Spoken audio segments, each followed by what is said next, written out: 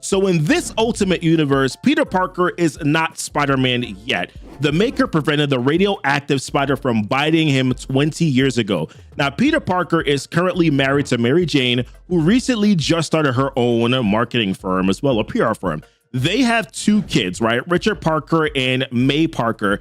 Peter Parker still works for the Daily Bugle as a photojournalist alongside Jonah Jameson and managing editor Ben Parker. Yes, Uncle Ben is alive in this world. Unfortunately, though, Aunt May is not. Back in Ultimate Universe, in the comic Ultimate Universe, after Tony Stark found out that the Maker had prevented the creation of superheroes and created the Maker's Council to run the world from the shadows, and then after the Maker was trapped in a dome, Tony Stark tried to undo what the Maker had done. So the Maker's Council blew up Stark/Stain Tower in an attempt to kill Tony, and it resulted in killing thousands of people. Amongst those people were Aunt May, Norman Osborn, and Emily Osborn, Harry Osborn's parents. Now, Tony and the crew, they were able to escape 6 months into the future, which no one knows except for maybe a few people. But unfortunately, Tony Stark was framed as the one who did the attack, which is why at this memorial for the people in New York, the priest mentioned Tony Stark's name. By the way, that priest is Father Murdoch. That's right, Matt Murdock, which the irony of that is just funny to me. Now, Ben and Peter also attended this memorial as well, which Ben is still having a very hard time as expecting getting over Aunt May's passing. We also see Harry Osborn take the podium, and he gives a speech recalling memories, and then lastly says something that's really interesting here that kind of gives you some insight into the future. I hear a ball hitting a glove. I hear screams and sirens. I hear all of us crying out in pain because of a part of our future was stolen. And in exchange, all we got were memories. It's just not enough. And I'm not sure any of us should be expected to live with it, right? So keep it in mind. Now, the owner of the Bugle is Wilson Fisk.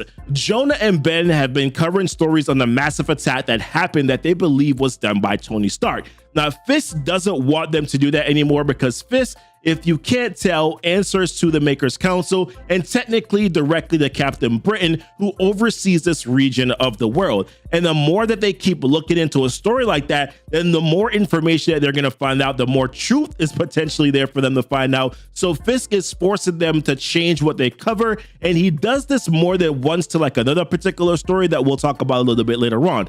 So this causes Jonah to quit the Bugle, and Ben, being really good friends with Jonah and also being frustrated at the request to no longer cover these stories, decides to leave the Bugle as well. Now, something really interesting happens here. When Fisk and Lester, they get out of their car after this meeting later on, we see their car blow up, only to see hovering over the massive explosion, the Green Goblin. So I'm like, bruh, Norman is dead. So the question is, who is that in the green suit? Stay tuned, you'll find out. So now that Jonah and Ben are no longer at the Bugle, they start to make a plan to start their own news reporting company. Now, Ben starts talking to Peter about how he would like for him to join, but he understands if he chooses to say no. So Peter starts talking about how it would be tough for him to do that now due to his family and his responsibilities. But the real issue here for Peter is just how unfulfilled he feels in his entire life right now. He mentions how for the longest time, he feels that there's been something that is wrong with his life, that there's been something that has been wrong with him, period. Something is missing for him, and he finally believes that he knows what that is. Like his life was supposed to be something different. So Ben encourages him and tells him that if you've been asleep basically throughout your whole life, then son, it is time for you to wake up. So Peter goes home and he sits and has a talk with his wife, right, MJ.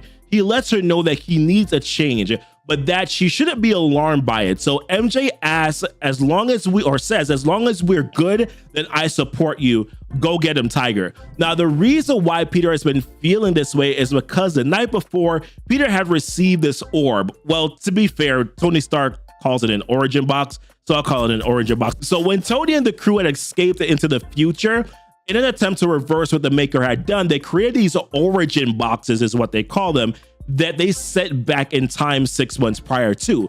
Now, these boxes are to tell the heroes that what they were supposed to be, right? That they were supposed to be heroes, why they are not heroes, what the Maker had did, and then help them to become the heroes that they were supposed to be in this time frame. So Peter had seen or had sent this or seen this from the night before, and he saw the recording from Tony Stark, who had explained to him that he was supposed to have a different life. So this has been plaguing him pretty much basically throughout the entirety of the day, and why he wants more. And with the inspiration that he received from Ben, also what he got from Mary Jane, he's like, you know what? I am ready to take the plunge. So he takes the spider from the vial, he allows it to bite him, and then he puts on the black suit. Now, I know, hold your horses here. It's not that type of black suit, but I gotta say, Hickman definitely did this on purpose because he knew that it would trigger us just a little bit here. So now Peter is loving his newfound life, as we can call it, this newfound strength that he has, this newfound agility, the awareness within tight spaces, the fact that he can eat 10,000 calories a day and gain no weight. Must be nice, Peter. But the one thing that this man cannot figure out is how he can stop properly. Like, seriously, this dude crashes into like a water tank. The crap is wild. So Mary Jane, right, she started to realize some changes and compliments him on his physique. Hey, you've been working out? She asks a question, to which this guy replies, only a little. Listen, when she starts to realize, you know you're doing something right? Now, although Jonah and Ben don't have a location yet or even a name for their new business, they have been paying attention to some noise that's been going on, one of which is, of course, what's going on with the Green Goblin. So it seems like Wilson Fisk has actually been Wilson Fisk has been attacked more frequently a couple times at different locations here, which, of course, the Daily Bugle has been conveniently leaving out of their reporting. However, the Bugle has been all over this new guy in a black suit, swinging around and all that stuff. Of course, the photos are courtesy of our very own Peter Parker. Now, Fisk thinks that this is the right way to go because this is a distraction to keep it away from what's going on between him and the Green Goblin that keeps on attacking him at these different locations. Now, on the other hand, Captain Britain steps in. Remember, he's a part of the Maker's Council and is ultimately overseeing what Fisk is doing. He is not thrilled with any of it. He would prefer that none of this information is covered. Nothing about the black suit Spider-Man, nothing about the Green Goblin. And Fisk is trying to explain to him, it's like, listen, they don't know enough about what's going on with the Green Goblin, so we don't really want to act as of yet on that story. And the Spider story, like, that kind of just serves and keeps things away from what's going on with Green Goblin, to which Britain reminds him, like, listen, as it pertains to Green Goblin, I have given you resources to take care of these issues. You should go ahead and take care of the issue with the resources that you have, which we'll see a little bit later on. As it pertains to the distraction, Peter Parker, he finally gets his shot at taking down a villain, although it doesn't really work out very well for my man, right? So he catches this guy, right, trying to rob a bank on top of the roof. So he starts off with some like playful Peter Parker humor that we love, right? Let me guess, you lost your keys or you accidentally got locked in the roof. He also tells him that he's supposed to be stopping guys like him. So then the robber politely asks, you ever done anything like this before? To which Peter Parker responds, nope, first time. So the robber tries to say, well, damn, you got me. You know, I know what I was doing was wrong. Thank you for stopping me. I appreciate you, my guy. And then he like reaches out to try to like give him a handshake, give Peter Parker a handshake. I'm like, Peter, what is wrong with you? You're actually believing this dude? Like, major sigh, bro. Major sigh on this one. So the bad guy, he reaches out, shakes his head, and then shocks him. And he's like, yo, you can call me the Shocker, which then lands Peter Parker in the trash. And if you thought that was bad enough, right? So Peter goes home that night with his suit still on. Why would you go home with the suit still on? He grabs a bucket of ice cream and then sits on the couch. But then May Parker comes out of the room and she is crying because earlier she had mentioned the whole black suit thing. He was like, yo, that's scary to her, right? So the fact that the black suit is now sitting in the living room, she's even more terrified of what's going on there. So then he drops the mask. He's like, no, Peter, it's me. No, May, it's me. It's Dad. Don't worry. Like, you're okay. And then he tries to bribe her with ice cream. He's like, listen, don't tell anyone. Please, can you not tell anyone? Yeah, so he bribes her with some ice cream here. Listen, ain't nothing like some ice cream to cure some quarrels, right? So on the next time when Peter goes to meet the Shocker, you would think that it would turn out a little bit better, right? Well, wrong. In fairness, though, this time, Peter does take the fight to him a little bit. Like, he starts webbing him up a little bit, which kind of shocks the Shocker. He's like, yo, what the heck? Yo, who are you, bro? So then Peter kicks him in the gut, and he actually kicks him really hard. because the dude was like, cough, cough, like, I think you broke my ribs, right? So this is kind of one of those things where it's like Peter doesn't really know his own actual strength yet. He's very new, very immature as a Spider-Man. So I kind of like that they're showing this. So he didn't just come out of the gate and then all of a sudden like just start whooping ass. You know, like it's kind of more realistic to see this kind of happening, right? So I kind of like it from that perspective. So then like the guy, Shocker, starts to plead with him again. He's like, no, my wife, she's dying. We need the money. So then Peter, this dude falls for it again. And then the dude like blasts him off the roof. And once again, this dude falls into the dumpster. Like just the irony of this every single time. Him keep on falling into the dumpster. But this time though, there was an eyewitness that was there. Our mystery vigilante, the Green Goblin, was seeing what was going on. But at least this time, though, when Peter gets home, he gets a nice little note from his daughter that says, I drew a picture of your spider. Hope you like it. You're the best. Love, May. I really love the interaction between Peter Parker and his kids in this entire series so far. It's been pretty top tier. Now, as we fast forward like a month later here, Spider-Man is about to head out for his first stakeout, but not until he gets a little bit of a visual upgrade with some assistance, by the way, from his daughter, May. So now we get to, he goes to like a couple of different suits. There's like the blue suit, there's like the little orange one. I liked all of these suits. I thought they were pretty good. May was kind of hating. She was like, none of them look cool, daddy, or whatever. And I was like, man, May, stop talking. These suits look pretty good. But we finally get to see him in a nice little traditional old school suit, and that looks pretty good. Now, before the stakeout, Peter, he visits Ben and Jonah in their new location, which needs some finishing touches to say the least, right? He sees a clue board that they've been working on that has pictures of Fisk. He also sees Green Goblin on there as well. And then some of these highlighted locations throughout New York, which represent the locations that Green Goblin has hit, because it's, you know, he's definitely been hitting more than just the 3 that we talked about earlier. He's been hitting a lot more locations. So they're kind of trying to figure out, like, what is Green Goblin doing? Is Goblin a bad guy or a good guy? There's more questions than there are answers. So this leads to Peter Parker, Spider-Man, to, you know, doing a stakeout.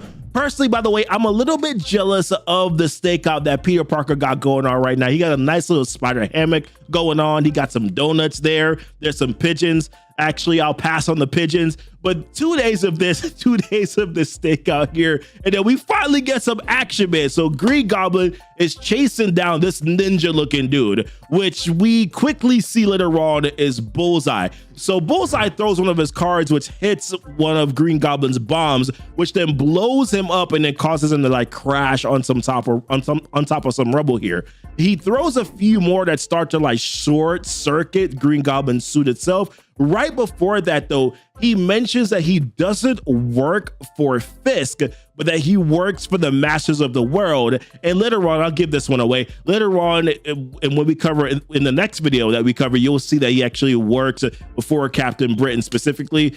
So we'll talk about that a little bit later on. Now, before he can throw another card here, Spider-Man catches his hand with his webs, and we see a nice little sign in the background here that says Fisk Construction, just to confirm that this stakeout that they were doing, or that Spider-Man was doing, was at another Fisk location, right? And that's where Green Goblin was targeted. So Bullseye throws some of the cards past Spidey, which ends up landing on some of the cranes and then knocking them down, which then have the cranes fall directly on top of Spider-Man.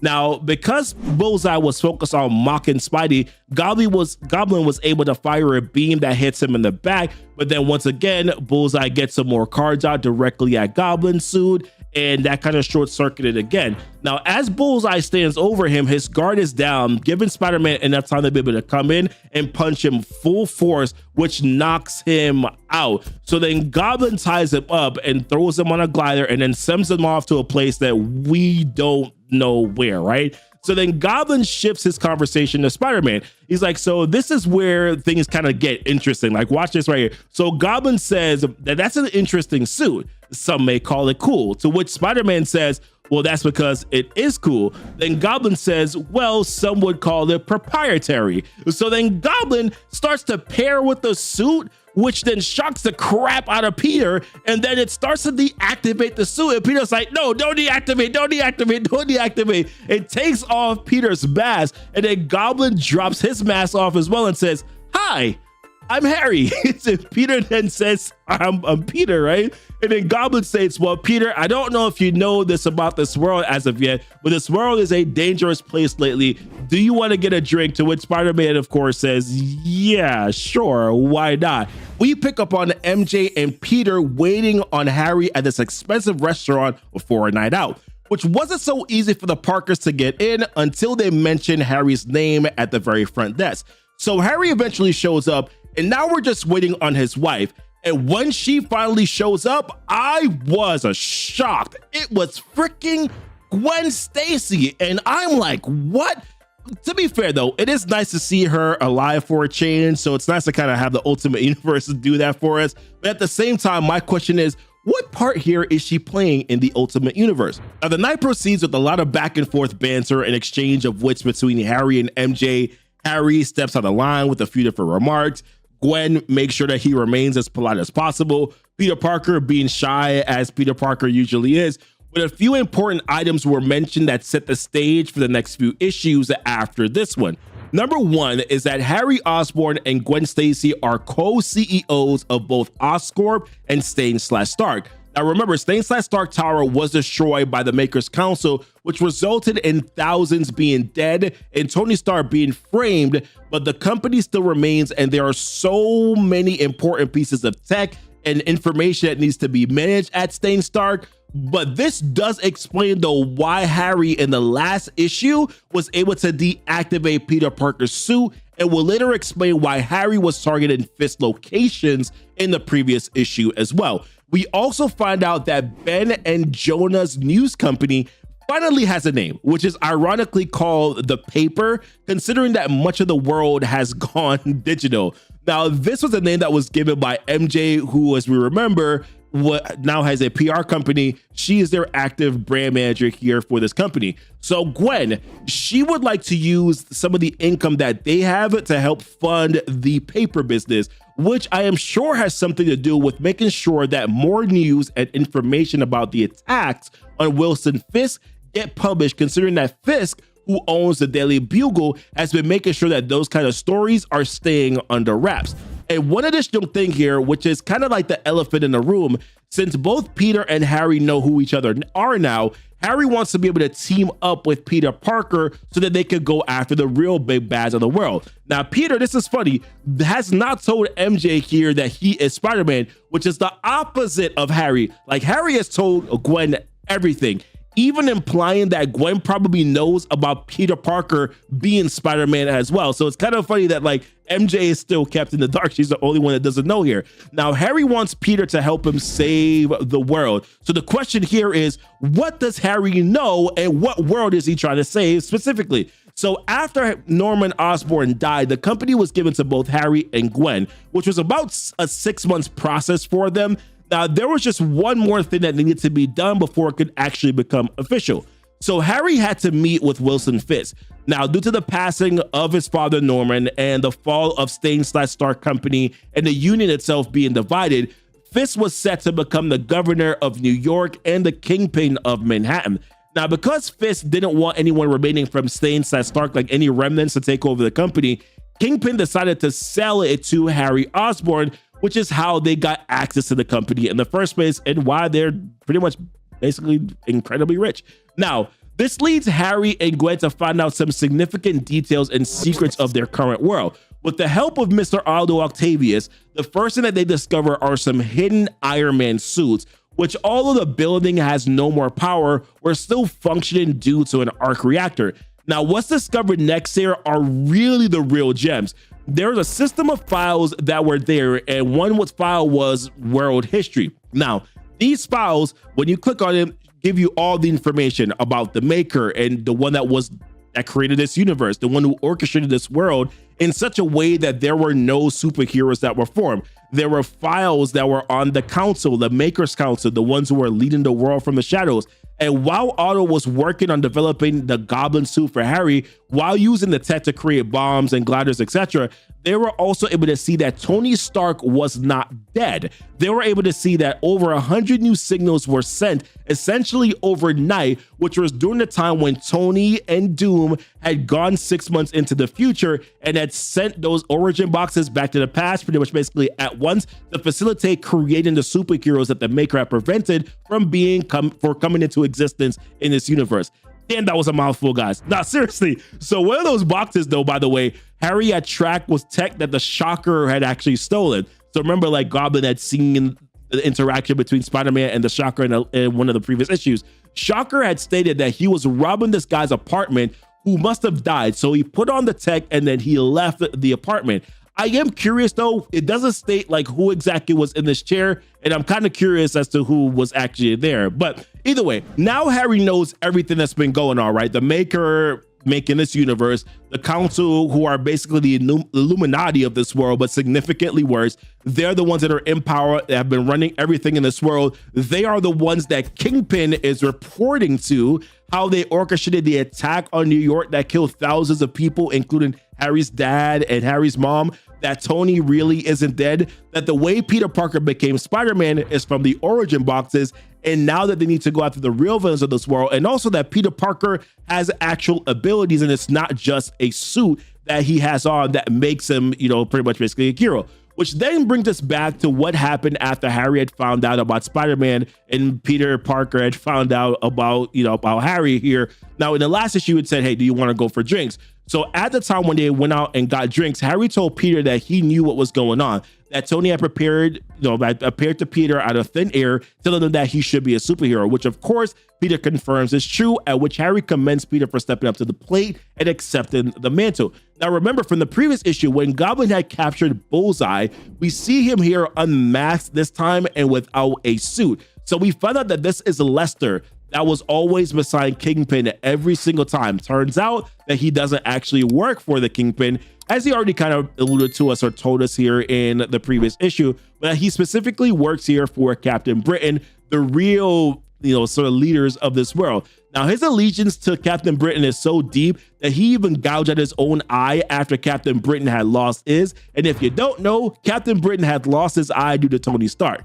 Now, the Bullseye suit that was also on his body prior to, turns out that the suit was actually an embedded exoskeleton that was under his skin, which took a month to peel off, Goblin mentions. Now, pay attention to that exoskeleton stuff because that is going to come up a little bit later on. So if we step back to Peter and Harry here at the restaurant, Harry mentions to Peter the iconic lines, which I'm not going to lie to you, doesn't hit the same without Uncle Ben saying them, but the truth still stands that with great power comes great responsibility. So what Harry wants Peter to do is step up to the plate and help him to save the world. So we jump to Peter accepting the responsibility on this mission that he goes on here with the Goblin. Now, they're patiently waiting outside of a location where Kingpin is. So they're waiting for the right moment to break in. But during that time, they have a little bit of a playful little conversation here.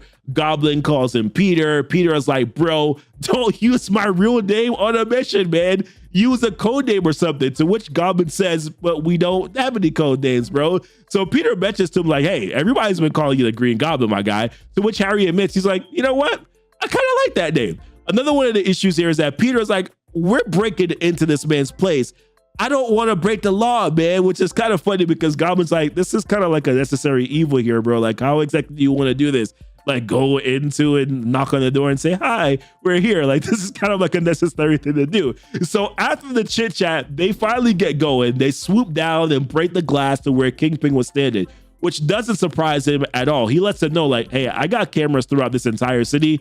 I saw you waiting. I saw you. I knew that you were coming. It was kind of funny because Goblin then says to Peter, see, we were expecting, basically implying it's not really breaking in now since he wanted us to be here, sort of, kind of, right? So Goblin lets Kingpin know that he knows that who he actually really answers to, like someone that is higher than him, right? So then Kingpin is like, how do you know that? So Goblin is like, well, your assassin told me. So Kingpin lets him know, well, he wasn't really my guy anyways. So then right then and there, like Peter Parker's Spidey sense starts to go off, which is the first time that Peter's Spider sense has actually been activated that we've seen throughout all of these 6 issues. Some sliding doors pop out or something like that. Fitz throws a table with some bottles at them. Spider-Man like is able to dodge it, but then it knocks down Green Goblin. Now Spidey manages to get some webbing on his face, and then he gets behind him and starts like pulling on his head. But then Kingpin like throws him off and grabs him by the neck and was about to give him like a 2-piece of the biscuit. But Goblin manages to laser beam him in the back. So then Goblin throws a bomb at him, but that crap does nothing but just burn off his clothes. Kingpin is like, yeah, normally that would hurt, but I've recently gone through some self-improvement, you see. It doesn't really affect me anymore. So Kingpin has what looks like an exoskeleton looking suit, like the markings that are on them, like where a suit would probably come out of if that were a thing. So then Kingpin charges directly at Goblin and punches him like dead in the face, cracking his mask. And I mean, Kingpin is just bodying them there with ease, like back and forth, just like throwing them on the ground. You know, Peter Parker gets slammed to the ground a couple times. Like they keep on basically having to save each other, but really it's like, how long are they going to be able to go do this here before like somebody perishes, like somebody dies? So the only thing that saves them is that Goblin has sent this glider, which he uses to kind of like knock Kingpin out, and then he uses it to like get like for them to be able to get on top of him and then to escape the scene. So in the aftermath of this, right, Peter gets home to his family and he has this massive shiner on his face. And I was like, how is this dude about to explain this one? So he tries to lie about it, saying that it was like a work thing, except May Parker kind of slips up and says, Dad, got it being a super. But before she gets it out, she like freezes a little bit here, which she tries to apologize for it immediately. Like, she's such a sweet little girl, man, I tell you. And to Peter's surprise, like, no one's mad about it. So now they know that he's a superhero, right? But they are definitely concerned. Well, definitely Richard is more so concerned. He's like, listen, Dad, please just be careful. May bragged about it a little bit earlier that she's known for about 4 months, which of course, it's always some competition with kids. Now, as the kids go off to bed, Peter is still expecting MJ to be upset about it, but she just explains that in all honesty, like things actually start to make a lot more sense now that she's kind of thought about it. She's like, she actually says like, I'm actually proud of you. And man, listen, if that was my wife, she would not be saying nothing about she's proud of me. She would be like, I cannot believe that you didn't tell me. You're out here being unsafe. I need to make, that's basically how my wife would have acted. I think both responses are probably legit, either way you want to go. But MJ is like, hey, I like the suit. Oh, can I see the suit? So that he puts on the suit. And of course you can tell like MJ seems to like a man in uniform. So I don't blame her. So she asks a question, what am I supposed to call you in your costume? Which is nice of her to ask, considering that Harry didn't even offer the same courtesy previously before. And then Peter states that he doesn't know, to which she says, well, isn't it kind of obvious, while touching the suit? And then Peter and MJ, later on, you catch them swinging through New York, which, to be honest with you, like, my thoughts are, bruh, like, aren't you concerned? Kingpin said that he has cameras everywhere. You don't think that he's gonna be able to track you down and then find out where you go? I don't know, guys. That's just my thoughts. Now, after the guys had some time here to recover, they meet up again in this little lab-looking place. And this time, Dr. Otto Octavius is doing some research on Goblin's suit.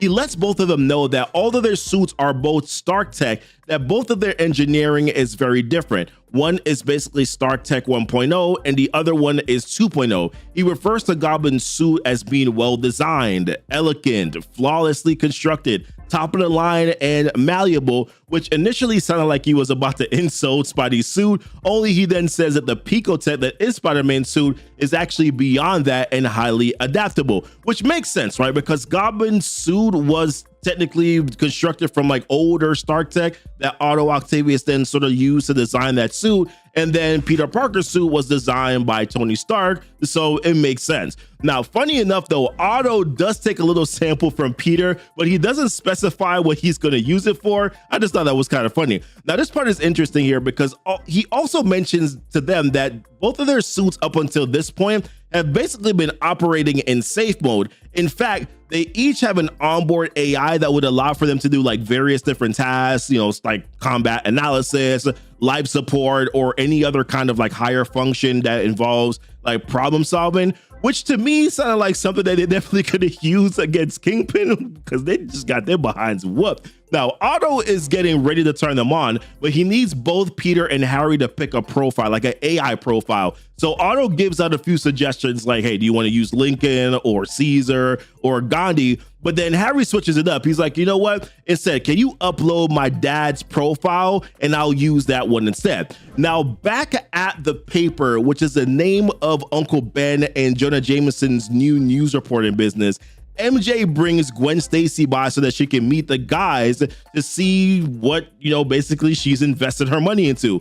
Only both of them aren't there as MJ finds out that they left the notes in and that they had to run out. Ben and Jonah, they meet up with an old familiar face in like this little back alley that just looks like a scary place to go in general. But this guy still works for the Daily Bugle. His name is Robbie Robertson, who gives them what looks like some really good information because they were both telling Robbie, like, this is so good, my guy, that like maybe you should cover this. But Robbie reminds them that due to Fist's orders of like not covering stories like this, that this will never be published over at the Daily Bugle. And while Ben and Jonah try to recruit Robbie to ditch the Bugle and come work for them at the same time, Robbie tells him, it's actually probably better for me to stay here on the inside and kind of be like your inside man. And listen, to me, I just kind of feel like at some point, Robbie's not going to make it because somebody's going to find out that he's dishing out some information.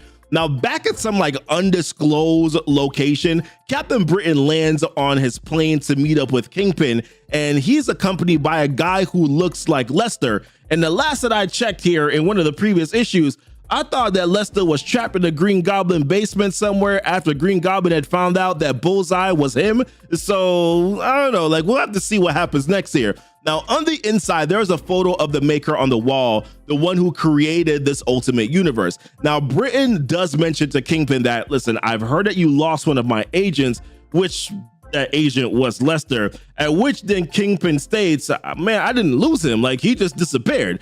Now, Britain's just like, but it was at one of your locations. So then Kingpin's like, listen, all right, this is what happened. Like, I just had a recent scuffle. And he mentions like the assailant used an EMP, how this problem has actually grown much larger than he expected, and that he will be taking the proper precautions to ensure that there are no further issues. So to aid Kingpin in sort of like this escapade, these battles, these future battles here, he gives him a gift.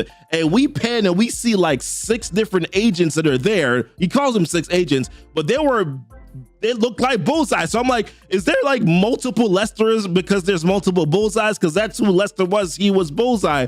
But then Kingpin is like, okay, I actually don't want this gift. It's stating that he knows how to beat Peter Parker and he knows how to beat Green Goblin, although he doesn't say their names.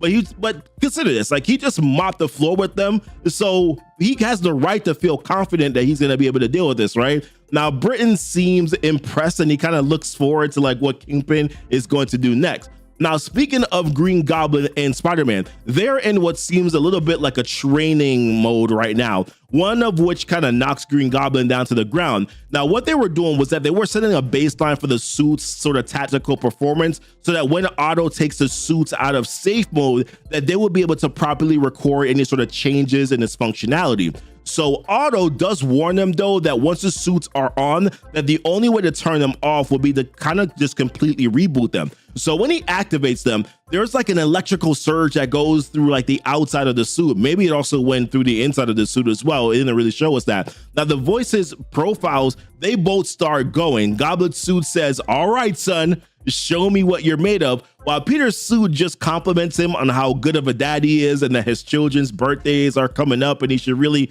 be considering what type of gifts to be able to get them, and also that he should take it easy on Harry. I forgot to mention that Peter's AI profile, the one that he chose, was himself because he said he likes to talk to himself, and boy, was that probably a bad decision. Now, when they're both getting into it, Spider-Man essentially has the upper hand, right? While Gobby is getting some okay hits in. I mean, if Peter was really trying, like if he was not holding back and trying to be nice about the whole thing, I'm pretty sure that he might have knocked Goblin's ass out, right? But of course, this is just kind of the story of Peter's life. He's always holding back. Only thing is, because Harry is not necessarily doing so well in the fight, his AI profile, which to remind you is his dad, is like laying into him. the AI is basically just as much of an asshole as Norman Osborn would be. Like, he calls him soft multiple times. He tells him, I've always wondered how weak you are, Harry, and I'm beginning to think that I know now. Like, this AI is savage. Just Norman Osborn AI is savage. Now, the AI is talking to him like, and it, like, it's, to a certain extent, right? Like, the AI talking to him this way kind of reminds us of like Norman's alter ego, right? Like, talking to him. So in a way, I kind of like that they put this in here, kind of paid homage to that, if you ask me. But this was kind of like the right push that Harry needed to kind of take it to the next level, because he like cocks back and you start to see his chest start to light up, and then he like sends a blast directly into the chest of Peter, which sent Peter flying all the way across the room. Peter definitely felt that hit, but Peter's AI, on the other hand, states, he's like, yo, listen, we are good, but that guy over there, he definitely needs therapy, and he's referring to Green Goblin. And then the Green Goblin's AI, on the other hand, was just like, okay, I guess that was acceptable. It's still basically saying that he's not really impressed. Damn it, Norman Osborn AI. Now, in that moment, though, Otto kind of shifts gears, and he's starting to freak out, and they're like, yo, what's the problem here? Like, why is it that you're freaking out? And then he mentions that there is a third carrier, meaning that there is another Stark Tech carrier that he is picking up on the signals. And while the guys are trying to figure it out, in a matter of moments, that third carrier shows up, and guess just who it is. That is right, ladies and gentlemen, Tony Stark, aka Iron Lad, comes through what looks like a portal saying, I got one question for you. Are you a hero yet? And remember, Tony was the one who sent that origin box to Peter to get him to turn into Spider-Man, because of course the Maker had prevented from Peter Parker from turning into Spider-Man 20 years prior to this. And I have been waiting for this moment, finally, where Tony meets Peter, and I can't wait to see what happens in the next issue. So picking up from the last issue here, Peter and Harry, the Green Goblin, have just met Tony Stark for the first time after he scared the crap out of them while coming through a portal about 3 weeks ago. Funny enough, the first thing that Peter wanted to know was why Peter's suit is so different from Harry's, and even Tony's for that matter. To which Tony lets him know that it was the last breakthrough that his father Howard had made.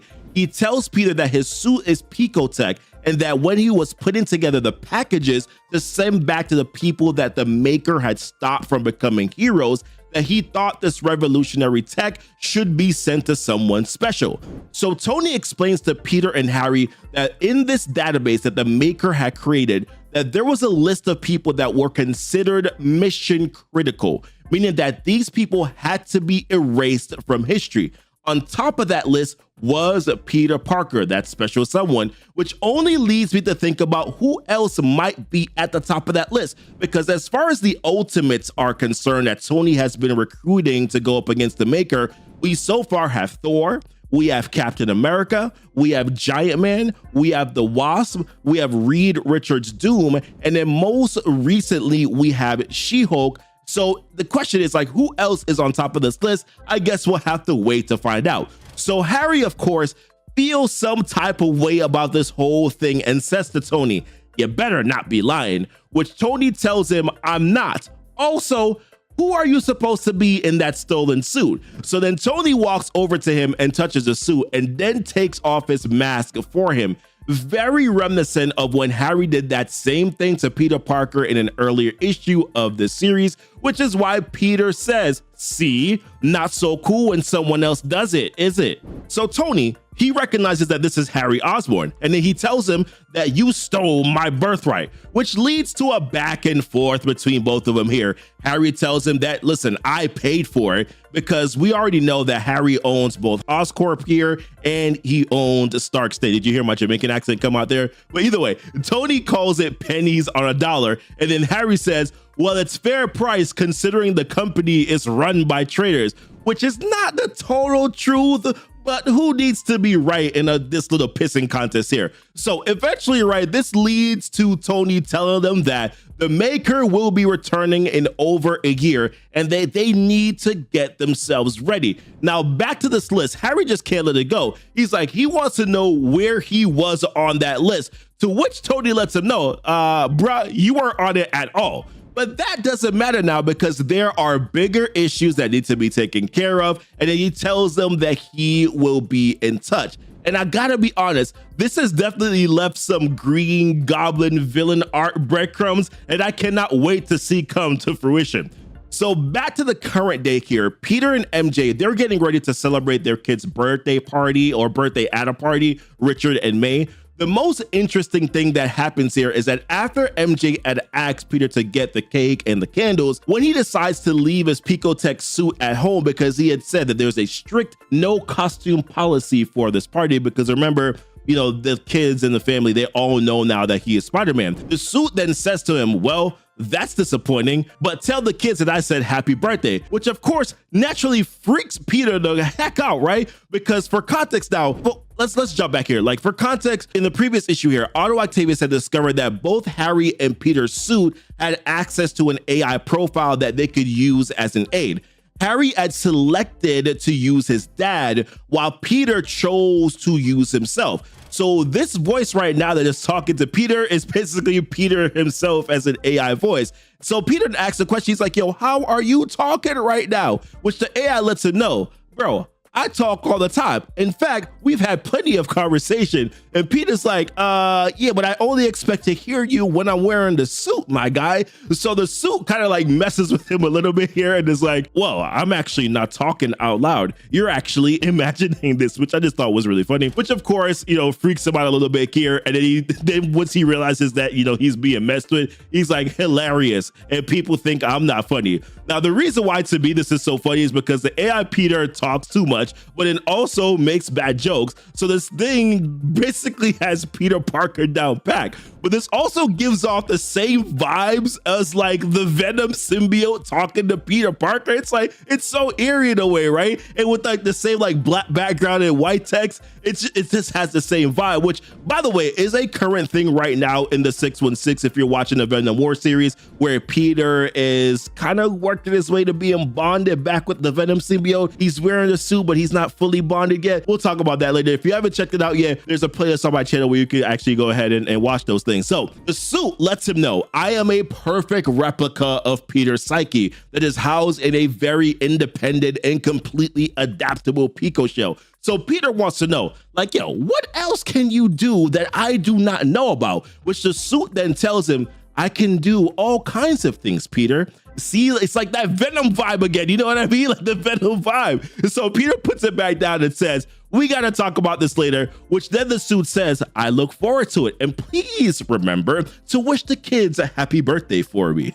It's so good, man. Now, later on, real quick, Peter meets up with Ben and Jonah to get the cake and the candles that MJ had asked him to get. The only main thing that happens here, though, is that Ben and Jonah ask Peter to join their new company, The Paper.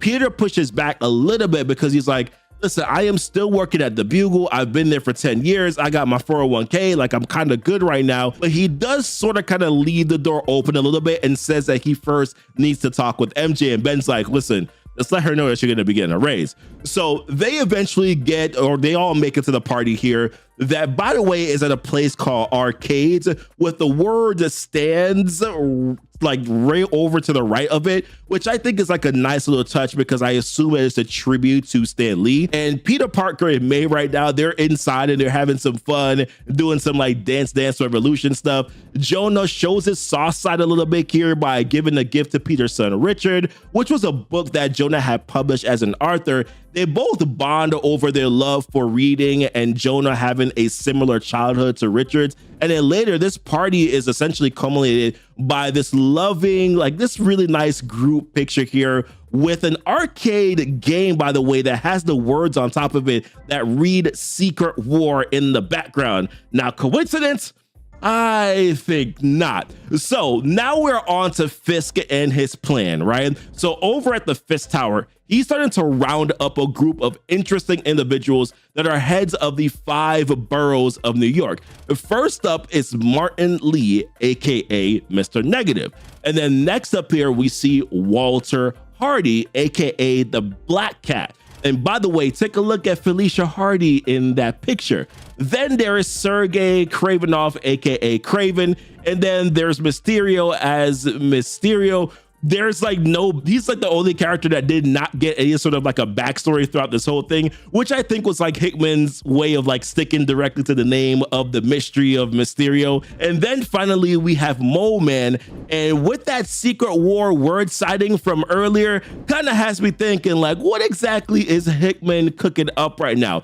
Then Kingpin finally states to the group how the city is his. What I got, I've divided and I've given to all of you a portion of it, right? And then he says that there is an infestation that needs to be taken care of. And then we can see a picture down below of Spider-Man and Green Goblin in this like folder. And then Kraven asks the question, well, do you prefer the 6 of us to catch them or should we kill them? Which then Kingpin says, I was thinking we could make a game of it. And ladies and gentlemen, here is your Sinister Six of the Ultimate Universe right now in Spider-Man's neighborhood. Now, in this particular issue here, we start off with Jonah Jameson and Uncle Ben. They're sitting around in this bar right now and they are moping around, but they are disguising it as them celebrating for some reason. Now, MJ pops in to quote unquote celebrate with them. Now, the reason why they're moping around here is because they've had some recent success with recent stories that they have been writing in their new business called The Paper, but they're all Spider-Man stories, 8 stories in total, and they're all Spider-Man stories, not the stories that they want to tell because they want to tell more serious stories. By the way, some of these stories look really good. Like we can see here, Spider-Man and Green Goblin, they've been fighting off some smaller crimes, which I know has been a complaint for Spider-Man before in the past, that he's always fighting these bigger scale fights instead of like doing some of these more smaller city level things, right? Now, one of the fights that we see here is with some folks from Martin Lee's group. And if we remember from the last issue here, Kingpin has gathered the Sinister Six and Martin Lee is a part of that group, but that is not the Sinister Six member that we're going to be talking about later on that they get into a fight with. Now, MJ is trying to explain to Ben and Jonah that people love these stories. And because of this, your subscriber list has increased by several thousand. Now, due to this large growth, it will be easier for them to be able to cover the stories that they want to tell because they will have the audience for this. And then she also says, with the larger following, it's going to be harder, as she says, for the devil to cast them out. Now, the devil that she's talking about here is the Daily Bugle, who Jonah and Ben left before, because the Bugle was stopping them from covering certain specific stories that they wanted to cover. So that's the reason why they're making this gripe here about not being able to cover the stories that they want to cover at their own company, because they've dealt with this before. Now, one of the stories that they want to cover here has to deal with the Stain/Stark company. Now, this is the same company that Harry was gifted by the Kingpin, the company that allowed Harry to find out all the secrets behind the Maker who created this universe, the Maker's Council, and that same information is what radicalized Harry to becoming the Green Goblin. This is also the same company that has the same tech that created Peter's suit, and of course that means that the more that they continue to dig here, they're going to be finding out more information, which ultimately is going to lead to some danger that will be worth exploring in future issues. Now, on another note here, back at Oscorp, Otto wanted to meet with Peter and Harry about their suits. Now, a quick reminder here, after Harry had met with Tony for the first time here in the last issue, Tony was able to take off Harry's helmet without him wanting to. So Harry asked Otto to make some changes so that that will not happen again. So now Otto was letting him know that he was successful with that, at least for Harry. Now, as it pertains to Peter's suit, the more advanced suit, it is not so easy for him to be able to do that. So instead, Otto mentions that he created a new suit. Now, before Peter wanted to even see that suit, he was like, listen, I need to consult with my suit first. Now, as a reminder here, both Peter and Harry unlocked AI profiles for their suit recently. Harry chose his dad as his AI profile, and Peter, he chose himself as his AI profile. So Peter asks the suit the question, like, hey, what do we think here? So then the suit says, well, I'm offended for you, and my feelings are a little bit hurt here, but I do understand why we don't want Stark to track our movements, but I'm not sure that I was as worried about it as they are, referring to Otto and Harry. So Peter is like, yeah, I think they're taking it personally still. But then the suit confesses, it's like, you know, we've been a little reckless here, and a bit of caution probably isn't a terrible idea. So then Peter asks a question to the suit, it's like, okay, so what do we do? So before he answers the question, he's like, yo, I bet you this. I bet you that Dr. Otto Octavius wants to keep me.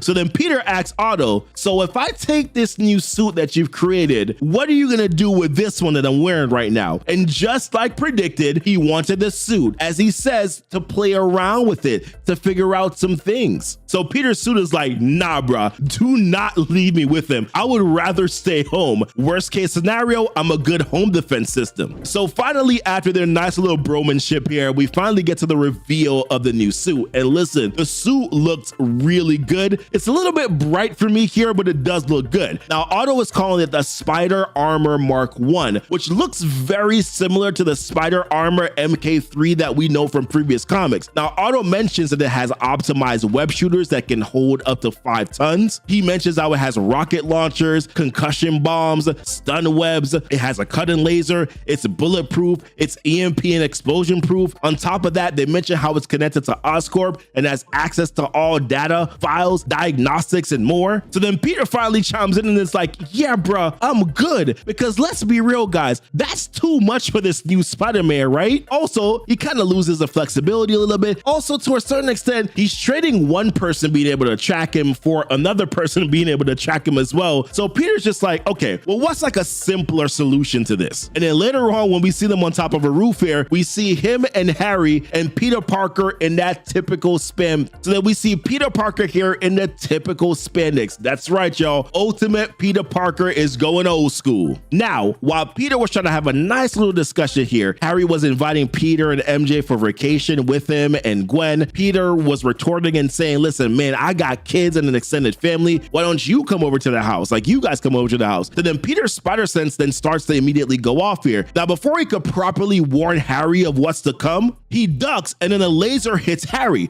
which momentarily locks up his suit. And when they turn to see who did that, it was Walter Hardy, aka Black Cat. And personally, I love the dialogue here between him and Walter, like Peter Parker and Walter. It was really good. So Peter asks him a question like, who are you? So then Walter is like, I'm a shadow in the night, a whisper of a dream. My friends, what few I allow myself to have, embarrassingly call me the Velvet Blade. But my enemies, they call me the Black Cat. And then right when he says that, he throws his whip, which nicked off a piece of the new spandex suit, by the way. Like, how rude. So then Black Cat brings that whip back and throws it at Spider-Man one more time, but this time Spider-Man was able to dodge it. Only thing is that it wasn't intended to hit him this time, because Hardy was aiming at the water tank behind him, which comes tumbling down, drenching Peter Parker. So Hardy tells Peter the Kingpin of New York has called together all of its captains to play the great game. You and Goblin,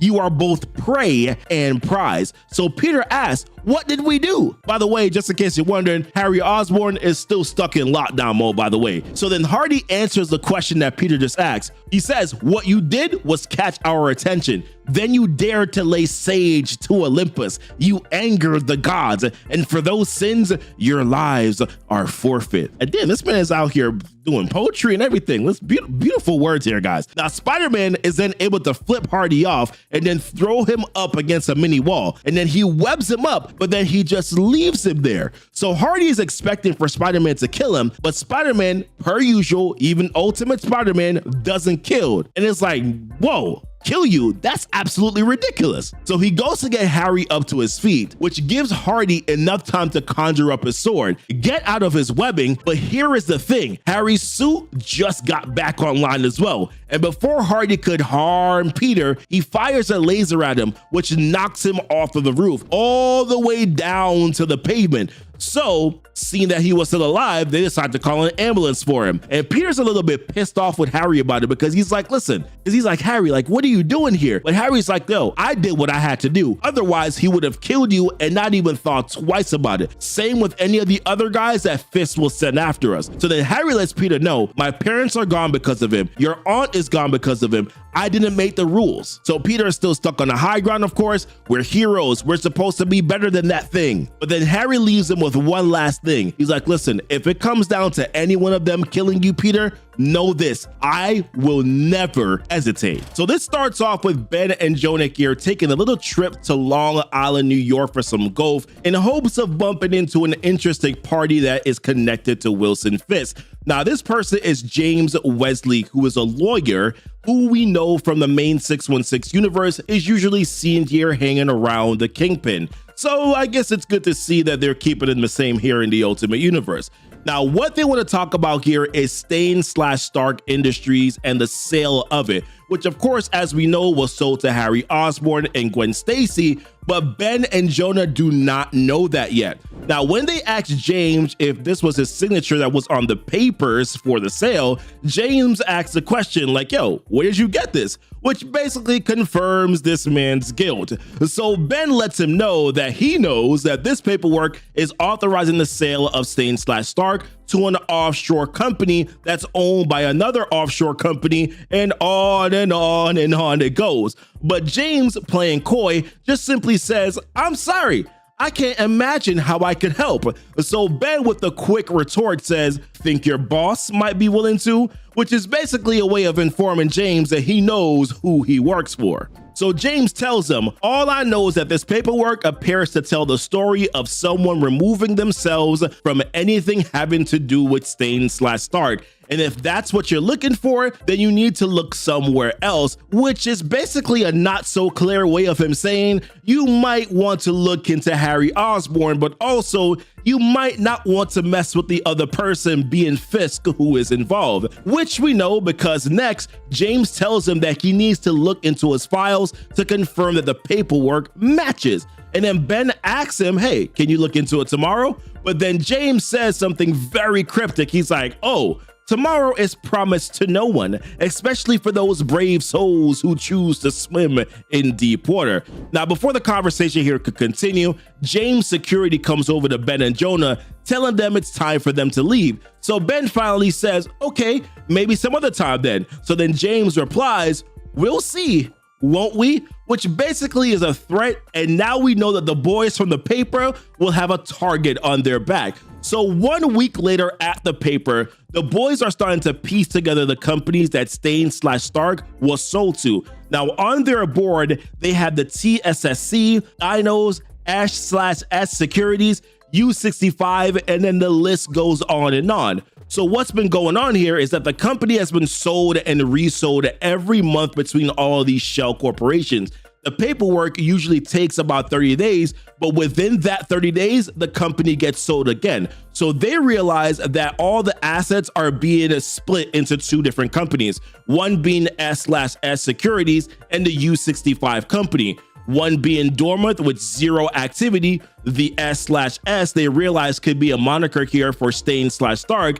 And when they looked into the U65 company, it turns out it's owned by Oscorp. So this leads them to take a visit here over to Oscorp Industries. Now at Oscorp, just in case you forgot, the day-to-day activities here are essentially run by Harry's wife, Gwen Stacy. And from previous issues, we also know that the paper, the company being run by Ben and Jonah, the one that is investigating all this stuff, well, that was funded by Gwen Stacy via Oscorp, which she reminds them of as they take a seat. So they try to approach the situation here delicately, right? They're like, listen, I do not want to upset Gwen, but then Gwen mentions, she's like, I am not delicate, and trust me, you will not make me upset. We'll see. So they get right into it, right? They mention how one of their reporters is working on this story, by the way, which of course is a lie because it's them working on it. But they do tell her what they have found, how Stain/Stark was sold for cheap, then sold and resold to several companies, and how one of those companies is under the Oscorp umbrella,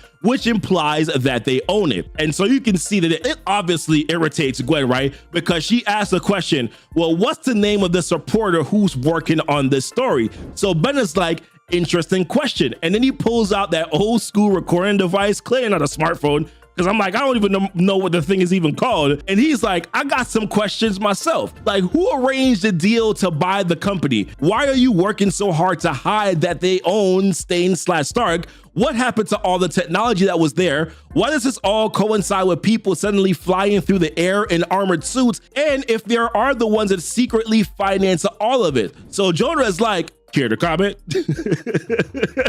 So remember when Gwen said, I won't get upset? Well, nah, that did not last long because she's like, sure, I want my bleep money back. And it's fair to say that she probably kicked him out of the office after that one. So later on, right, Uncle Ben is at a weekly family dinner right now with the Parkers. So MJ lets Ben know that Gwen called her. And being that Gwen is their PR manager and the reason the paper company got their funding was due to her small business relationship through Gwen, so to speak, Ben lets MJ know that they're working on a big story, which led to them meeting with Gwen. Although MJ doesn't know the details yet, so she knows though that she's pissed off. That's all she knows based on their conversation. So Ben thought that MJ might be concerned because Peter just came on board as their photographer, and with her threatening to take her money back, that could be a big deal. But MJ's like, nah, we good, especially considering that she's lining up some advertisers so that there's other money that is out there that could be coming in. The concern that MJ has is that if they release a story too early, that they could impact things. But then Ben is like, listen, when the story is ready to be published, I'm gonna publish the story, which then leads MJ to ask the question, well, since Gwen is a client too, how long do we got? So Ben mentions, he's like, you got a week. So now this is where things start to get really interesting because Harry Osborn shows up to the paper to have a little discussion with Jonah and Ben. And when he gets inside, apparently they had a bet on how long and who would show up after they gave them that deadline. And Jonah won because he was the one that took the under here, which Harry doesn't take very well to because he's like, I don't see this as a game, guys. So he wants to know like what they need to do for them to not write the story about Oscorp. But the guys are like, yo, this is not a story about Oscorp at all. Ben explains how he has a hard time believing that they bought and hid Stain/Stark with bad intentions, especially considering that his wife and Harry's dad died at the same time. So Harry's like, well, what story are you writing? So they clearly let him know that they think that Oscorp took existing Iron Man technology, put a new coat of paint on it, and shot it up real nice for a new show, which of course, as we know, is how Harry got his Green Goblin suit, and later on how Spider-Man got his own suit as well. All of that was more specifically courtesy of Tony Stark, who Jonah and Ben, by the way, still think are dead. So they come out and say it, right? They think it's either Harry or Gwen that is in the suit, the Green Goblin suit. So Harry is like, I suggest you leave my wife out of this, while he flashes the suit coming on over his arms, which once again, man, apparently they had a bet on that as well. Jonah thought it would be Gwen that was in the suit. So Ben is like, nah, I won. I knew it was gonna be Harry. So once again, that pisses off Harry. Man, this dude, listen, Harry's never been able to take a joke, right? Dude is like, enough of this, man. So you figured out that I am the Goblin, which puts me in a very dangerous spot. So he says, he's like, I guess the question is, what am I going to do about it? So then Ben is like, Jonah, it seems Mr. Osborn thinks we're writing a story about who the Green Goblin is.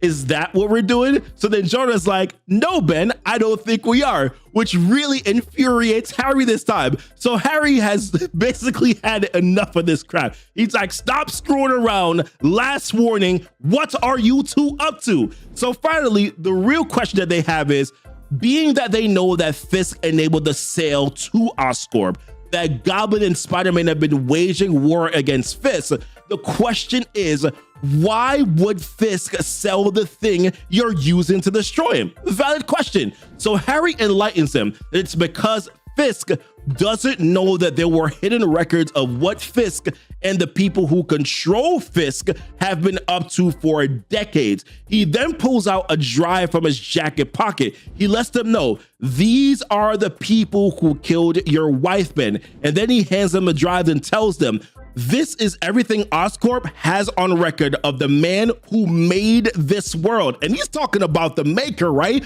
The way that it is. His council that's running it, the Maker's Council. What really happened with the Starks and Fisk? If you have the courage to write it, it will grow.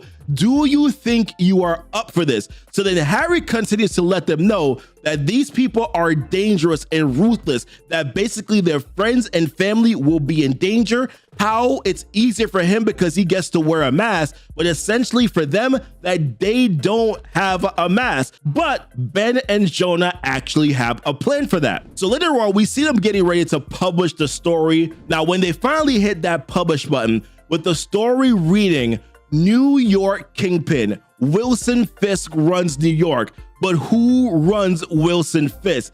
And it's listed by Ben Riley, which of course I like as a nice little touch. There's a story right now going on in the main 616 universe called Chasm Curse of Cain, and it's a fun series. But I'm wondering, like, are we gonna get a Ben Riley clone potentially in the future, or is this just a kind of a way to pay homage here, you know, which is kind of what Hickman is doing? So right here we find Spider-Man waiting at a stakeout right now, and he's supposed to be doing this stakeout here with Harry Osborn, but dude is nowhere to be found, and he's not picking up his phone. And by the way, Harry Osborn's voicemail is one of the most ridiculous things that I've ever heard. Like, this dude is a pompous a-hole, man. So it says, "Hello, you've reached Harry Osborn. If you have this number, then congrats. You obviously have my attention and quite possibly my admiration. That also means you're probably important enough that I'll actually call you back. So leave a message and I'll do that as soon as possible, or not." So Spidey, he gets all desperate. He's reluctantly having to reach out here to Otto Octavius because listen, Peter does not like Otto at all. And so he asks him the question. He's like, "Yo, have you seen Harry?" To which Otto lets him know, "Yo, I have not. Also, I'm not the dude's keeper, so why are you even calling me?" So Spidey asks him, he's like, "Okay, what about his suit then? Is his suit there at all?" Which he's like, "No, the suit is not here at all." So Spidey gets him to try and track his suit. And when he did, Otto recognizes something that is odd about this whole situation here. And when he was about to tell Spider-Man, Spider-Man lets him know, he's like, "Listen, actually hold a pin in that right now. Pause because something just came up." Now, what that thing is here is that it was a bunch of Martin Lee's, aka Mr. Negative's men, that were running into a city bank here. So naturally, the Spider-Man, right, he jumps into the situation. Of course, now he has to do this all solo, which, as he says, is more fun for him. Now, as expected, Spider-Man makes a few quips here, which are pretty funny, but it does end up pissing off one of the Karens that's there. I mean, hostages that were there. No, like for real though. She was like, "Why don't you shut up? You're going to get everyone killed." To which Spidey was like, "Listen, okay, fine. Like, you can keep her, but everybody else, they can go free." Which of course is then proceeded by Martin Lee's men opening fire on Spider-Man, which leads to what I gotta say is some cool action here with Spider-Man webbing them up. It's just nice to see like the flips, you know what I mean, from his webbing. And there was one moment here that I really liked because it's like so grounded Spider-Man. He's like, "Wow, are you guys terrible at fighting, or am I just getting way better at this? Either way, I think it's time to wrap this up," as he like webs them, you know, corny little Spider-Man Peter Parker jokes here. Now, as this dude was getting all cocky, one of the men had taken Karen hostage. I'm just gonna keep on calling her Karen, okay? Which was a perfect moment for her to say, "See, you idiot, I told you this was gonna happen." Now, Lee's guy was like, "Either you leave the money or she gets one in the head." But Spidey was like, "Listen, I'm not having this." So he was able to flip, and then he webs up both the man's head and also Karen's mouth. And I'm like, "Yeah, you deserve that, man." And in that moment, Spider-Man hears a voice that says, "It appears you've made short work of my men." And when he turns around, he sees that it's actually Lee himself. So Spidey makes reference to his man bun and then lets him know after all this is done, people are going to love him in jail. But then Lee just says, "You think you're the man to put me there?" So then Spidey's like, "You think I'm not?" And then he continues, he's like, "Oh, I'm perfectly aware of your impressive abilities, Spider-Man. It's hard to forget what you and your companion did to my colleague, the Black Cat, a few weeks ago. Hard to forget and impossible to forgive." And what Lee is referring to here is back in issue number 9, Goblin and Spidey went up against Black Cat, and dude got thrown off a roof by Green Goblin getting upset. So now we'll see what happens later on. So then Spidey replies, he's like, "Yo, I didn't mean for that to happen." But Lee just wants to know, where is your green friend today? Because ultimately he wants revenge because he knows that Green Goblin was the one that threw Hardy off the roof. So Spidey lets him know that he's running solo today, which is when Lee lets him know it's a tough life being alone. Me, I never am. I don't allow it. Which is when we start to see a bunch of hands starting to grab Spider-Man here. Now, what Lee had done was that he used his powers here of, let's just call it persuasion, that he has to control the hostages in the banks to attack Spider-Man. But Spider-Man still didn't really get what was going on. So then Lee explains, he's like, "These people, they work for me now," as they start to like rip, pull, and tug at him until Lee finally says, doing the good work of stopping men like you. So then later on, we get to see the aftermath here of what Peter looks like after the mauling from these people. And his suit is all ripped up, right? Mask is like almost fully torn off. And I'm like, did anybody see him? Like, maybe somebody might recognize him with the half mask on. Let's move along here. Now, the thing to remember here is that if you've been following the series, Spider-Man is not wearing his Pico tech suit anymore. He's gone old school here wearing this suit. So that's the reason why it's able to be so ripped apart so easily. So he thought that he was back at the apartment here alone. But MJ was there seeing him stumble in, and she's like, hey, having a bad day at work? And she also lets him know as well that the kids aren't there right now. And I gotta say, I really like this dialogue here between both, Peter Parker and MJ. It's really nice. So Peter's like, thank God, I didn't want them to see how I look and to freak out. So then MJ is like, okay, well, yeah, maybe worry about me right now. So Pete tries to like smooth talk her a little bit. He's like, right, well, to start off, you look amazing today. So she's like, thank you. And I'm gonna admit here, she looks pretty good right now on this page. So he's like, okay. And I know this all looks bad, but believe it or not, it was a moral decision. I could have avoided it, but innocent people might have gotten hurt. So I took the beating. And then he continues, he's like, I feel like there's something that you want to say and I should pay close attention when you do. So then she continues, she's like, yeah, so I think I've been pretty cool about you becoming the new you. And I'm like, based on what I know about the main 616 universe, I'm hoping that she's not going to pull that same thing here in the Ultimate universe. So she continues, she's like, I think I've been taking the threat of violence and an overall looming sense of danger in stride. And he's like, okay, I agree. So what should I do if, say, I'm starting to freak out a little bit here? But he responds by, he's like, yo, because of this? And he's like, sure. And the thousands of photos and hours of video you take for the paper. Peter, I don't think it's ever come up before, but had you ever gotten into a fight before all of this? And he's like, sure, Flash Thompson, 8th grade. How'd that go? She says. He's like, well, I mean, he beat the crap out of me, right? It was terrifying. So then she replies, she's like, so how are you dealing with it now? And he's like, I hate it. I mean, it feels good to stop someone that only someone like me can stop. But I don't want to hurt anybody, and I don't want anybody to get hurt. Which is when she says, which is why you're the perfect for this, I suppose. But do you promise to tell me when I should get scared? And he says, baby, if I ever come home and tell you it's time to run, be ready to run. But until then, please don't worry. I'm supposed to be doing this. Which seems to have kind of calmed her down for a little bit here, because then she says this, which is like, it took me off guard. She's like, you want to fool around? And I'm like, what? But Spider-Man, unfortunately, had already made some plans here to go see Uncle Ben. And listen, man, my guy missed a perfect opportunity here. He got no kids at home. He got his wife there. Man turned on an opportunity here to get the games. Listen, you better than me, Spider-Man. You are way better than me, my guy.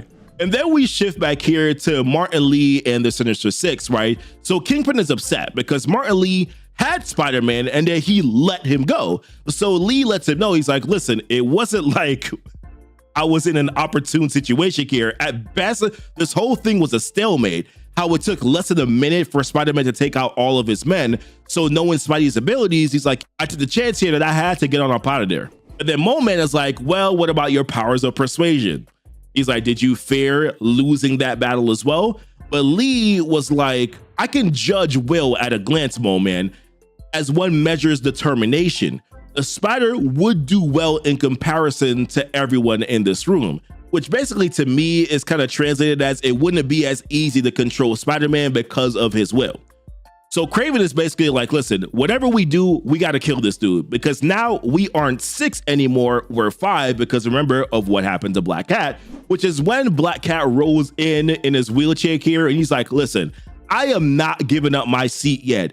And how his territory will remain in the Hardy hands, which is when we see his daughter, Felicia Hardy, step out. And I'm like, okay, I see you. As Walter Hardy continues to let us know that she will stand in his place and how what's his is his. Now, Felicia, she doesn't really get much play here in this particular issue. So I think we're going to have to kind of wait until issue number 12 to kind of see that here. But with Hardy saying this now, what's his is his, Kingpin gets really pissed off about it. And then he reminds everybody, he's like, listen, what's yours is actually, it belongs to him, and how you're ruling because he allows it. And then he goes on to say that there are currently too many rats biting at his feet. Whatever distractions, plans, or agendas you might currently have, stop them all now. My kingdom is in rebellion, and I will not be pleased until there are bodies laid before me. So now back at Memorial Park, this is where we see Uncle Ben looking at all the names that had died from back when the Makers Council had blew up Stain/Stark Tower.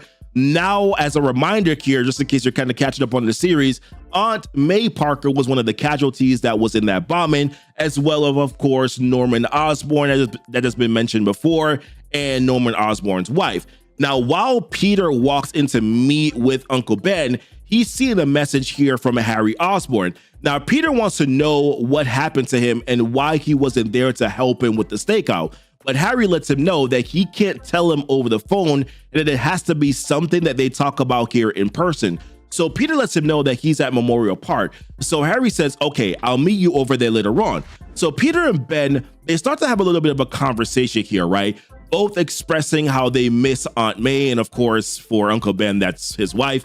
So Peter mentions to Uncle Ben how he knows that Aunt May would absolutely love what he's doing right now with the paper business. But then Uncle Ben switches it up on here on Peter, and he says, well, she'd love what you're doing too. So I'm like, okay, does Uncle Ben know? So Peter starts talking about like, yeah, she did like my photos, but then Uncle Ben is like, she did, but that's not what I'm talking about, Peter. So I'm like, this dude actually knows. And if you see the look on Peter's face right now, it's like he doesn't know what to say right now. So Uncle Ben lets him know that when he found out about Harry Osborn, that is when he started to realize who Spider-Man was, right? He realized that it was Peter Parker. So now Peter starts to feel a little guilty. He's like, listen, I wanted to tell you, but then Uncle Ben cut him off. He's like, no. As a matter of fact, even though I know, still don't tell me. Don't ever say it out loud. And then Uncle Ben wants to know. He's like, who already knows? Like, how many people already knows? And that's when Peter tells him, he's like, there's about 6 that know. And that including Uncle Ben, that would actually make 7 now. Uncle Ben also lets him know that Jonah doesn't know either, but he knows that Jonah is probably going to find out soon enough. But now with what Uncle Ben knows about the Maker, right? Creating this universe here, creating the Makers Council and everything, he really wants Peter to keep those things secret, because the life that he has, and of course the lives of the people that he needs to take care of, they are in danger right now. Peter lets Uncle Ben know that MJ asked a question as to whether or not she should be scared. And he told Uncle Ben what he told her, which is when Uncle Ben says to him, do you think that you will know when that moment is before the wave crashes over your head? So they're already leaving the breadcrumbs, right, for some devastation of some sort to happen in the future. And listen, if we know Spider-Man, we know something always bad happens to this dude, right? So then Peter says, I think so, at least I believe so. And one of the things that he does know, that he's strong enough to be able to do something about it if anything were to happen. And then he says to Uncle Ben, he's like, why are you doing it though? Which is when Uncle Ben says, because there's evil and someone has to stand up to that. And then in that moment, that is when we see Harry messaging Peter, and he lets him know that he's here in like a black SUV. So Peter lets Uncle Ben know that he has to go see Harry.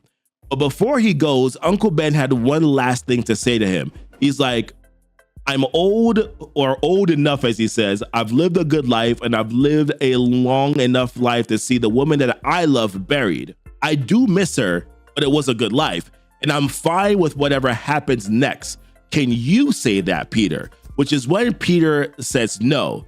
So then Uncle Ben replies, maybe keep that in mind. So the story starts out here with Uncle Ben and Jonah arriving at the Parker residence for a Christmas party. Very festive scene here that we have on the inside. Now, my first initial thought here was, is that Aunt May that's sitting on the couch? But I had to remind myself that this isn't a flashback here, that this is actually happening right now. And I noticed that little May Parker right here is holding a Spider-Man drawing, which clues me into the fact that we're definitely here in current time.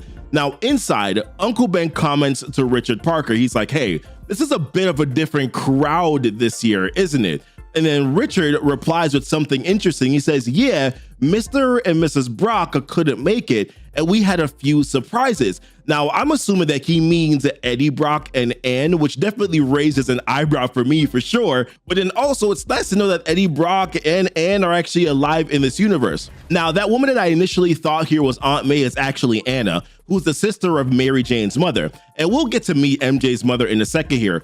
Also in attendance is Gail, MJ's sister. And this is a bit of a surprise here because MJ and Gail are not exactly on great terms. Now, Uncle Ben, trying to kind of gauge the tension in the room here, asks Richard, he's like, Gail being here, that's a good thing, right? But then Richard, acting like a little wise teenager here, he's like, he smirks and then he says, I'm just a poor, simple teenager, way out of my depth with these complex adult relationships. And then right in that moment, we hear MJ yelling at her mom, saying, please don't touch anything, I've got it under control. So this catches Jonah Jameson's ear because let's just say Mr. Jameson seems to have a thing here for MJ's mother, and Uncle Ben is amused by the whole thing. He does say this though, which makes me laugh. He's like, he calls her Madeline Watson, so that's MJ's mother's name, and he says world traveler, 3-time widow, occasional mother. And listen, that occasional mother line is savage as heck,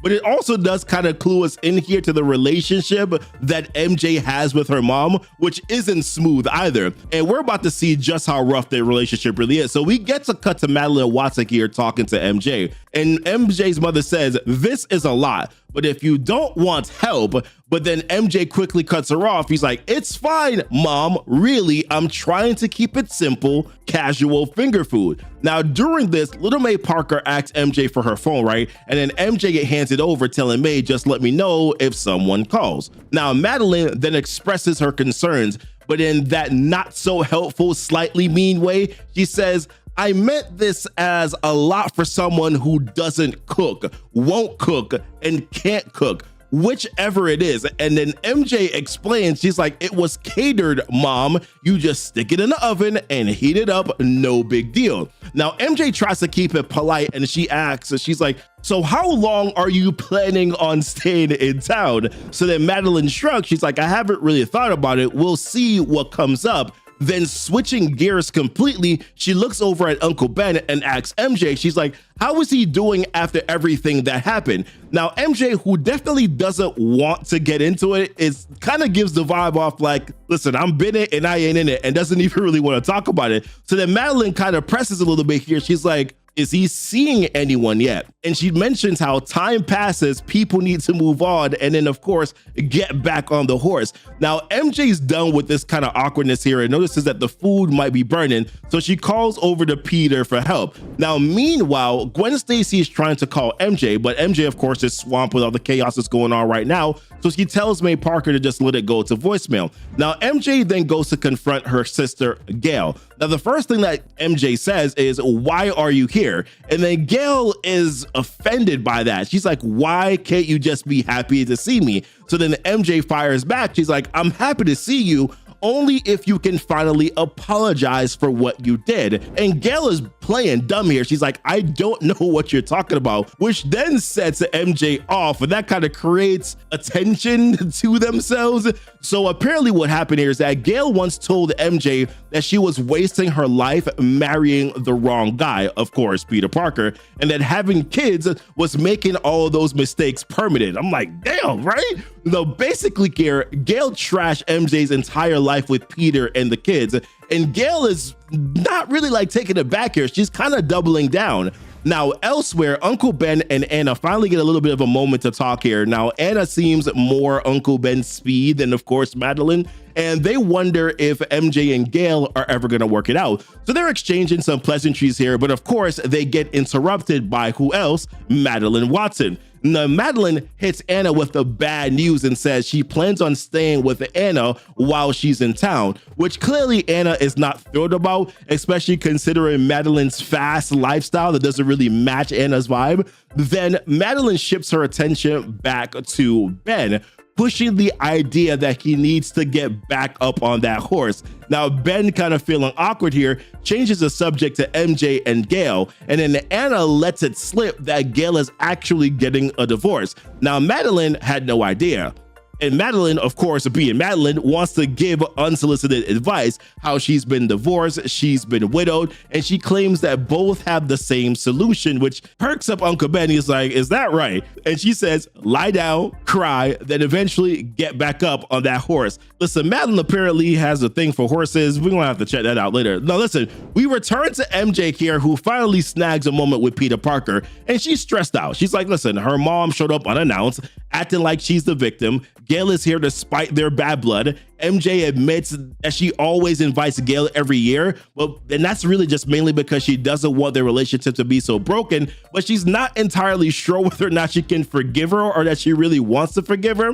Meanwhile, Jonah and Richard Parker, they have a quick little moment to catch up here. Now, Jonah earlier on in the series had given Richard his only written book, and they shared a bond there over their love for reading and, of course, their intelligence. Both, of course, are very healthy in the ego area. Now, MJ circles back over to Gail, trying to settle things a little bit more calmly. She's like, listen, I want to be clear about something. I love you, but this nonsense between us has to stop. I want it to stop, but you have to meet me halfway. Deal. So Gail says, okay, I can do that. So then MJ asks, she's like, so tell me the truth. Why are you here now? So then Gail admits that her marriage is falling apart. Our husband cheated on her for years and how people knew, and now it's over. So then MJ, she shifts over into being the sisterly support that she needs. And she says this, she's like, are you gonna kill him? Because if you are, I can help dig the hole. Maybe not the murder, but I can drive. You know what I'm saying? I'm like, okay, all right,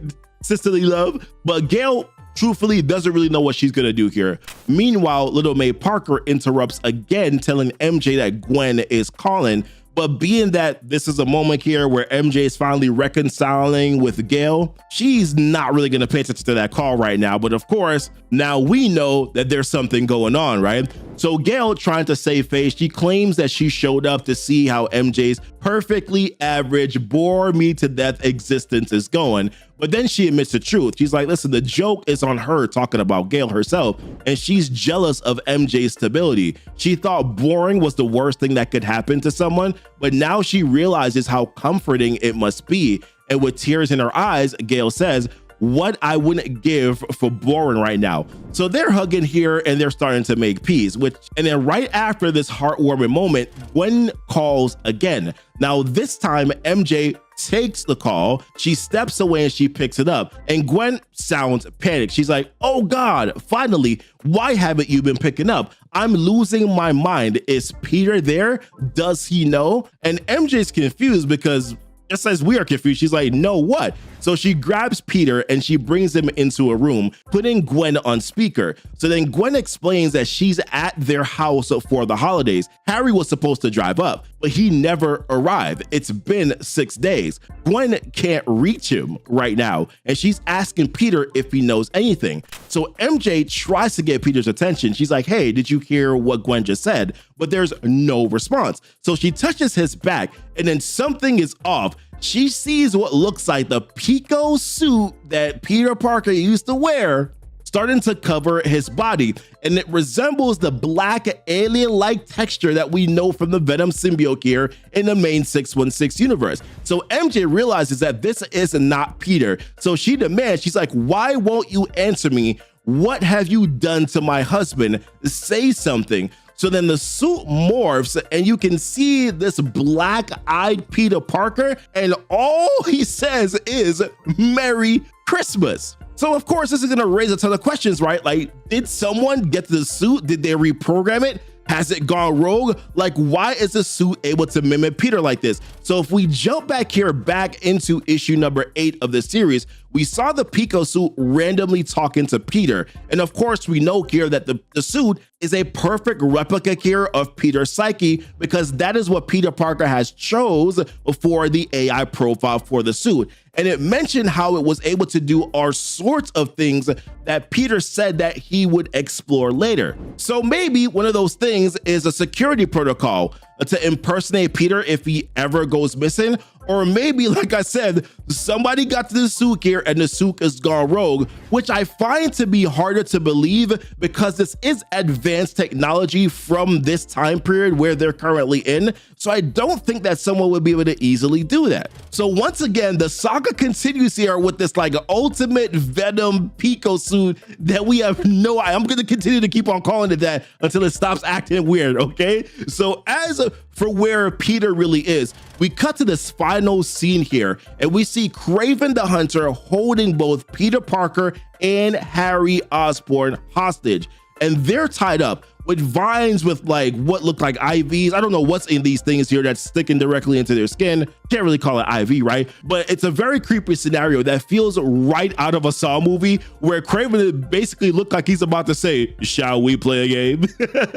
Now, first and foremost here, what we see is January the 31st of the month here, and we see Spider-Man swinging through the air, or so we think. It turns out that, of course, as you can see, that was the black suit, so we know it's not really Peter Parker here. And especially after we see Spider-Man fall on the ground, we definitely know for a fact that it's not our Peter Parker, right? Turns out that Richard Parker, Peter's son, is out here right now practicing being Spider-Man in the interim. Now, Richard here is still trying to make some adjustments to the fact that Peter Parker, his dad, is gone right now, and he doesn't like the fact that the suit sometimes pretends to look like Peter Parker. Really kind of freaks him out here. And this is where we find out that Peter has been missing now for almost 2 months. And Richard is just like, I would prefer if you just pretend not to be him at all.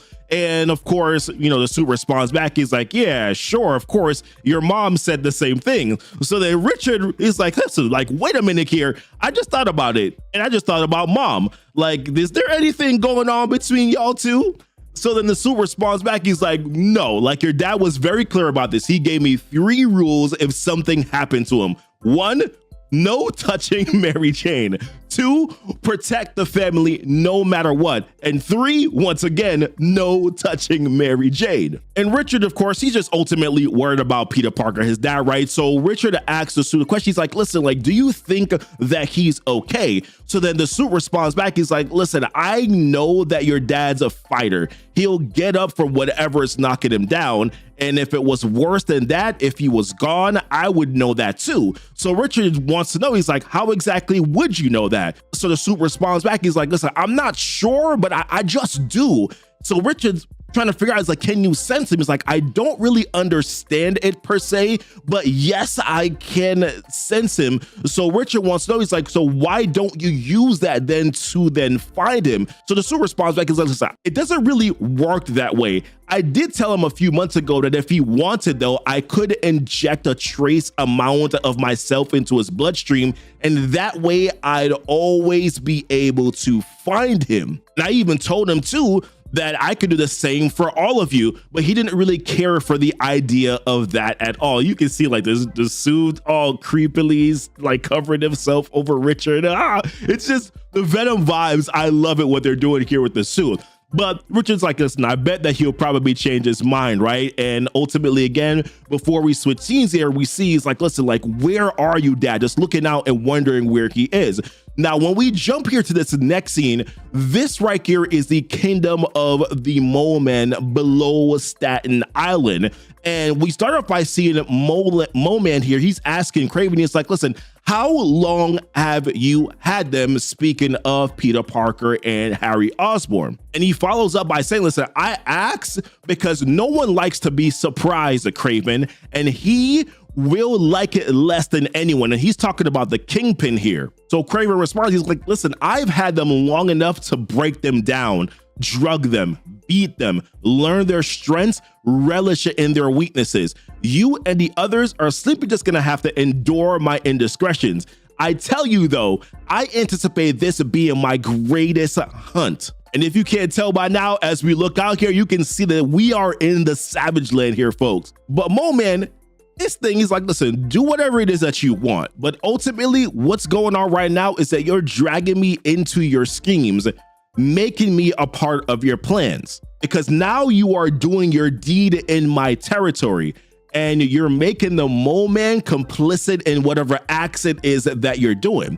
Now, Kraven's like, this is like a minor sin here for such a major act. He's like, you know me by now. I'm not some recreational hunter claiming trophies on the weekend. I am a true predator, and the hunt must be pure. There must be real risk. The prey must be free, and the environment not just to my advantage. So Mole Man is like, listen, I don't think you understand what you're asking of me here, Kraven. This is not soft land. This is a savage one. And Kraven tries to ensure me, he's like, listen, I understand. I can see the creatures. They're remarkable down here. They're from a better time when the world was simple and motivations were pure.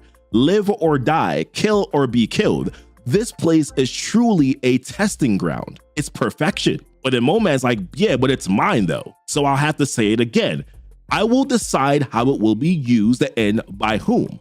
But then another voice pops in and says, well, I see neither of you were paying attention to the Kingpin when he spoke, because he was very clear.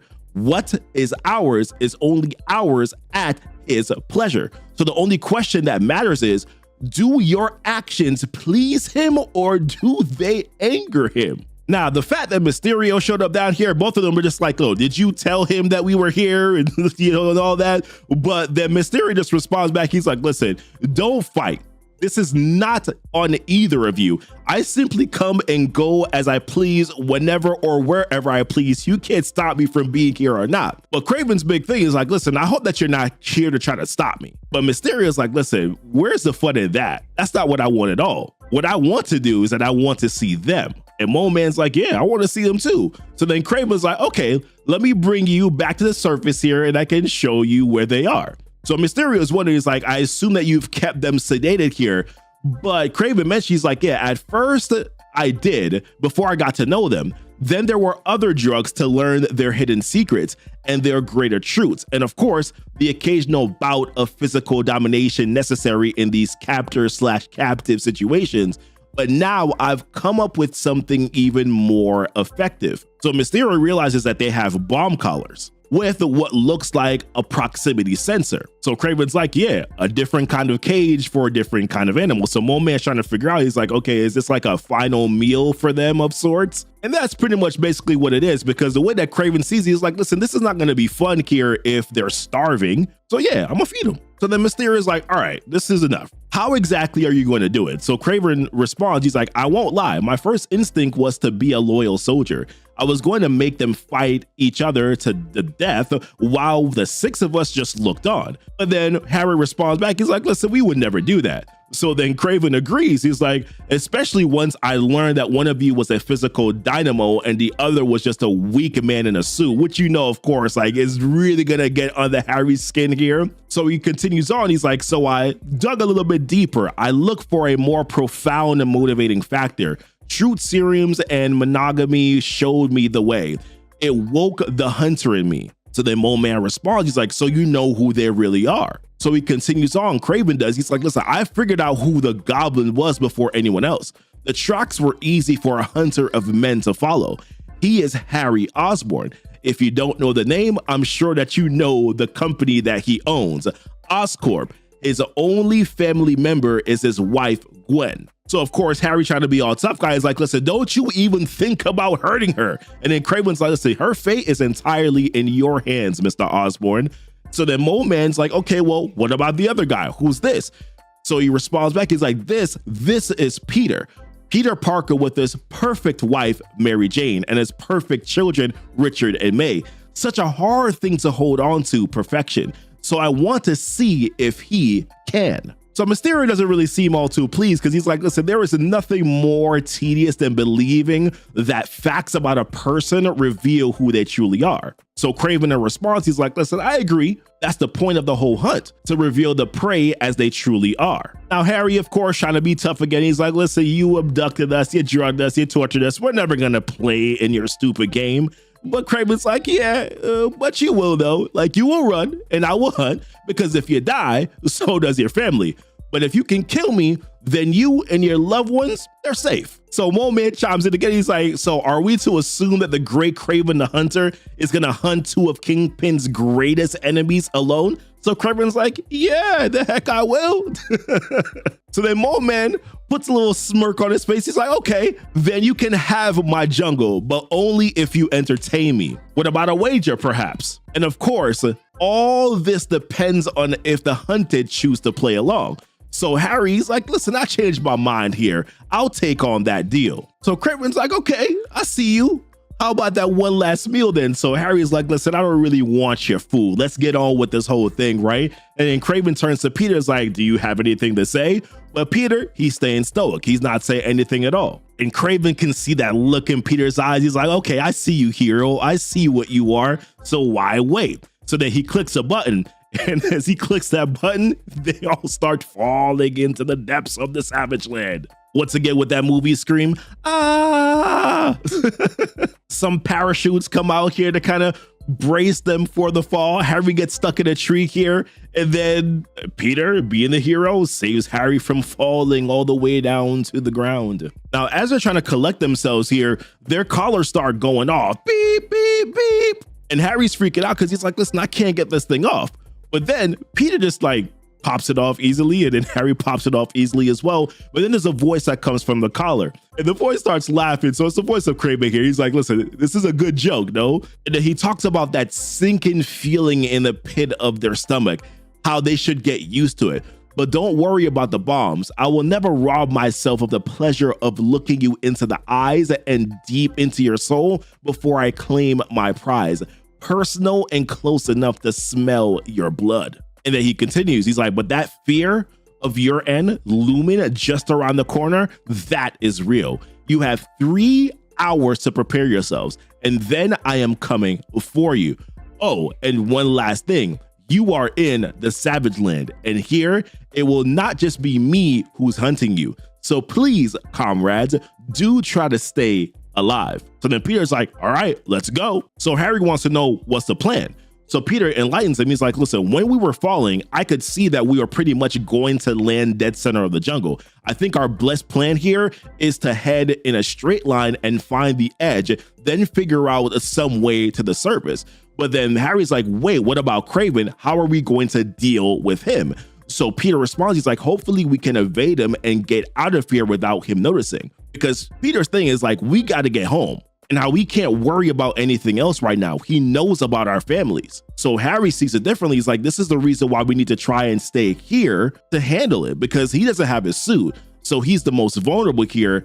But for Peter, Peter got some powers, right? So then in that moment, Peter Parker's spider sense starts to go off. And in a matter of seconds, we see one of those bees come out. And before it could get to Harry, Peter jumps in. He grabs him by the mouth. He looks him dead in the eye. Then he gives him a 2-piece and a biscuit and knocks him out. And in that moment, Harry's like, okay, I suddenly feel a little bit better about us making it out of this jungle. And he asks him, he's like, are you okay? So then Peter responds back. He's like, I'm fine.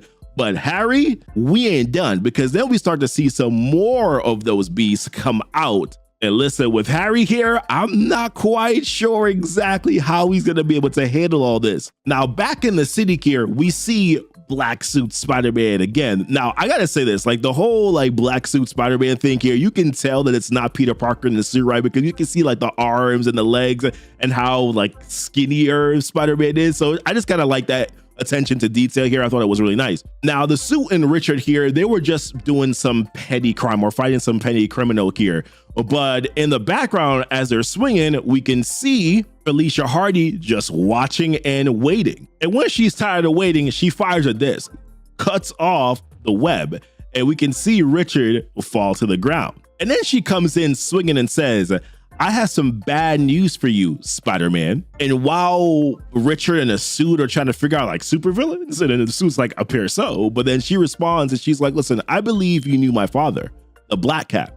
Well, I'm the new one. Now we pick up right where we left off here from the last issue with Richard Parker in the black Pico Spider-Man suit trying to dodge some cat-like claws here from the new Black Cat. Now while fighting, Richard asks her, he's like, yo, who are you? And she's like, I've already told you, I'm the new Black Cat. And the only reason why I am is because you and your friend threw my father off a building. Because as a reminder to Felicia, she thinks that the old Spider-Man and Harry threw Walter Hardy off a building back when they first met. But Richard tries to tell her that she's got the wrong guy and how he doesn't know who her dad is. And even if he did, he wouldn't have pushed him off a building. So Felicia isn't buying it. And her next strike gets real close. And I gotta say that Richard's doing a pretty decent job here of dodging these hits. Though, to be fair, as we'll find out, this is a rather young Felicia Hardy. So maybe the difficulty wasn't too high, but still, anyways, it's pretty impressive. Now, because Felicia was intensifying her attacks, Richard does the only thing that he could think of. He pulls down his mask and he reveals that he's not Spider-Man. So Felicia is a little shocked. She's like, wait, you look young. How old are you? And then Richard's like, I'm 15 and a half. So now Richard returns the question. He's like, how old are you? And she says, I'm almost 17. So Richard's like, okay, so 16? And then Felicia adds, and a half. Now Felicia's all, so I guess you're really not Spider-Man, are you? And Richard's basically like, yeah, I said that. I was direct, empathetic, I projected, my enunciation was clear, and I used declarative sentences. So then Felicia picks up on it. She's like, so I guess you read a lot of books, don't you? And Richard replied, he's like, yeah, a few. And then he introduces himself. He's like, I'm Richard. And then she goes, I'm Felicia. Now, before we continue their conversation, we jump back to Peter and Harry, who are still currently right now out in the Savage Land trying to escape. Remember, they're being hunted by Kraven the Hunter. Now, right now, they're marching to get to the edge of the Savage Land. And it seems that they have temporary control over one of the beasts that are there, but not without sustaining some injuries here because we see Peter wrapping a bandage around his left hand. Now, Peter only has one thing on his mind, which is that Kraven knows about MJ and the kids. And he keeps repeating that to himself over and over. And as they trek on, Harry starts worrying that they might be lost. Noticing Peter is still in his own head, Harry tells him, he's like, bro, you need to focus right now. You need to focus on the present. And now they have to succeed here before doing anything about what's out there. And Peter needs to come to grips with what has to happen. And we know that Harry wants to deal with Kraven directly, but Peter just wants to escape and then get back to his family. So Peter replies, he's like, listen, don't tell me what I have to do. I know what I have to do. And in what order? We escape first, we hide our families, then we suit up, and then we take care of business. So then Harry asks a question. He's like, what do you do after that though? Do you really think that you can hide from these people forever? And Peter, not wanting to really think about it or engage in that conversation, he's like you said, let's focus on the now. I'll worry about later if we get the chance. So then right then and there, the baby dinosaur gets shot in the head, causing Harry and Peter to fall off. And sure enough, who was behind it? Kraven the Hunter. Now Peter, a little bit of a haze here. He's trying to get up, but then he sees Harry and Harry's like, yo, I'm stuck. So Peter asks if Harry saw who it was, but Harry's like, no, something's wrong with my leg in addition to that as well. So then Kraven fires another bullet at the dinosaur, basically removing its face off clean. And then Harry yells, he's like, yo, get down. So then Kraven starts taunting now. He's like, now, come out and play. It's no fun if you simply wait for your death. So then Harry and Peter, they're hiding behind a rock, with Harry confirming that his ankle might be busted. So Peter asks a question. He's like, yo, can you walk? So Harry says, he's like, bro, I don't have a choice. So then Kraven fires again at their cover. And then Peter points over to Harry and he's like, listen, you make a run for the jungle. And he asks Harry, he's like, can you make it? So Harry's like, yeah, I can make it. And then Peter decides to distract Kraven, telling Harry to go for cover. And Harry's like, distract him? What does that even mean, right? So then Peter dashes out and starts taunting Kraven to shoot at him. And of course, Kraven's like, all right, if this is what you want, I'll oblige. And he starts firing round after round here at Peter Parker, blam, blam. But then Peter uses his reflexes and he dodges every single one of those hits. So then after that, Peter and Harry, they regroup and Harry calls him. He was like, yo, that was really dumb, bro. So then Peter explains, he's like, I think I can sense when Kraven's about to shoot. And before he really could kind of explain it, he was like, don't worry about it. Let's just kind of keep it moving. So then Harry's not sure that he can make it. He's like, yo, I think I'm going to slow you down. But at that moment, Mo Man appears and he tells him, he's like, yeah, you're not going to get out of here, at least not without any help. And then Mo Man claims he's like, I'm a man of means. And then he begins to talk about how he's annoyed by this disturbance that is here in the Savage Land. Because remember, Mole Man was been pretty apprehensive about even going forward with trying to hunt Harry and Peter in this thing in the first place. He was never really on board. He just kind of went along with it anyways. Now, of course, Harry immediately distrusts him. He's like, yo, aren't you one of them? And then Mole Man says, he's like, he's more of them than he is with them, but yes. And then clarifies that Kingpin doesn't even know about this little escapade that's going on right now and how this is all Kraven's plan. So then what Mole Man does is that he has his Moloids lead Harry and Peter into a cave so that they could escape. Now, meanwhile, Mysterio shows up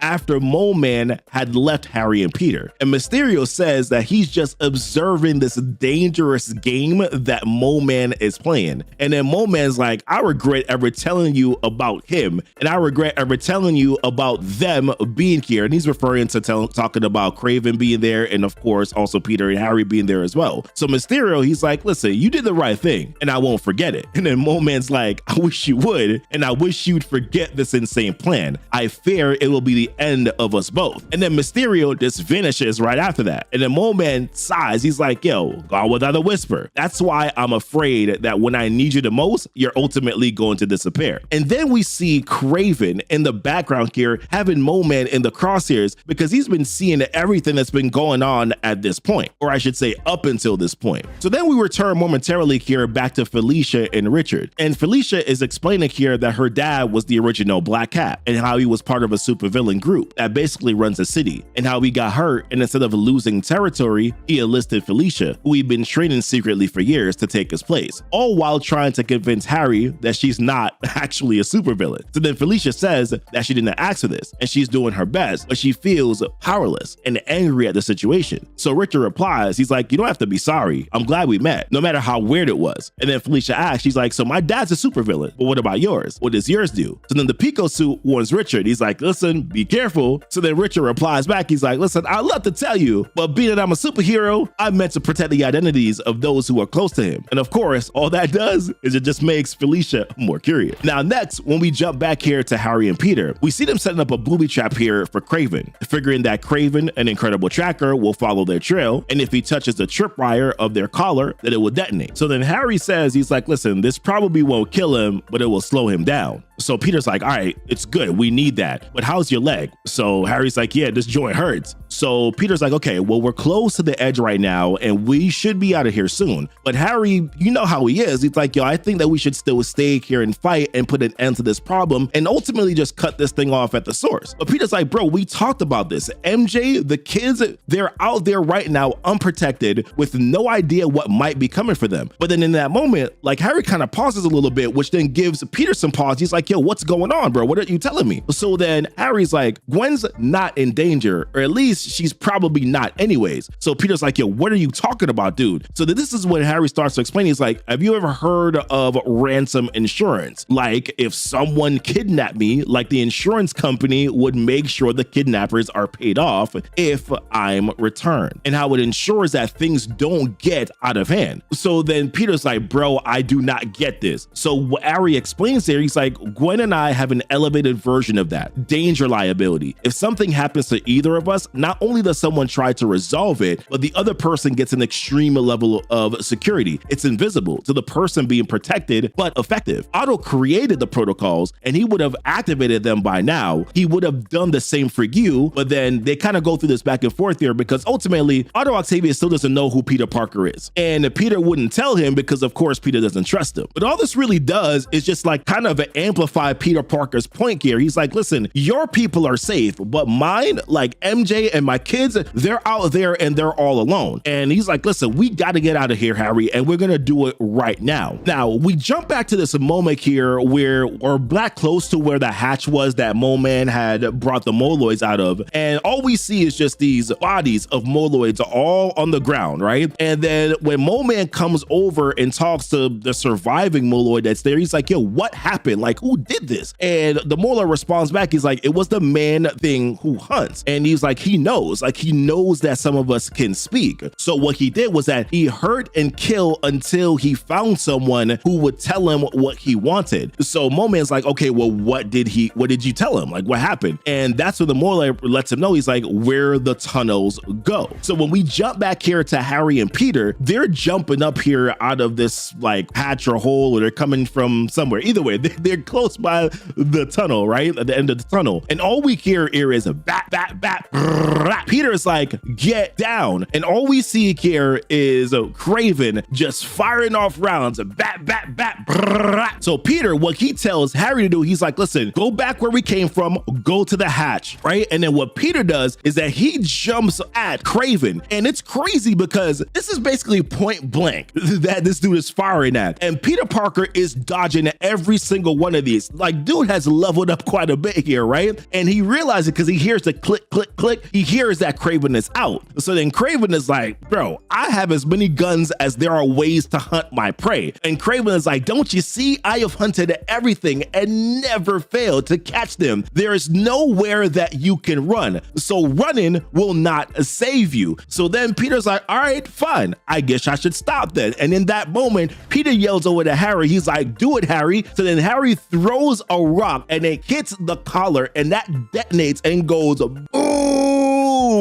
And you can see like right after that, like Craven, this dude took some hit. But all this does really is kind of just like fortify, sort of Craven's will here. He's like, yo, it's been some time since I've truly been tested. That was a good trap, but it wasn't enough. And I can tell you that you've never hunted. Haven't you heard the saying, there is nothing more dangerous than a wounded animal? So then Craven pulls out that knife. He starts to go on the attack here at Peter. And Peter grabs this dude's wrist, clocks it to the side, and just like wham, right in the face of Craven. And he tells him, I'm not gonna lie to you, this is kind of cocky by Peter. He's like, hunt's over, as he continues to just keep on punching him in the face with this one last wham right to the kisser. So Craven's trying to grab another gun here, and Peter's like, now you need to understand this. There's only one way that this ends. He's like, you hurt us, you bled us, you learned everything you could about us, but you didn't really comprehend what you were hunting, did you? And I'm like, Peter, what you saying, fam? Go ahead. And as Craven like lifts up the gun to go like fire at him, he takes the gun and he just,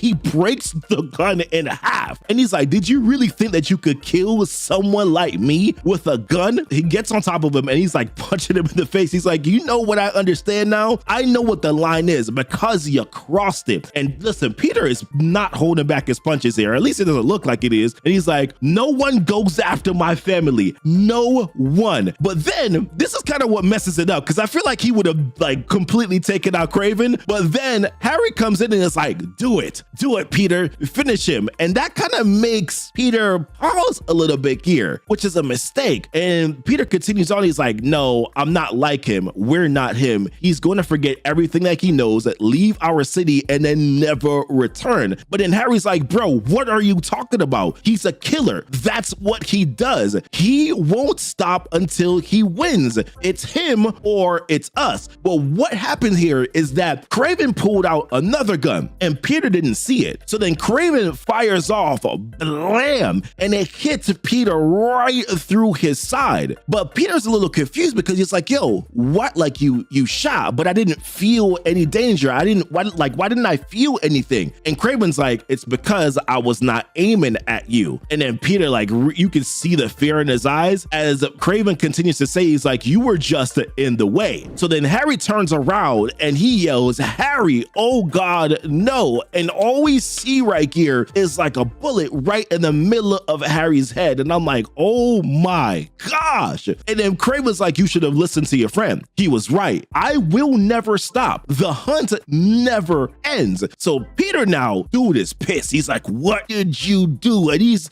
he's going to town now on Kraven. He's like, what did you do? What did you do? But before, I swear, Peter probably would have done it in this moment. Like, he would have ended Kraven. But there's this voice that comes in that says, well, this is quite the dilemma. And when we look, we see it's Mysterio. And he's like, normally we would be enemies as our allegiances demand. But in this moment, that is not the case, because I am more interested in him than you, hero, for I have plans. But should he die, should you choose to continue beating him to death, then his end would mean my full attention would turn onto you. So I have to ask, is that what we really want? So Peter's like, bro, he killed my friend. So Mysterio's like, and like your friend said, he's a killer. And that's what killers do. So you have to wonder, if he's so good at it, what makes you think that your loved ones are safe? How do you know that he was not already sent, or he has not already sent someone to visit them? Honestly, what makes you think that they're still alive at all? So Peter's asking him the question. He's like, so what do you know? So Mysterio's like, listen, me personally, I have no idea, but I do think that you should run home, Peter Parker, run home now. So then later on, we see Peter stumbling into the apartment and he calls out for MJ. So then MJ turns around. She's like, Peter,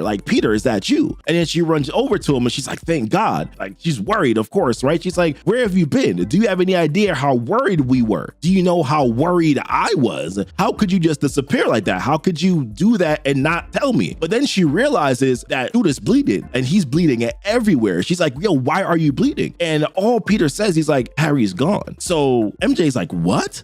And with tears in his eyes, Peter says, he's like, Harry is dead. I could not save him. And of course, MJ is in shock. She's in disbelief here. And then Peter continues on. He's like, they know who we are, who we really are. They know about you. They know about the kids, our names, where we live. They know everything. So MJ, of course, naturally is getting scared here. She's like what? Like, so, and Peter's like, yo, I'm sorry. I'm just so sorry. So then MJ's like, so Peter, like, what do we do now? Like, what are we gonna do now? And Peter's like, the only thing that he could even think about was to say, we run. Now, Peter is still trying to come to grips with everything here, with Harry Osborn dying. It kind of all still feels like it's a bad dream. And he's also beating himself up here because he can't believe that he put his family at risk. Now, MJ is trying to cheer him up a little bit here. She understands the situation, but she's like, listen, hey, we're not on the run anymore. We're on vacation. But for Peter, he's like, but I also should be helping people right now, shouldn't I be? And MJ tries to comfort him, letting him know that, yes, you are. You're helping us. And speaking of the us, here comes his daughter, May Parker. And she's up and early, but her brother, well, homeboy is still sleeping because he was up doing some late night reading. Now, with these RVs here, let's say that the Parker family has a lot of neighbors, if you want to put it that way. Well, no, literally, there's literally RVs all around them. And let's just say that the majority of the people that are here are very much conspiracy theorist individuals. And when one comes over, the first thing that he says is, morning neighbors, beware strangers bearing gifts. And when MJ tries to make a little bit of a joke here, like, hey, if you keep bringing us coffee every morning, pretty soon I'm going to start to expect it. And this dude's response back is like, well, don't do that. That's exactly how the government gets you. To which MJ responds back and is like, hey, Peter here actually thinks that you're from the government, David, and how he thinks that those are X-ray goggles. And dude just responds back is like, listen, joke's on you, Pete. The only people around here without working X-ray goggles are over on the back row. They'll deny it, but they got him. Listen, I like David. But this interesting little conversation that transpires here kind of leads into what's going to be happening next. So when David asks little May Parker here, what are you guys doing today? She responds back by saying, my favorite, sightseeing. So when he asks, any place in particular? She responds back by saying, well, we've been to the canyon with the tall rocks. And then he responds back, he's like, Bruce Canyon? A lot of UFO activity there. And she continues on to explain some of the other areas that she's gone to, until she then says this, which perks up David's ears. She says, so I think we're finally going to check out one of the arches. And he quickly runs over to Peter and is like, which one? And Peter's like, well, it's one of the lesser known ones in the middle of the desert, like 40 miles from here. And David's like, bro, do not go there. And Peter's like, UFOs? And David's like, no, nobody knows what's going on there. Weird sounds, earth moving, old abandoned military base. It's not safe. People have disappeared out there, not like lost time, abducted, experimentations. I mean, disappeared for real. And like, seriously, go somewhere. else. But this is exactly what Peter wants, right? And exactly what MJ knows that Peter wants at the same time. Because she's like, I mean, people have disappeared, Peter, for real. They could be in danger. You know, they might need help or something. Maybe somebody should take a look. Hint, hint. Just like how you should take a look there at the like button and then also hit it for the YouTube algorithm so that it pushes out this video to a wider audience. Go right on ahead. Take a look and just touch it. Just touch the like button. So then later on here, we see Richard Parker, and he's texting on the phone right now out in the only place that homeboy could find some reception. And the first text reads, "Hello, anyone there? I haven't heard from you in a while." And you can guess who he's talking to. And Richard is like, listen, sorry, I'm in the middle of nowhere and I can't get a good signal. Though I did get one long enough to read about a recent bank heist. And she responds back, she's like, was that me? Smiley face. And Richard responds like, he's like, I'm just saying, Felicia, superheroes can't be hanging out with bank robber supervillains. And she's like, I'm not a supervillain. And he's like, sure. So she continues on. She's like, either way, I'm glad you've been thinking about me. I've been thinking about you too. And I'm like, oh, Cupid, draw back your bow and let your arrow go. Y'all know the song, but he pauses in the middle of this like, oh boy, I have no idea what to say. And he's like, that's cool. And then he realizes, he's like, yo, that's cool, you idiot. Like, why would you say that of all things?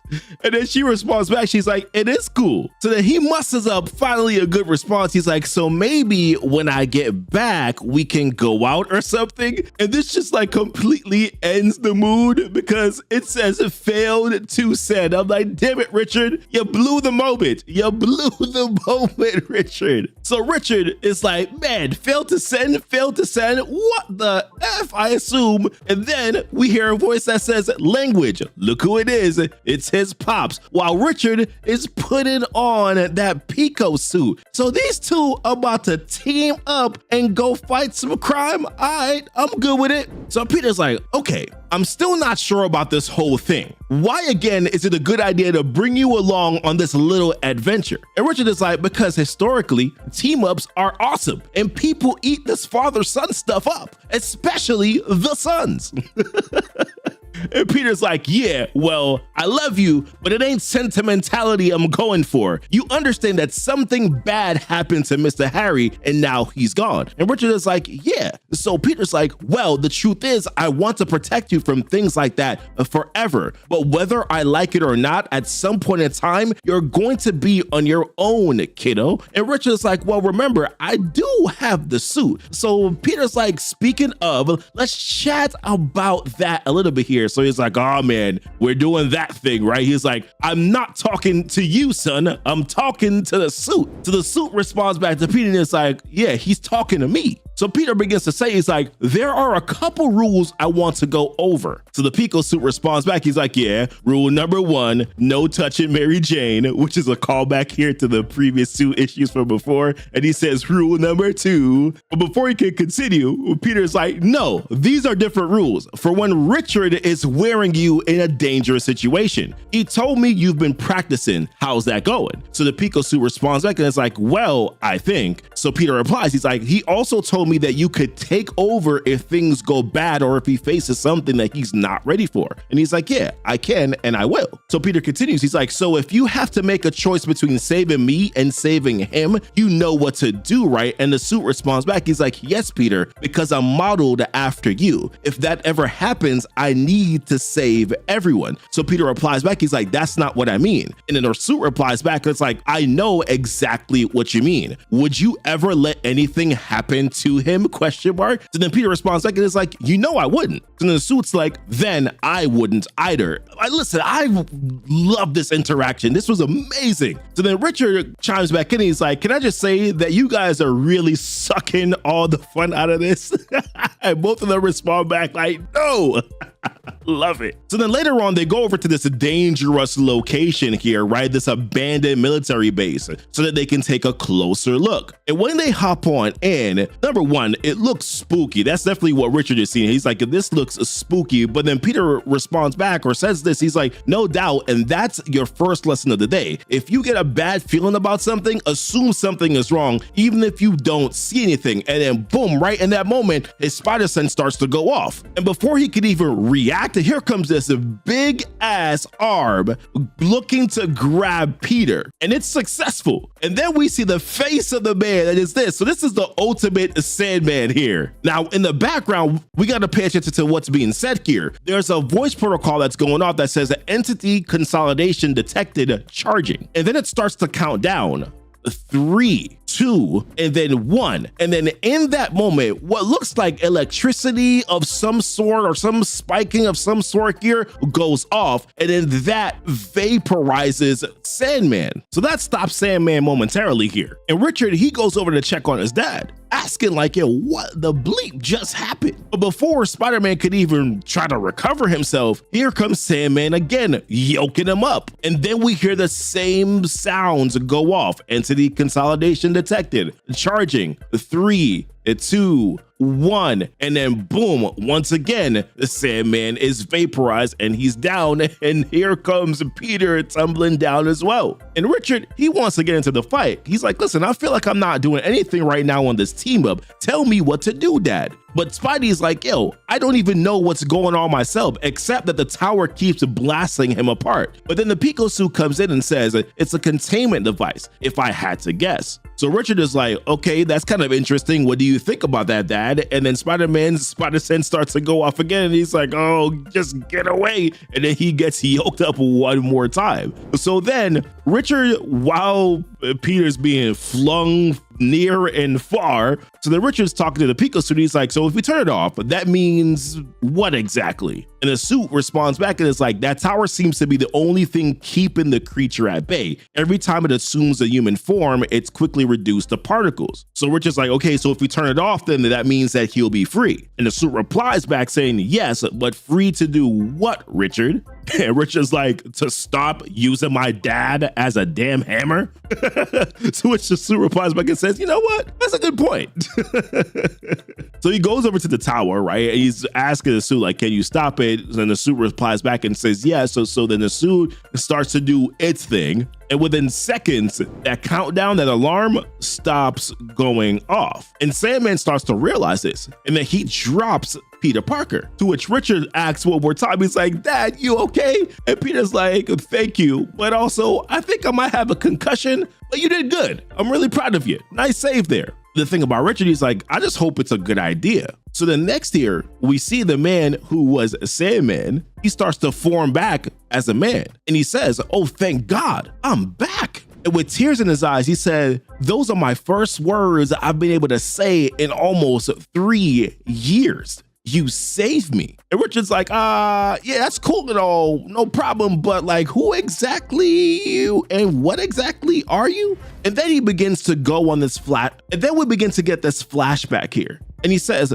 I was just a normal guy who got too curious. They caught me after I cut through the fence and snuck onto the base. So very similar to what he did here in the 616 universe, but it's a little bit different here, as you'll see. I knew someone was doing illegal experiments here, but I never thought that they would make me into one. Now, these men that you see here, these are Modestus men. They look very much like A-men, right? But we saw these Modest men back in the Ultimate series here. They were the ones that were guarding the prisons that Luke Cage was in, or I should say prisons that Luke Cage was in. And here we see the Sandman here in the middle of the room being experimented on. As he continues on to tell him, he's like, but they did. I became someone who could be the earth. But after they saw what I had become, they built a tower to keep me from reforming and regaining my human form. Then they left, leaving me that way, trapped and hopeless. But now I'm free, thanks to both of you. So Peter asks, he's like, so if I understand you, you can completely transform yourself into anything with sand, like any shape or whatever? And he's like, yes. So Peter's like, cool. Then maybe next time, instead of using me like a bat, spell out the word help or save me or any other or any of an endless number of things that isn't bashing my head in? Just an idea. And the guy kind of smirks. He's like, well, that is a really good idea. I should have thought of that. Well, listen, you can't blame the man. He's been trapped for 3 years. For all he knew was probably more Midas's men again at the same time. So then in this regroup session here, we see Spider-Man and MJ here. It's, by the way, on a web hammock. MJ says here, so it just turns out that this guy was just asking too many questions, and Peter's like, yeah, the wrong questions to the wrong people about what's wrong with the world. And then suddenly he found himself in way over his head, to which MJ says, she's like, cause he just had to know. And Peter's like, just like every other weirdo out there that's on the run. So MJ replies back, she's like, I don't know, Peter. What's weird is in an infinitely complex world, there are people who make up every morning dead set on believing that they know exactly how things are. And she's like, yeah,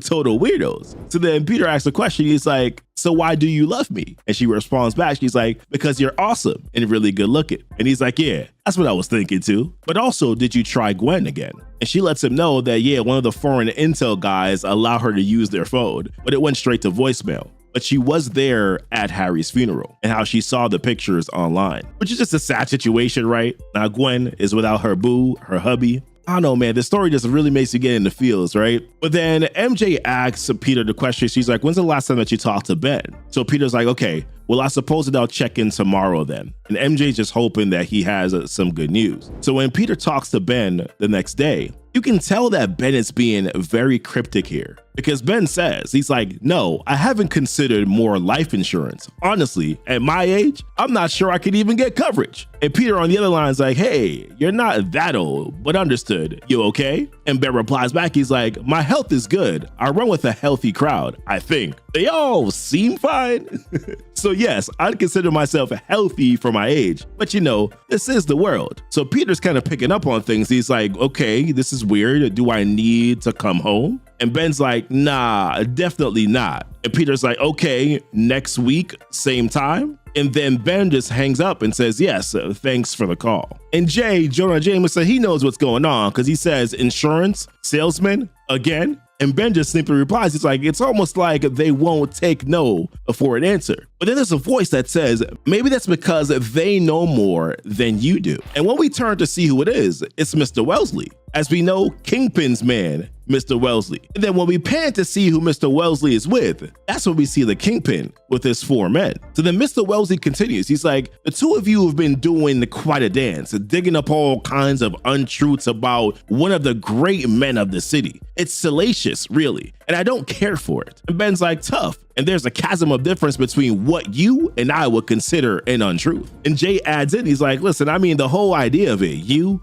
an innocent party, being harmed by our reporting, it's a bit much, isn't it? The feigned outrage, you pointing your finger at us as if we are the ones who are hurting people. Come on, if you're gonna lean on us to stop, don't pretend that you're not the heavy. So then Kingpin doesn't even turn around and just says, show them. So Wesley, he comes over here and gives Ben and Jonah a picture. And they're like, what is this? And Wesley continues, he's like, listen, tomorrow the Daily Bugle is running a story about the reckless owners / operators here of the paper. I am here on their behalf to see if you wanted to make a comment. And he continues on, he's like, what you are looking at right now are various well-sourced police and forensic reports confirming the deaths and murders of a not so insignificant number of people who all happen to share the same name, Ben Riley, which of course, as you remember, is the alias that the paper was using to make their reports. So Wellesley continues, he's like, so the real question is, what did you do? So Jonah's like, bro, you killed every Ben Riley in New York? And Kingpin's like, goodness no, I belong to a global organization, because we know, of course, that technically Kingpin works for the Makers Council. And he continues on, he's like, we killed every Ben Riley on the planet, which is a savage as heck. So Ben's like, yo, why would you do that? And Kingpin's just like, yo, you write a story and you think you're changing the world? You tell the truth and you think it matters? It does not. And Jay's like, so what is this? Like, you educating us here? Are you trying to put an end to our practice? And Kingpin just replies back and he's like, I just wanted you to know that I am an admirer of your work, but strong words, they elicit a strong response. So Ben's like, okay, is this like a shakedown here? Are you supposed to make us quit because you killed everyone? Because if that's the case, Jay's like, yo, that's not gonna happen. It's never going to happen. As Ben continues on, we're not stopping. If anything, we'll double down on it. So Kingpin's like, good, I don't want you to stop. You give me something to point to pick apart, to reframe, to ridicule, to further our plans. So I want you're a useful tool to separate us from them. And then he continues on, he's like, here's what you don't know. As far as you're concerned, I work for God. And what you call night, that is his hand casting a shadow over the earth itself. So please continue what you're doing. Be a useful distraction, but stop hiding behind others. You just get the wrong people hurt. So with that, Kingpin walks out, and then Wesley's like, so, care to make a comment for the record? So Ben's like, okay, fine, I'll make a comment. He says, when all this is done, when wrongs have been righted and the shadow is lifted, I'm the guy who's gonna write the obituary, and you can quote me on that. Listen, the only thing I can think of for that is this is not going to end well for Ben or Jonah. One of them is gonna die. Like at some point in time, that's going to happen, right? So when we pick up on things, we see Gwen Stacy here right in front of this tombstone here that says in loving memory, Harry Osborn. And as we continue on, we see her standing alone, but then we hear these words, or we see these words that say, life isn't fair. Now, when we see who's talking, we jump here to this flashback, and it's George Stacy talking to a little Gwen Stacy. And he mentions how he wishes that it wasn't how things are, but it is Gwen. And because of what just recently happened, how things are going to be different now. And what George is talking about here is the loss of Gwen Stacy's mother. But in this, he still tells Gwen, he's like, but I have to keep doing my job. And right then and there, you know that this George Stacy, well, the job he's talking about is not being the prominent member here of the New York City Police Department. He's talking about something else entirely here, and we'll see that as we move on. But in all of this, all Gwen wants to know is, will I ever feel better, or will it ever feel better? But George just simply lets her know, he's like, no one ever gets past losing somebody that they love. But the good news is that they're never really gone, they live on. And what they're doing here is that they're making a correlation, right, or the comparison between Gwen Stacy losing her mother and of course losing Harry, because in this next scene here, we get another flashback where we see an older Gwen Stacy here talking to Harry Osborn. And they have this little banter here going on. Gwen starts off by saying, I like you, Harry Osborn. And Harry is like, well, I'm glad we had that in common because I just so happen to like myself as well. Gwen mentions, she's like, you want to know a secret? To which Harry's like, of course, I love secrets. So she says, the truth is, I didn't ever think that I'd like you. I hate rich people. And then Harry responds back, he's like, hey, well, good thing I'm not just rich, I'm wealthy. And then she continues on, she's like, and ridiculous and humble. So then he adds back, he's like, do you want to know my secret? And she's like, I'd love to. And he continues on, he's like, I don't like you at all, Gwen Stacy, I love you. To which she responds, I know, I love you too. Now in the midst of dinner here, they're starting to make these plans because it looks like Gwen Stacy was getting ready to meet Harry Osborn's parents. But then in the middle of that conversation, Gwen Stacy's phone goes off and there's a slight look of shock on her face. And when she gets off the call, she says, they found him. They found my father. And then we go back to this flashback here where we see George Stacy talking to Gwen again as a little girl. And he mentions how no one ever gets past losing somebody that you love. But the good news is that they're never really gone. They live on in your heart and no one can take that away from you. And he continues, he's like, you see, as the years pass, your memory of mom won't change and you get to remember her in a way that most children would. Perfectly, not ruined by age or learning that parents are regular people and flawed, just like everyone else. And the little Gwen just says, she's like, no, I'll always think you're perfect, Dad. To where he responds, he's like, well, I'm not. I have secrets that many in the world, and especially you, won't find out about until I'm gone. And as he continues on, you see George Stacy's eyes, they turn green. As he continues on by saying, you might not understand who I was. People might say bad things about me. They might say nothing at all because the mystery will hold, which gives you a clue already, right? Just understand one thing. Everything I've done was for you, so you will understand this world as it really is. And that's my legacy to you. And then we jump to see here another flashback, which is the aftermath here of that phone call that she had when she was having dinner with Harry. And there's a voice that says to her, after years of trying, we finally recovered your father's remains. They didn't want to give them up. They didn't want us to complete. But now, thanks to good fortune and circumstance, his final wish can come to pass. He wanted you to take his place and join us. And then we see Gwen Stacy looking into this Mysterio dome as a voice continues on to say, do you know the words?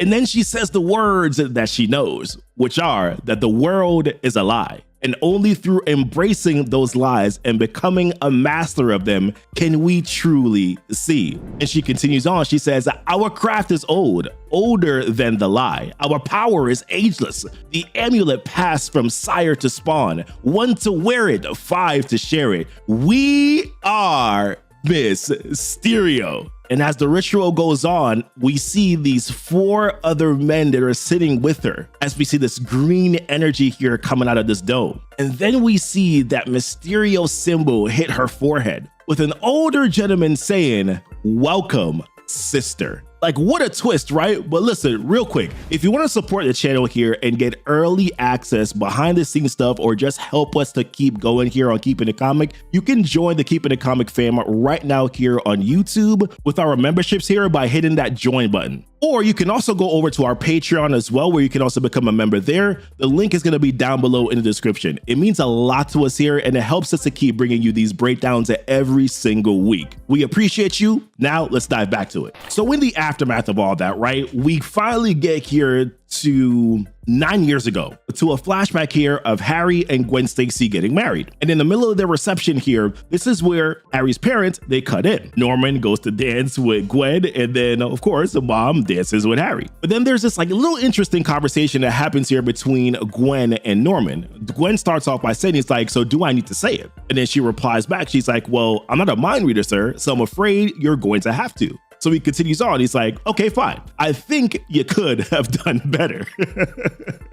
To which she replies, she's like, that's funny because I said the same thing to your wife.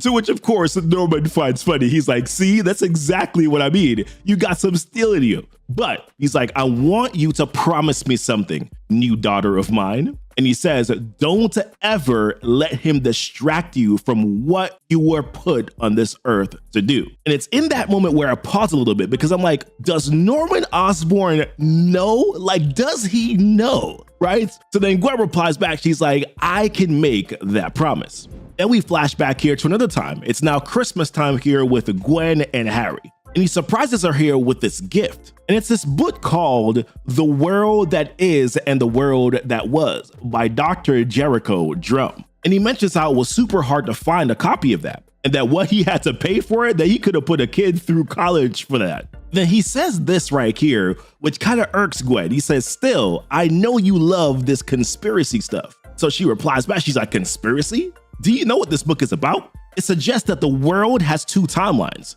the one we're currently living in and the one that we're supposed to be living in. Love that line, by the way. And then she continues on. She's like, it's about tachyon particles and temporal echoes, not flat earths and chemtrails. It's the real reason you can't find this book anywhere. So then we get a little bit closer here to present time as we go back to 1 year ago. And here we see this older gentleman say, tell them. And then Gwen responds back. She's like, we were right all along, Quentin, which got to be Quentin Beck, right? Which of course is Quentin Beck. And she continues on. She's like, everything we've worked toward, everything we believe in is real. The world is an illusion fabricated by one man telling a lie big enough to deceive all of humanity. And based on what we know that the Osborns already know here, they're talking about the Maker. And she continues. She's like, and now he's trapped in a prison of his own making for the next 2 years. So when asked the question, they're like, how do you know this? How do you know it's true? And she lets them know. She's like, our recent elevation under Fisk only happened because my husband's parents were killed in the Stain/Stark explosion. As a result, and as you already know, our company Oscorp absorbed Stark/Stain. Then when we went rifling through all their corporate archives, we also learned of this, the real history of the world. So Quentin responds, he's like, we need to act fast. Release the information and wipe the fog from the eyes of the world. But Gwen, she has a different idea. She's like, no, you understand better after you look at the copies I brought for all of you. but we can't risk having any involvement traced back to us. Acting fast is flying too close to the sun, and that's exactly what got my father killed. I think we need a better delivery system. And now this is the reason why Gwen Stacy had approached Mary Jane and the Parkers. And this is the reason why Gwen wanted to fund the paper, so that she could use those two old grumpy men to take the scales off the eyes of the world. And you can see here, as she continues to have these discussions, you can see Quentin, I'm assuming here, Mysterio kind of like talking in their ear in the background. And just a reminder of the conversation that Gwen had with Mary Jane when they were in the bathroom. Gwen says to Mary Jane, she's like, I was hoping, since you're their brand manager,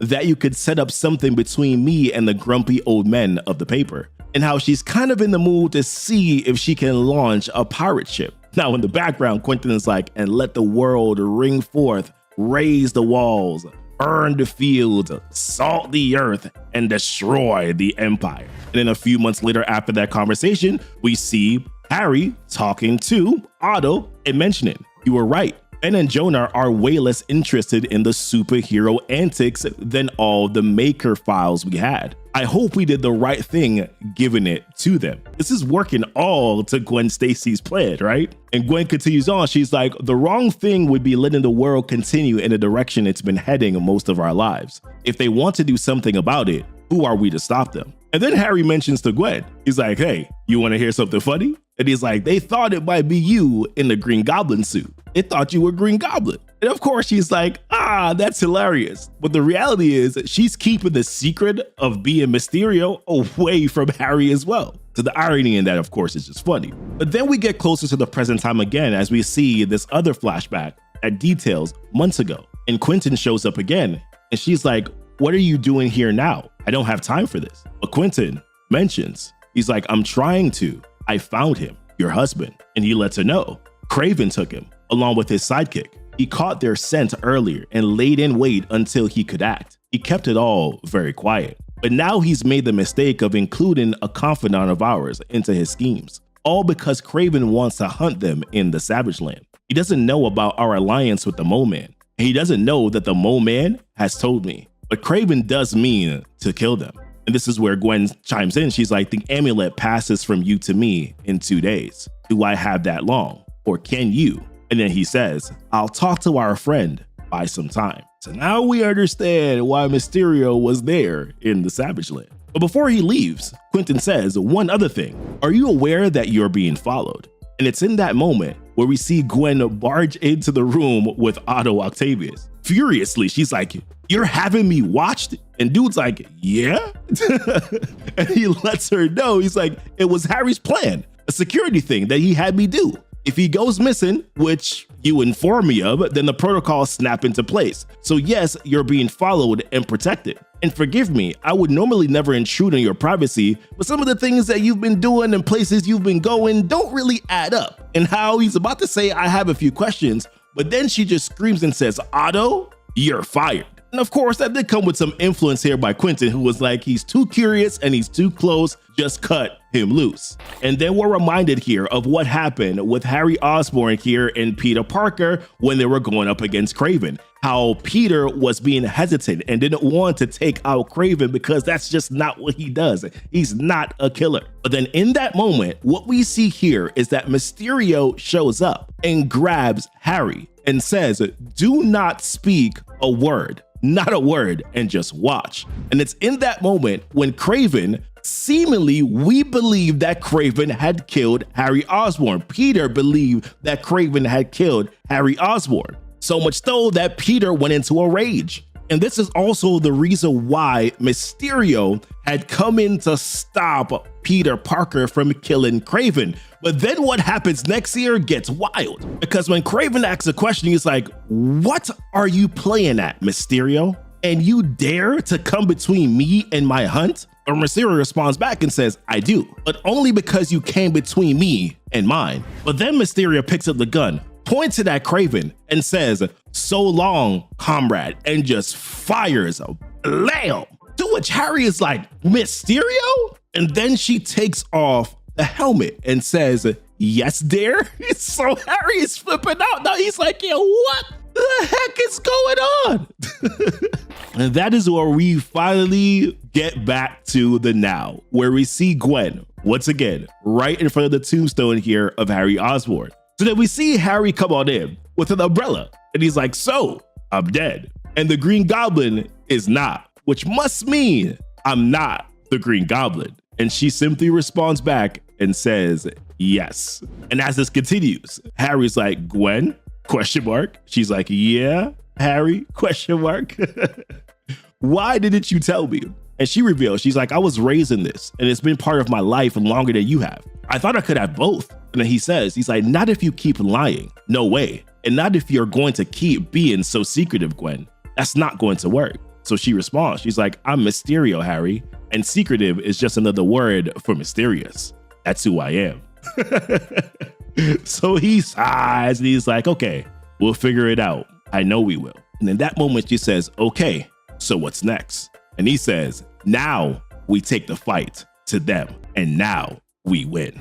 So here, when we pick back up on this, we see Harry Osborn alive, and he's decided to pay Uncle Ben a visit, who, by the way, also thought that dude was dead. So Ben lets him know that Peter Parker has been pretty messed up, man, since he thought that, you know, you died. And it wouldn't be such a bad idea for you to now reach out to him and set the record straight. But then this gets Harry thinking. He's like, so hold on, you can get in touch with them?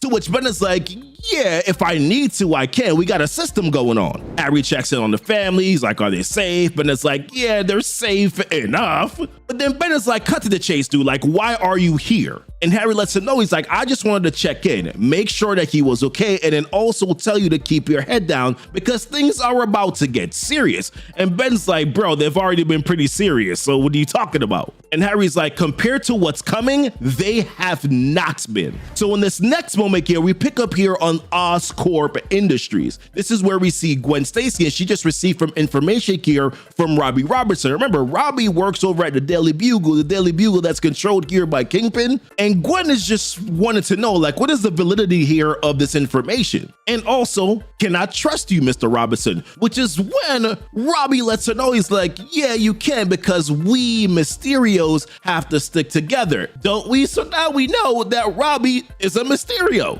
And he continues on, he's like, because we shouldn't have secrets between us, I have to ask, what exactly are you going to do with those reports? But in that moment here, there's a buzz that comes in, and the receptionist lets her know that her 4 o'clock meeting has arrived. And who is it? None other than the Kingpin with Wesley. But then look at that look here that Robbie gives over to Wesley. That looks a little suspicious, right? Let's tap into that a little bit later. So Gwen tells him, all right, have a seat. Wesley sits down. Kingpin's like, listen, I won't be staying too long, so I ain't having no seat. But he does tell her this. He's like, I'll do you the courtesy of not pretending that your husband was the one who actually ran his father's company. Everyone knows it's always been you. I'm also going to assume that you were privy to the arrangements your husband and I had regarding other business ventures. And if I'm wrong, Mr. Wesley can fill you in on everything that you don't know. But I am here to let you know that I expect those arrangements to continue in perpetuity for all time. Mr. Wesley has some documentation for you to sign to that effect. And she's like, okay, so whether I like it or not. And he walks out saying this. He's like, some people run the world, others simply live in it,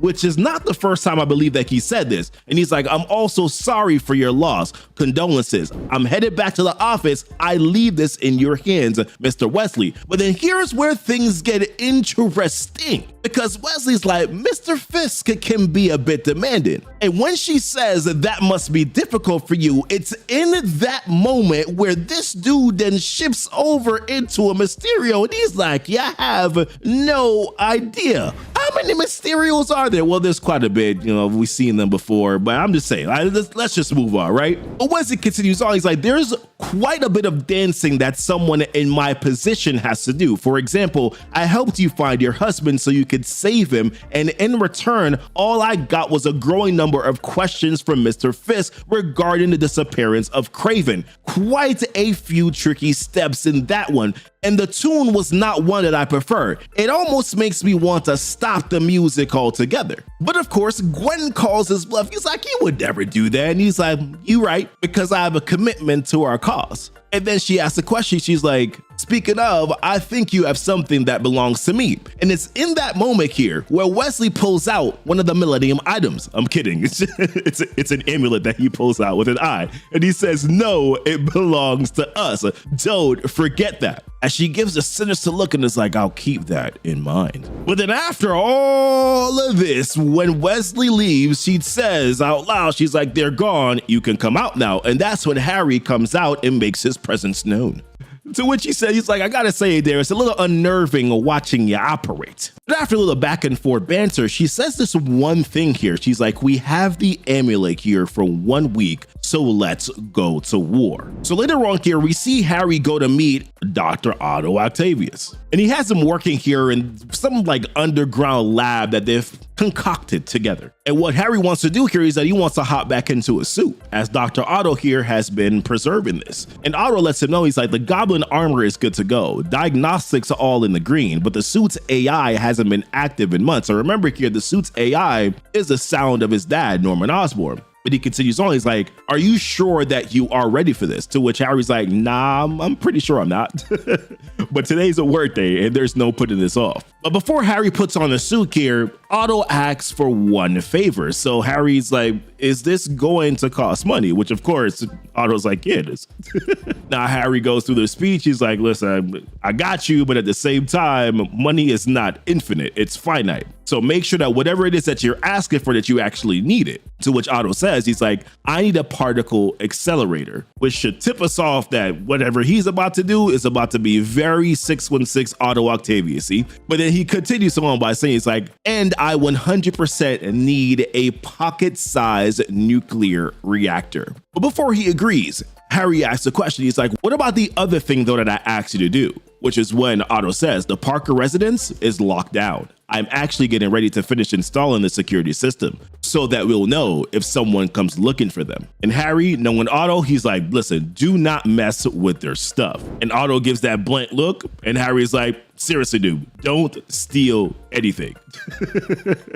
And before he goes, Otto lets Harry know, he's like, I've also upgraded your suit with rocket launchers. And don't forget my reactor. So when Harry puts on the suit here, right, the suit boots up, everything seems good. But then the AI Norman starts talking. He's like, hold on, what is this? You've been gone? Time has passed? What is, hold on, mapping changes in brain patterns, downloading memories. What is this? You were captured? You were beaten? Broken? And Harry's like, yeah, Dad, I had a bad run. To which Norman is like, a bad run? A bad run? A bad run is fortune looking the other way. A bad run is unexpected weather and unforeseen circumstances. You didn't even know who your wife was. Which is no surprise, no great insight after all. Do you even know who you are, Harry Osborn? Do you even know what you are? I am tired of being ashamed of you. Mind you, this man is like launching rockets at the same time while he's doing all this. He's like, do you hear me, son?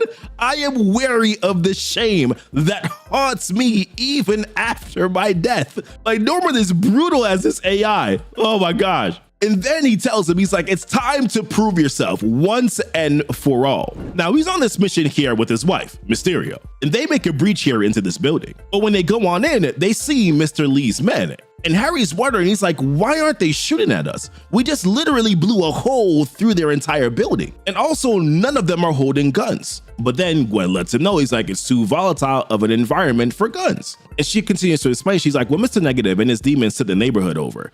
They had this weapons factory inside a residential building. The people who could leave did. Everyone that's left didn't have anywhere else to go. And now they're forced to work here in a demon bomb factory. Export a specialty. But it's in that moment here where three of the men are now onto them. And they're like, oh, it's the goblin guy. He's back. Get him. But then in this moment here, this is where a little bit of the power struggle begins. Because Mysterio, Gwen, says to Harry, she's like, you get the civilians out of here. I'll take care of the weapons. And it's in that moment here where she begins to go after Lee's men. And she creates these illusions. And none of them can figure out what's real or what's not real. As she says to one of them, she's like, real? What is real? Is it Mac's brothers with a shared cause? Or is it what hides behind them? And frantically, they begin to attack each other. And on the outside, Harry does what she asked him to do. he goes to try to go help the civilians. But then here again is where Norwood begins to berate again. He's like, this is the manner in which you've chosen to prove yourself, son? I suppose I shouldn't have expected anything else. After all, that's how you decided to treat my company, your birthright, my pride and joy, and you pawned it off on your wife so that you could play hero. Now look at you, dealing with the rabble while she handles the bad guys. I suppose that means she's better at that than you are too. But he's like, I'm saving people, Dad. That matters. And he's like, small people make small moves, Harry. And at your core, son, you will always be a failure. And that disappointingly is my greatest failure. I hoped that you would be better. And there's this moment here where Harry's like, shut up, Dad. And one of the civilians is like, what? And he's like, I'm not talking to you. Mind your business. So when he comes back, Gwen wants to know, did you get them all out? To which he says, yes. He's like, okay, but did you take care of all the demons? Is what he says to his wife. And she's like, I did. But then when he asks the question, did you defuse the bombs? She's like, I never said anything about defusing them. And in that moment, the building goes boom. And he's like, yo, what the hell? You were supposed to disable the bombs. And she's like, no, I said I'll take care of them. And there it is, taken care of. And he tries to tell, he's like, these people could have gotten hurt, or worse, they could have gotten killed. To which she retorts, she's like, but you got everybody out, right? And he's like, yeah, I think so. There were no more heat signatures inside. But like, Gwen, like, what were you thinking? And it's here where the shoe is now on the other foot. The reason why I say this is because the dialogue that she gives here is very similar to the type of dialogue that Harry was given to Peter Parker earlier, because she says this, she's like, we're at war with a generational enemy, Harry. You know that. So we have to do whatever is required. I don't know why you're surprised by this. You were saying the exact same thing a few months ago. We do what has to be done, right? But you can see here that now, with the near-death experience that Harry has had, he's reluctant to this. Now, in this next moment here, we get over to where Peter Parker currently is right now on vacation with his family, and he gets this phone call. And initially, right, he thinks that he's going to be talking to Uncle Ben, as he usually does. But then it's in this moment here where Uncle Ben says, yo, hold on, someone wants to say hello. And the voice comes in and says, hey, Pete. And you can see Peter's face just gets like, I'm assuming like in this moment, it could have gotten bright red, whatever the case is, right? And he's like, Harry? And he's like, yeah, it's me. Long story, but come home, Peter. I need you. So this next moment here, this is where we see Harry. He goes to pick up Peter Parker where he's vacationing. And you can tell that Peter's still a little reluctant to go, because he asks Mary Jane, he's like, you sure about this? To which she says she's on board. She's like, this is what you do. Besides, he said he had a plan to put an end to our current situation, didn't he? And when Harry gets in front of Peter, he's like, I gotta say, man, it really bothers me that you don't look worse than you do, Peter. You know, because you miss me. Kind of hurt my feelings. To which Peter gives him a big hug. And when he goes to say hi to Mary Jane lets him know, she's like, just so you know, he didn't eat, by the way, for like a week. And Harry's like, okay, well, now I feel better.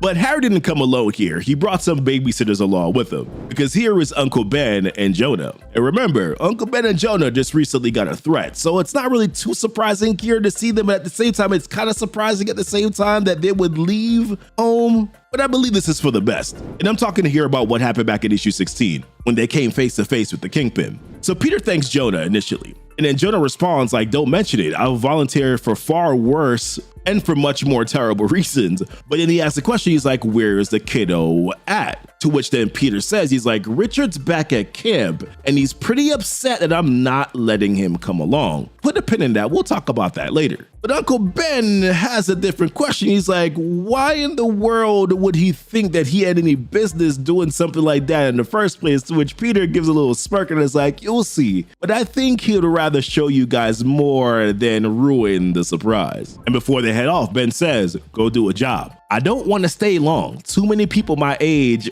come out here and never make it back. It's like a retirement black hole. And then Peter goes over to MJ. MJ says, okay, so I guess this is it. Off you go. He says, uh-huh. She asked him one last thing. She's like, you two need a speech or something? To which Harry says, of course not. Peter starts talking to himself and responding to himself. He's like, she's a good woman, Peter. Yes, she is. But then Peter asks Harry a question. He's like, where is Gwen? Which is when we then shift over here to Gwen and the other Mysterios. Now, here's the problem that I was talking about. So Quentin Beck asks a question. He's like, what have you done? And she's like, oh, I'd say exactly what we were meant to be doing, Quentin. What have you been doing? To which he responds, he's like, suffering fools for decades. But then he continues. He's like, what do you not understand? We make decisions together. We act as one, not just because it purifies the idea, not just because it strengthens and aligns us, but because there is no forgiveness in this world for revolutionaries and radical thinkers. But then she responds, she's like, what we do is just talk and then talk some more. Talk. Well, not anymore. But then Quentin says, please stop acting like you're the singularly righteous person in this room. You only did this because of your husband to save him. To which she said, that's not true. Yes, I acted sooner than I originally planned, but once the die was cast, once I acted, I tell you truly, I was ashamed that I had waited so long. So Robbie asks a question. He's like, so no regrets? To which she says, none. And Robbie's like, what an enviable position to be in. And what mess for us to clean up. And then Wesley comes in. He's like, clean up. She killed Craven. She publicly attacked Mr. Negative. There's no cleaning this up, Robbie. We are at war. And then Quentin chimes in again. He's like, and what of the moment? He knows more than anyone else in Kingpin's circle. Has anyone spoken to him? To which Wesley says, he's like, I have. Without condoning the action, leaving Craven's body for him to deal with, put him in a position that's difficult to justify to others. So even if he plays innocent, he looks complicit. I don't think we have to worry about him for now. And then Robbie chimes in, he's like, and the Kingpin, what does he whisper to his right-hand man? So then Wesley, a little taken back by that comment, he's like, if she had not done this so publicly and on Goblin's arm, then perhaps it could have been spun as predictable infighting by ambitious lieutenants. But this left no doubt. So now he wants us dead, and he will stop at nothing to achieve that, which is when Quentin comes in and says, okay, so the die is cast. But Gwen persistent is like, and all is as it was meant to be. But then Quentin has one question to a party that has not said a word as of yet. And he says, do you care to weigh in? Now, I'm not sure exactly who this character is. There's some theories out that this might be Janice Lincoln, aka Beetle from like the 616. Maybe this is like her in the 6160 universe. I don't know. Put your guesses here in the comments. But she says, yes, I do. I want to thank you, sister, for being brave while we were cowards. Which shocks Quentin because he asks, he's like, so you agree with her? She's like, yeah, of course. Are we here for a reason or not? Are we truly committed? Do we truly believe the words? The world is a lie. And only through embracing those lies and becoming a master of them can we truly see. And it's here where, even if it's reluctantly, they all seem to kind of go along with it at this point. It seems as if though whoever that woman is, that they hold her in high regard. Because here Robbie says, our craft is old, older than the lie. While Wesley says, our power is ageless, the amulet passed from sire to spawn. 1 to wear it and 5 to share it. And Quentin completes it by saying, we are Mysterio. And it's in that moment here where Gwen says, and off we go. Now in this next moment here, we see Spider-Man and we see Green Goblin here, and they are on a mission right now. And they're all feeling pretty nostalgic, feeling it's good to be back. And Peter wants to know, he's like, well, what's first on the list here? To which Goblin lets him know. He's like, well, the only thing on the list right now was getting all of us on the same page. And if we're gonna be at war with the Kingpin and friends, we're gonna need some rules for how said war is conducted. I won't have innocent people getting hurt. To which, once again, is different for Harry. And Peter notices it. He's like, well, that's not very pragmatic. Who are you? And what have you done with Harry Osborn? But what they're supposed to be doing here is that they're supposed to be waiting on Gwen Stacy right now, but she hasn't shown up, and it's gonna be about an hour. So they got some time to kill. So in the interim, what they choose to do here is that they choose to beat up some bad guys. We see them taking down Ultimate Shocker again. We see Ultimate Hammerhead and Ultimate Vermin. But after that's all done, they still got about 15 minutes here before Gwen gets there. So Peter decides that, hey, I want to go visit my home. But when they jump on in, they see the place is completely trashed. And I'm not gonna lie to you guys, what is that over there to the right? Do those look like tentacles, his mechanical arms that he usually has? Oh boy. And Peter's trying to figure out like, okay, what happened? But then Harry's like, oh crap. you're gonna be pretty mad at me here. And in that second, here comes Dr. Otto coming in with a baseball bat. Peter webs it up and is like, Otto? And this man is just like, oh, hello, you're back.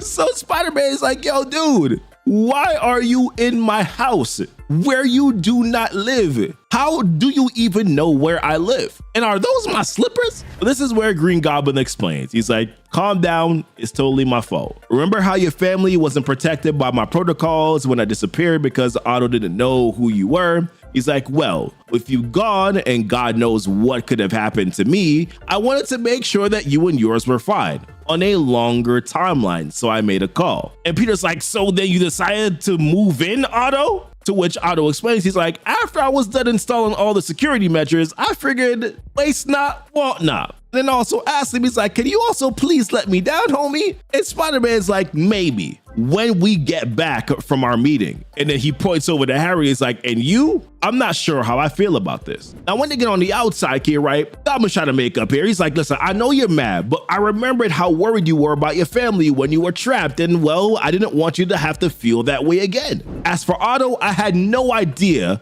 I'll make sure to get him a new place and make sure that he returns the slippers to it. Spider-Man's like, nah, the dude can keep him at this point. But you know, Spider-Man realizes this too. He's like, you know what, Harry, you made a good call. I shouldn't be mad. I should be thanking you. It was the right decision. Because if there's one thing I've learned, it's this. I can only do my job the way it needs to be done if I know that they are all safe. As they head over here to the Oscorp Industries. But back over here with Mary Jane, Ben, and Jonah, when they get back to their trailer, Jonah's asked a question. He's like, yo, where is your brother to May Parker? And when Mary Jane gets to the door, she sees a note that says, Mom. And when she pulls it up, she's like, oh crap. And she lets them know that Richard is gone. Now, where did Richard go? Let's find out. Because you see here, Richard is just a young man that is in love, as teenagers get ever so quickly, because he's texting back and forth here with Felicia Hardy. And he's letting his girlfriend know that he's bored, oh, so bored, and how he misses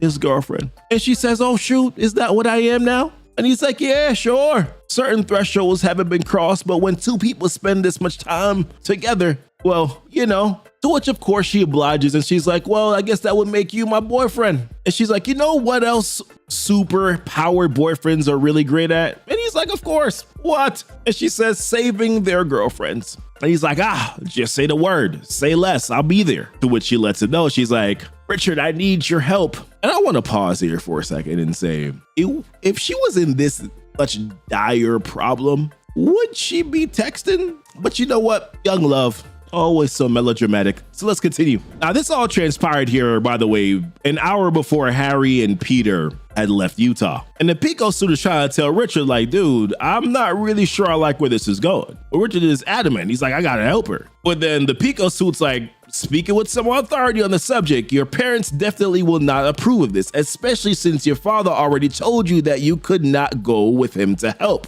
This is reckless and dangerous. To which Richie's like, imagine how much more dangerous it would be if I was flying solo. Good thing that we're together. To which the Pico suit's like, manipulative, but agreed. So he uses the stealth mechanism here in the suit, disguises himself onto the plane, and that was how he was able to make it back here to New York. But then at the same time, he also finds out here that Harry Osborn's wife, Gwen, is Mysterio, but I'm sure that will mean something later on. Now he goes in and he sneaks into here where Felicia Hardy was. And as you can see, Felicia Hardy seems fine. And he's like, oh man, I'm really happy to see you. To which there's a voice that comes in and says, not as happy. And it is the voice here of the Kingpin and all his other bullseye men with Felicia Hardy. And this dude is just a sitting duck. And Kingpin comes over and is like, I don't want you to be scared. Yes, your situation is precarious, but nothing bad needs to happen here. I just need your help. And he's like, He's like, Miss Hardy tells us that you slipped up when communicating with her, giving away a little more each time. Certainly enough for a savvy player to read between the lines. I know that you are in league with Spider-Man, and one way or another, you are going to give him to me. To which Richard looks over to Felicia and is like, how could you? I thought, were you lying about us? To which she responds, she's like, no. So he's like, yo, so why would you do this then? To which she replies, Isn't it obvious? It's in my nature, which of course is a callback to a previous conversation that they've had. So where we pick up on here in this issue is with Felicia and Richard here on top of the roof of the Daily Bugle, which, by the way, has a billboard here of Spider-Man's face on it, stating that he is a menace. But it's here where Richard asks the question to Felicia. He's like, so, how are you doing? To which she responds back, and you can see that she's not very happy. She says, I'm okay, how about you? So Richard replies, he's like, I'm grounded and I shouldn't even be here. But then Felicia asks this question. She's like, did you get in trouble because you ran away to help me or because of what you did? To which he responds back and says, it's both. And she says, well, then you probably deserve it, don't you? And this is where we jump back to what happened before this.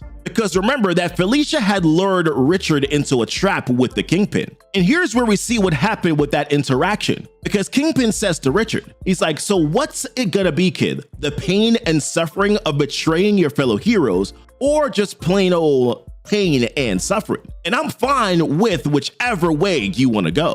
Well, Richard here is starting to freak out. Because when the suit asks him the question, what are you going to do? He's like, I don't know, I'm scared. So the suit asks the question, he's like, I can take over if you want me to. Do you? And of course, Richard is like, absolutely, yes. So in this moment here, the suit says, close your eyes, son, and don't open them until I tell you to. And this is the moment here, ladies and gentlemen, that we have been waiting for so long. We finally get to see Ultimate Venom, who, by the way, does not disappoint and looks great, because immediately here, Venom begins to take out Kingpin's bullseyes. And Kingpin here is screaming with questions. He's like, what are you? And then one of his men mentions this. There's like, they can't stop this. And he pleads here for Kingpin to get out of there. To which, of course, Kingpin obliges and gets on up out of there. But then, after all this bloodshed, Venom turns and puts Papa Hardy here in his crosshairs. And when he begins to put the squeeze on him, the only thing that stops Venom is the pleading screams here of Felicia Hardy with tears running down from her eyes saying, stop it, please. So now we understand why Felicia is looking at Richard like, I don't like you much right now. But they're here in the aftermath. We see Richard feeling remorseful for the whole thing, just says, I'm sorry that we scared you. So then later on here, we jump back over the Fist Tower, where Kingpin has gathered the rest here of the remaining Sinister Six. Now, Kingpin just has one question.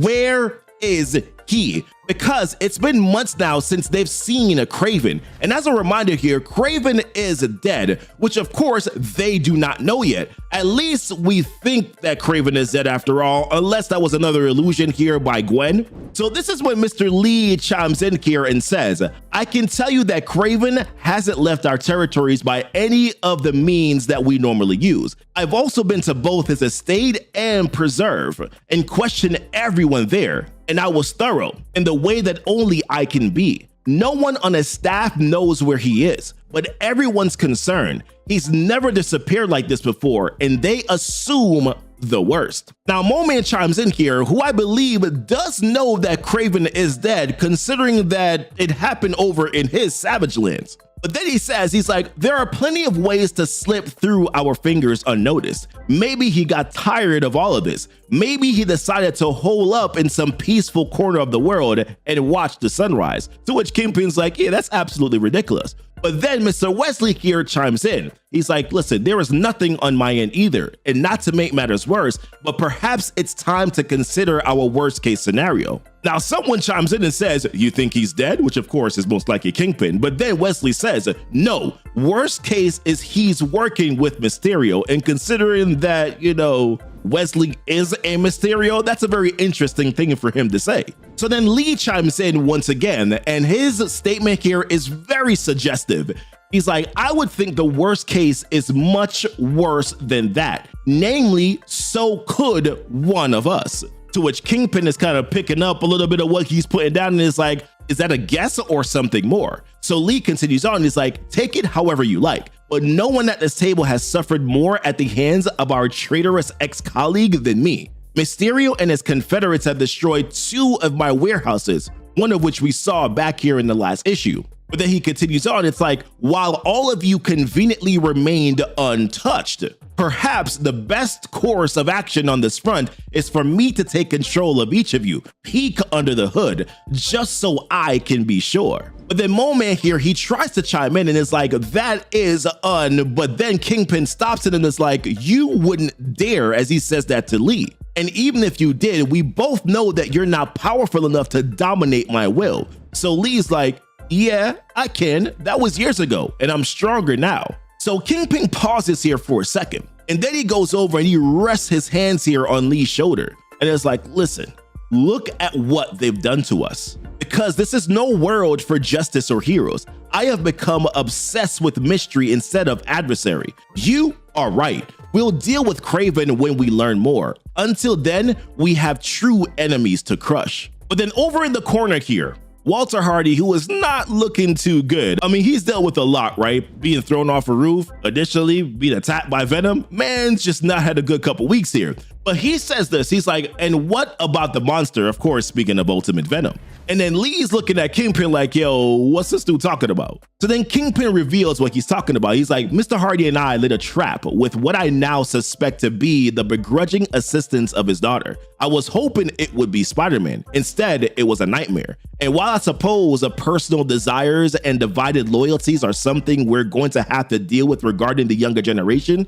young Felicia will remain at arm's length for a while. She did swear that it wasn't Spider-Man and that she doesn't know his real name or that he would transform into a beast, but her father thinks she might be lying. I've stayed out of it for now, but soon enough, I'll have a name one way or another. So the Mo-Man chimes in. He's like, and what do you plan to do with it when you get it? And Kingpin just clearly states this. He's like, in no particular order, I'm going to kill him. Then Spider-Man, and Mysterio, and the Goblin. Now, this whole entire time while this private meeting was going on, thanks to Mr. Wesley, who of course, as we mentioned here, is one of the Mysterios, Harry and Gwen heard everything that the Kingpin and crew were talking about. And Harry, knowing what time it is like, okay, here they come. But then after that, later here over at the Parker's old residence, with a casual, by the way, resemblance of Doc Ock's tentacles just laying on the couch, Mo-Man breaks through the walls of their apartment, which then sets off a very loud alarm.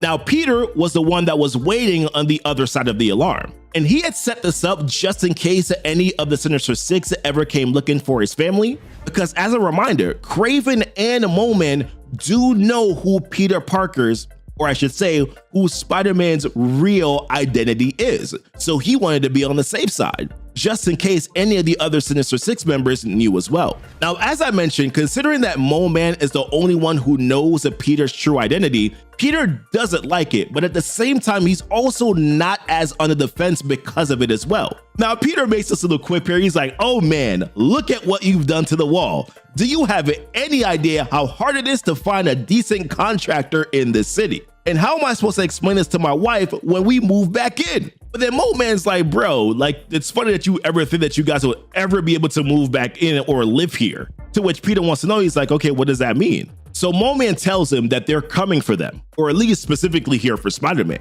but also assures him that they don't know who he is yet. And because Mo-Man has chosen to be complicit, he has kept that information secret for now. But at the end of the day, it's just a matter of time before they find out as well. So the reason why he is here is to warn him. But then Peter has more questions. He's like, I don't really understand. Why is it that you chose to help us there out in the jungle? And he's talking here back out in the Savage Lands. And he continues on by saying, why do you want to help me now? And I gotta say here, I love this visual why Peter was asking these questions. And you can see him here touching the measurements of Richard and May Parker's height, which shows the history of how long they've been there. And it's like a sense of when times were simpler, right? No Spider-Man, no Pico suit, no Sinister Six after them. But then Mo-Man answers his questions. He's like, let's just say I don't care for who I've been associated with over the years, and I've been looking for a way out. Now I think I've found someone and something powerful enough to end this for good. To which, of course, Peter's like, I think you got the wrong guy. And you need to understand that there are lines that I will not cross, things that I will not do. To which Mo Man says, he's like, and your friends, do they feel the same way? Because I saw what you went through. Speaking of the torturing that Craven put him and Harry through, he's like, that changes a person. But in response to that, Peter just says, I think that you should leave. But as Mo Man leaves, he says, I just want you to know that the offer stands. I can help you. So then later on, we pick up here on a Richard in the Pico suit sneaking into a home. And when he gets on the inside, after, getting caught and shouting out here some expletives, he gets webbed up a little bit because now he's been caught by Mommy and Daddy. And naturally, of course, they are pissed, especially MJ.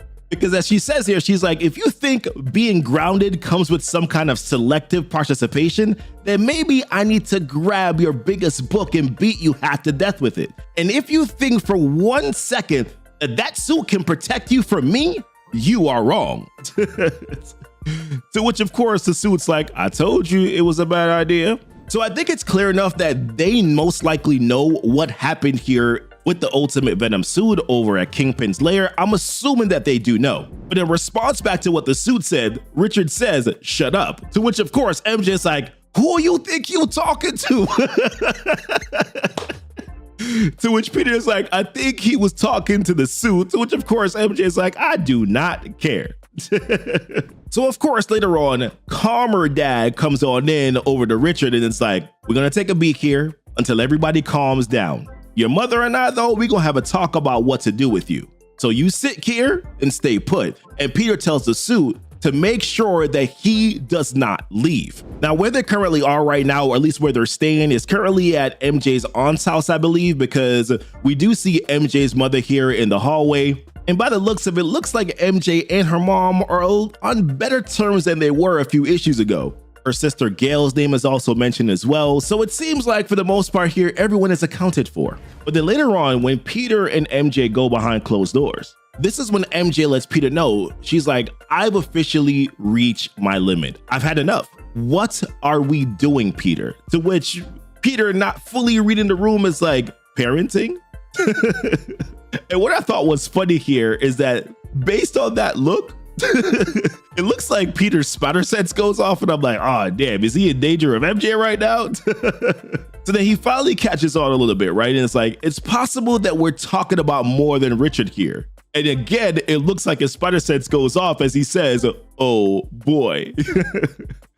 So then she kind of lays it all out. She's like, I feel like I've been taking all this pretty well. And I've been a pretty good mom and wife. To which Peter's like, you've been amazing and an even better mom. But then she continues on. She's like, when you first started out, I forgave you for keeping it from me. I knew you were going through something. And if I was patient, you let me know when you were ready. When you and Harry were kidnapped, I took care of the kids and I did my best to remain calm, even though I was anything but. And when you said it was time to run, I ran as hard as I could. But this stuff with Richard, I thought it might, I don't know, be fun for the two of you, help you grow closer to him. And maybe that's how it started, but Peter, that suit is dangerous. That's when Peter chimes in and it's like, but here's the thing, like he's safer in that suit than you are walking across the street. And he's like, look, that doesn't mean I like it. It doesn't mean I'm not also terrified when he puts it on. But for the time being, after what he's backed into, which gives us more insight to the fact that they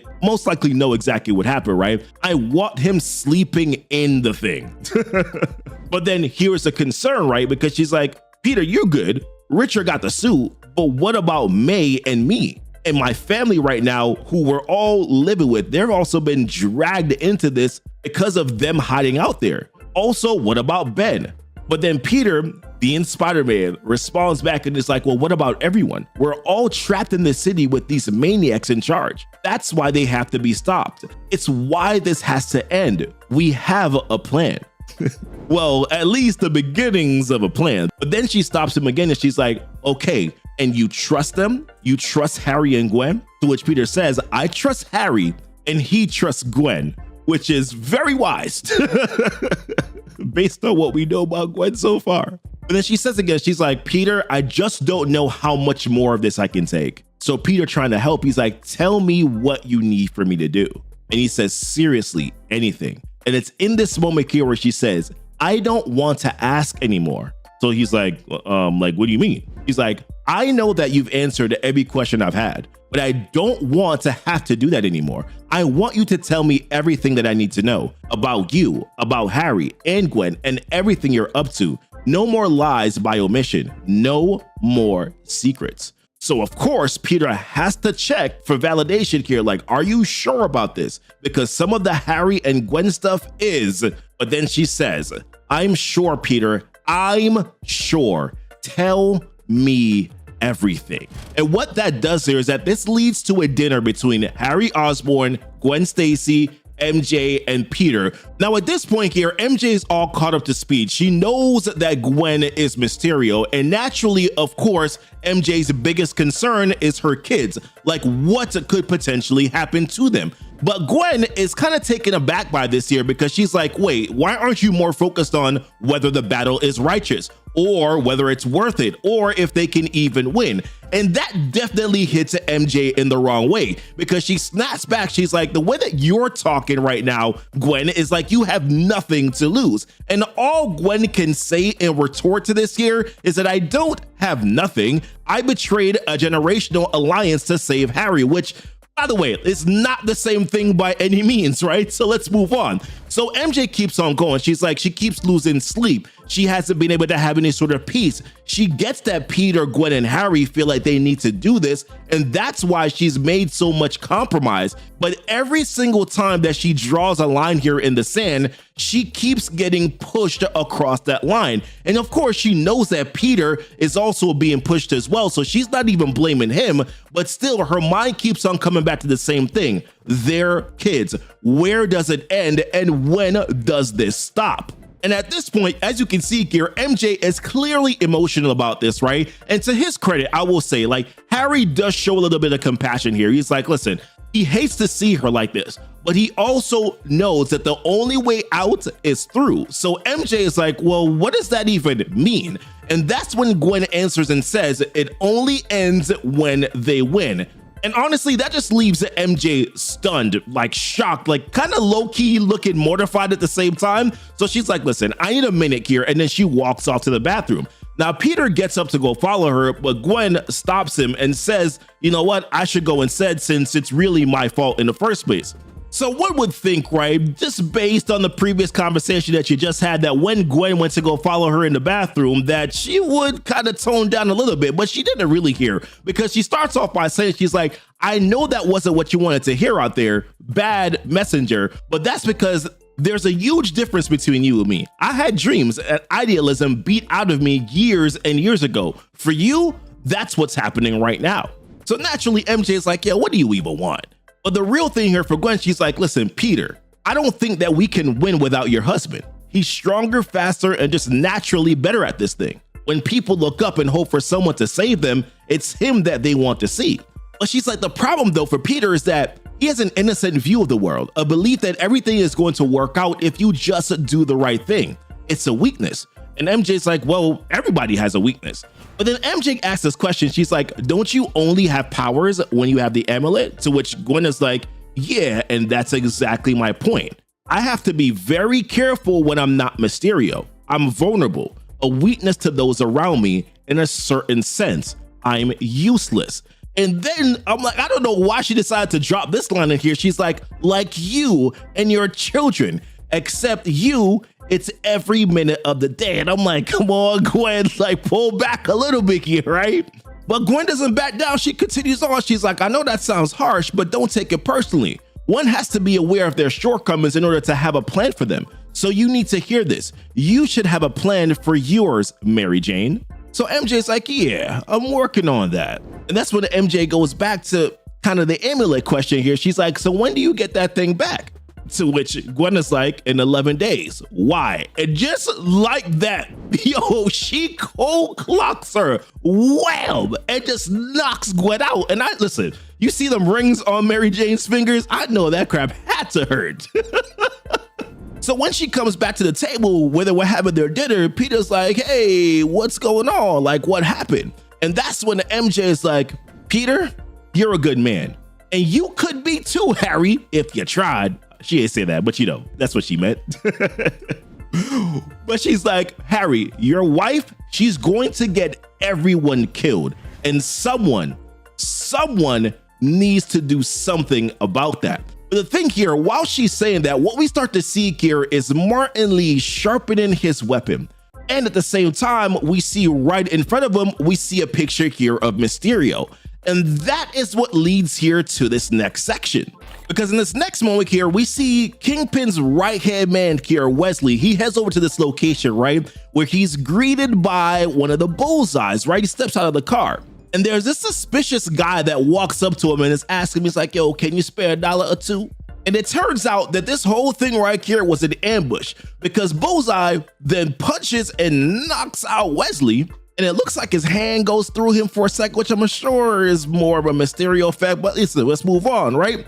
So they throw this dude into the back of a trunk. They blindfold him, throw him into the back of a trunk here. And they do this, by the way, in broad daylight, because there's civilians that are outside that caught this on video. And then 1 hour later here, Wesley, still with the blindfolds on, there's this voice that comes in. We already know who this voice is already, right? It says, "It is true what they say. It's so very hard to find good help these days.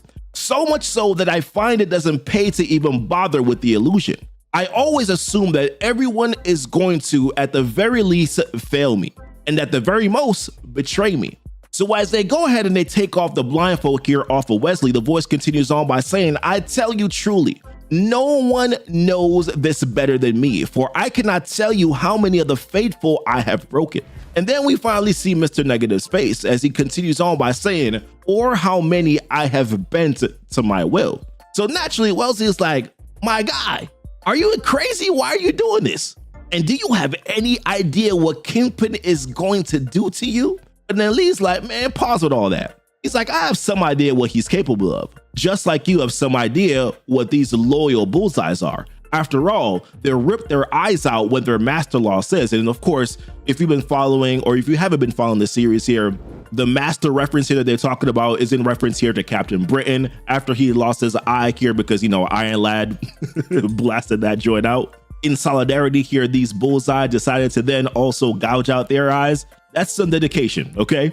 But he continues on, he's like, and once they are tasked with something like, say, protecting Kingpin and his organization, they will only do that one thing, even if they are told not to by the person they are protecting. They are perfect, obedient weapons, and they never miss. And it's in that moment here where Mr. Negative has the bullseyes turn on themselves and take themselves out. So now Wesley is like, oh shoot, like we in this now, right? And Mr. Negative tells him, he's like, what's going to happen now, Mr. Wesley, is that you're going to tell me every little secret about your boss, every single one. You're his most loyal servant, but you are going to betray him and love every single second of it. And what happens next here is that we start to go through a little bit of a history lesson here of Mr. Negative and his upbringing here. We get a flashback here to his home, his previous home.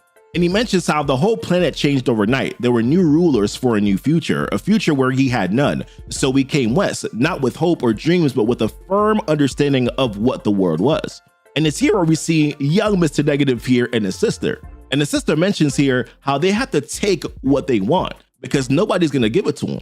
And he mentions how she was 8 years older than him and the hardest person that he ever knew. And how every dollar that they got, that they had to scrap and fight for it or steal it. But the lingering question was always, could they keep it? Even a half world away, they learned quickly that there's always someone to answer to and someone trying to control you. So when we see here, young Mr. Lee head over to give this cashier to this man, he slaps him. This man is displeased because he's like, yo, tell that sister of yours that sending a boy with bad news isn't going to make the problem go away. This money, it ain't enough. And it was in that moment here where we see young Mr. Negative's powers activate. And he's like, fear and pain stirred something in me. And in response to this man, he's like, if you don't like it, maybe you should give it back. But this is when things changed for young Mr. Lee, because when he goes back to his sister and she saw what he could do, he thought that she would be pleased. But instead, it turned into something more. Instead, what she saw here was an opportunity. So that's when she goes back to visit the same man on the roof. And now the shoe was turned, right? Because he's like, please, I can work for you now. I can like have some mercy on me here.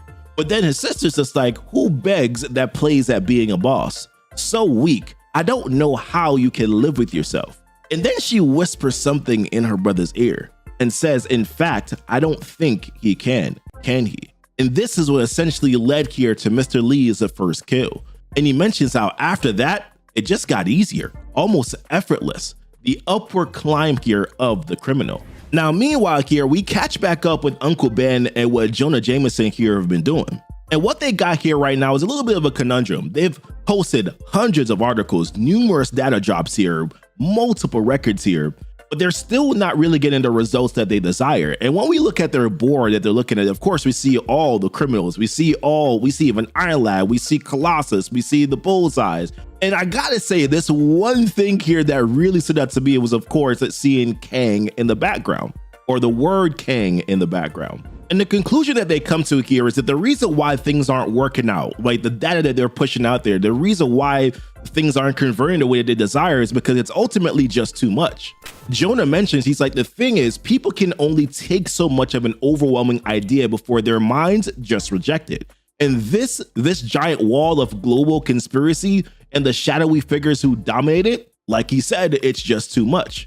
What they need is a silver bullet, one thing, one story that everyone can follow, a thread to follow, not two old men pointing the way, a single thread that pulls at the whole fabric.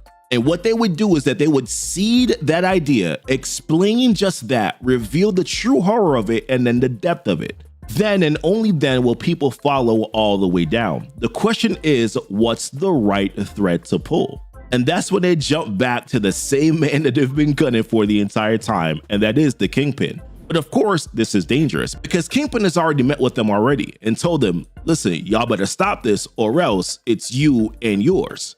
So this thread that they're looking to pull, I keep on telling y'all, I just have a feeling that Uncle Ben may not make it here throughout this entire series. But then after that here, we pick up on Dr. Otto Octavius here, and then we pick up on Harry Osborn. And he's coming here, Harry is coming to Dr. Otto to, ask for some advice here, to which Otto's like, bro, I don't see what this has to do with me. But Harry's like, man, I ain't got much friends here. And the situation right now between, MJ and Gwen, like I'm trying to figure out how exactly I could smooth things over with them. But then Harry picks up this container here that has a spider in it, right? And Otto's like, yo, be careful with that. And I'm like, where did they get this spider from? Listen, I got some theories, but I would love to hear your thoughts down below in the comments. And all Otto says is like, yeah, it's just something that I found. And I'm like, liar.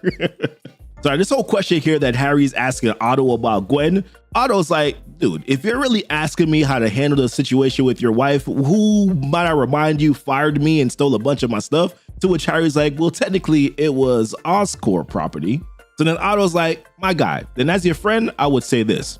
Have you considered divorce? I'm like, oh gosh. But then what this does next here is that this jumps us back into more flashbacks here of Mr. Negative's history. And he mentions that the higher and higher that they climbed, and as they gathered more power and they gathered more Confederates, an alliance of demons who by choice or by his will, aligned themselves to their cause, that it took years, but they rolled over those who stood against them. Corrupt politicians of a rigged global system, their foot soldiers who pretended to be law, and fellow criminals who also refused to part of the unholy machine that ran the world. They all fell before him, all except for one. And this was the first time here that Lee came face to face with the Kingpin. And Lee mentions how it was inevitable that they met. It was destined that they fought. For in reality, that's what the Kingpin represented, the ruthless, unavoidable state of the world. And the thing is that Lee believed that he could break him, that his will was greater than his. And this right here is actually a callback to issue number 19, because Mr. Negative and Kingpin had actually talked about this flashback moment here. Because after the Sinister Six here had met together because they were trying to figure out, okay, what happened to Craven here? Why is he missing? Lee, of course, it was in that moment where he started to kind of develop some more suspicions. And not trusting anybody who was at that table, he was like, perhaps the best course of action right now is for me to take control of each of you and peek under the hood, just so I can be sure. To which Kingpin replied back and he was like, and even if you did, we both know that you're not powerful enough to dominate my will. And Lee at that time responded back and was like, that was years ago and I'm stronger now. Well, this flashback was from that years ago. So when we jump back here into the flashback that Lee is talking about in this current moment here, this is where he mentions that day, the only thing that he was more wrong about was how it would unfold. Because instead of Kingpin going to finish off Lee, instead, they formed an alliance, a villain friendship, if we call it that. So when we jump back to the present here, we see Wesley. This man is not in good shape. This dude is sweating bullets right now because he's trying to fight off Mr. Negative controlling his will. And Lee is like impressed by it at the same time. He's like, it's a valiant effort here. But he says this to Wesley. He's like, but I've studied Kingpin as much as anyone over the years. I've watched him use and dispose of countless others. You don't deserve this pain, and he doesn't deserve your loyalty. Just talk to me. And that's when Wesley starts to open up a little bit here. He's like, he doesn't have it. He doesn't have my loyalty. To which Lee is intrigued. He's like, Mr. Wesley, is it possible that you are more interesting than I suspected? Whatever are you hiding? Tell me. To which Wesley says, he's like, I work for Kingpin, but that's not all that I do. And Lee is like, dude, that is not enough. Fight me all you want, but I will reduce that brain of yours to nothing to get what I want. Tell me everything, basically, right? So Wesley's like, all right, fine. I'm Mysterio. And he says, one of them. And that's when Lee's like, well, we're way past curious now, aren't we? Tell me everything. So what that does here is that we shift over to the very next day, where we see all the Mysterios gather together again. And really, essentially here, what's happening is that this meeting is really just drawn to basically put Gwen on trial once again, because Quentin starts off by saying, he's like, all this confusion, the lies, the misdirection, the illusion of loyalty, care to explain yourself? To which Gwen is like, I think it's pretty straightforward. I'm the most loyal because I'm trying to win. I want us to win. To which Robbie's like, that's difficult to buy an argument implying us when you've been using all our power for your own ends. And that is when we shift over to her. Because if you haven't recognized this by now, previously we all thought that this was potentially Vanessa, right? That was a part of the Mysterios. But in fact, this is actually Martin Lee's sister. So she says this, she's like, that's what power is, Robbie. It solely exists to be used, exerted against an objective. To which Gwen is like, and that's exactly what we have been doing. So Quentin's like, yo, enough of this. He's like, I think the time has come for you to tell us exactly what your plan is, Gwen. The whole plan, leaving nothing out. All of it, or we move against you. We are together on this. So Gwen checks here. She's like, okay, well, what about you, Aihan? So now we know what her name is.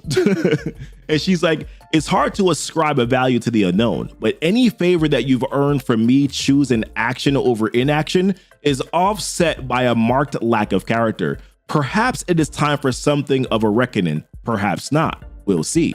But this entire time here, Wesley has not said a dang word. And Gwen is like, my guy, why are you so quiet? Are you okay? Because you don't look too good. And when he picks his head up, man, you can see that face like, whoo, this man fighting some demons. But then in this next moment here, this kind of explains the separation between Ian and then also Martin Lee. Because he mentions here that he was defeated twice today, that he became one of what would eventually be the Kingpin 6, the Sinister Six. Because it was mentioned here that when he returned home and told his sister what happened and how it happened, she didn't really welcome him with open arms. And he tried to explain what happened. He tried to help her or to make her understand, but he explains that like his sister, she understood exactly what this meant much better than he did. And when he told her that Kingpin was an alliance that would divide and run the city, she told him, she was like, yeah, this Kingpin is a man of vision. He saw what he wanted, you, and then he took it. So what he tells Wesley is like, do you have any idea what that does to someone like me? To sit in a room with your equals, quote unquote, knowing that one bested you, to sit in a room with your only sibling and know that they've dismissed you forever, to sit there knowing you should rule the world and instead be as a beggar at the knees of both kin and Kingpin. For in hell, all the lands are ruled by demons. What do you think that I am? So it's here where we see what happened prior to Wesley meeting here with the rest of his Mysterios. Because we see where Martin Lee puts these glasses here on Wesley and he says, he's like, I have something for you. 2 gifts, a little gratitude for everything that you've given me. These glasses have a camera and a mic embedded in them. What you see, I will see, and what you hear, I will hear. I cannot tell you how useful you've been to me, Mr. Wesley. Does it please you that you please me? And spoken like a man whose will has been completely broken, Wesley's like, yes. And then Martin Lee continues on. He's like, I have a second gift for you. And Wesley just starts breaking down, crying. And he's like, shh, no need for that. Because you understand, don't you? I have to be bold. The universe demands it. Because that's what real opportunity is, a chance to shape the world into what you want. So that's when we jump back here to the present. And as Wesley, once again, with tears streaming down his face, he's like, I'm sorry, I didn't want to. And Gwen's like, didn't want to what? As we see the voice here of Martin Lee still going, he's like, don't you see? You know her secrets. And Gwen Stacy knows all of theirs. Kingpin will wait. First, I will clear the board of all other distractions.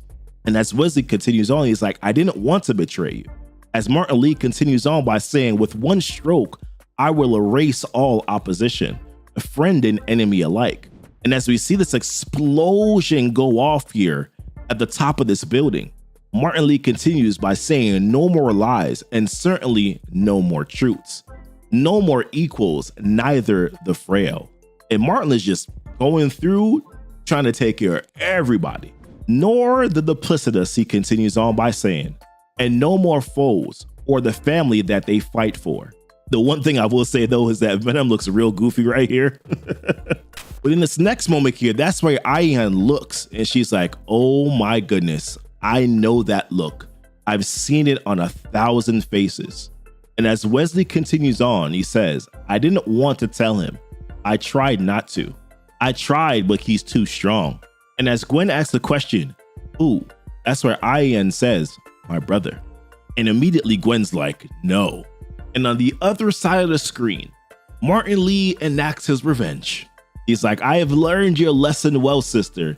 If you want something, take it. And now we see where that explosion came from, because Wesley was wearing that bomb. And with that, Gwen screams, no! And in this next moment, we see that explosion that went off.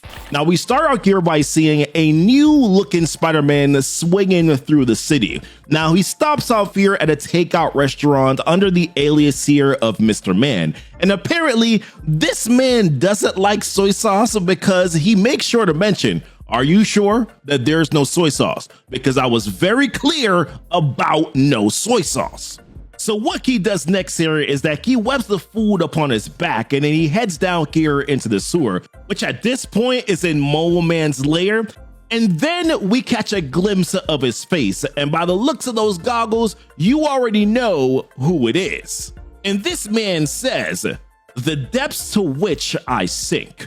And then in this next shot here, we get the superior Spider-Man look, which, man, let me tell you, is fire. And then this man continues to say, hiding deep in the earth beneath the great behemoth of the city, like something small and inferior, when I am so much more, when I am so very superior. So coming out to greet him here are Mary Jane and May Parker. And as May grabs the bags and heads inside, May just has one hope. She's like, I hope that they didn't forget the soy sauce because they always forget the soy sauce. And I love soy sauce.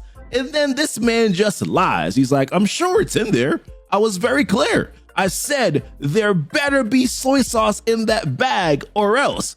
Come on, man, don't lie to the kids. So then May, she's like, thanks, Otto, you're the best.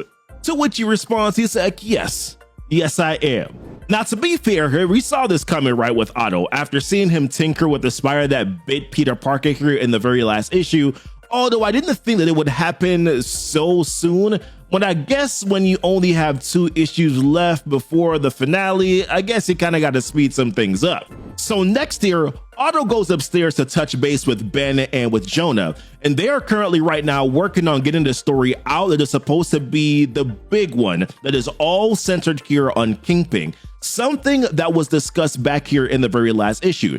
Now, Ben, of course, is naturally not appreciating the fact that Jonah's just hovering over his shoulder while he's editing. But Otto, though, he got one question. He's like, all right, how much longer? Which is when Ben responds back and is like, we got a couple hours here. We could be ready to go tonight. But then Jonah responds back. He's like, but we'll drop it first thing tomorrow. And then throughout the day, it will be the only thing that anyone is talking about. So here, Otto has a warning. He's like, just remember that there is a limit to how many bursts that we can push out before the signal can be traced. I built all this as well as it could be done. But like I said, there are limits. Also, by the way, just so you know, I got dinner. And it's a good thing too, because, Jonah was starving after all. And here he's going to save the day because this man got his own soy sauce.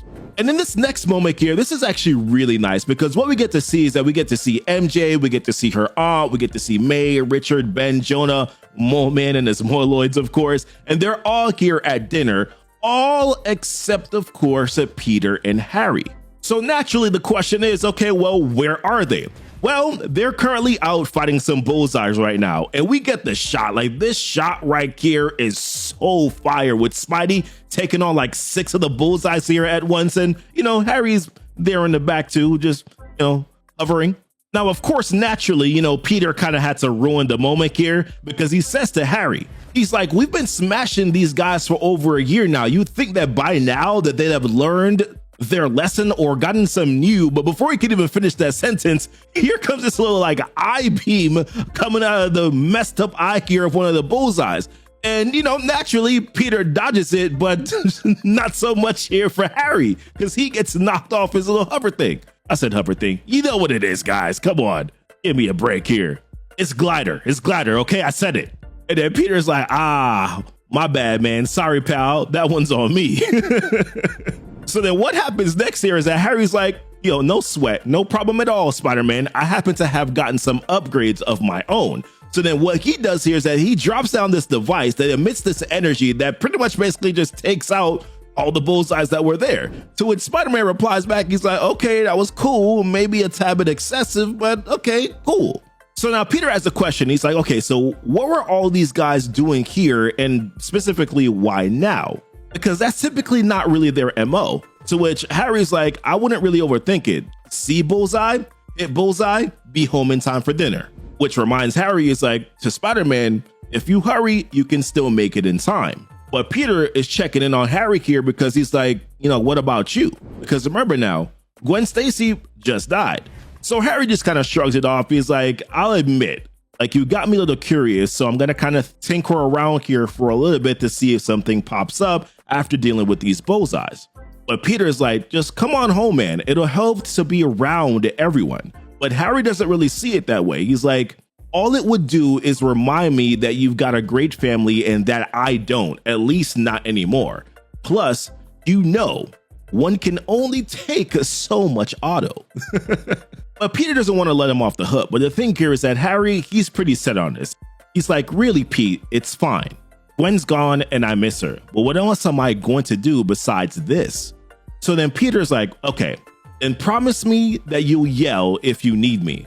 To which Harry's like, all right, yeah, man, I got you. The comms work fine. So if I yell, then you better come running. And that's when Peter takes off. And when that happens, that's when Harry starts talking to his AI. Now, as we know, his AI here is his pops, Norman Osborn. He's like, all right, we're all clear. To which Norman responds back and is like, what a tangled web that we weave when first we practice to deceive.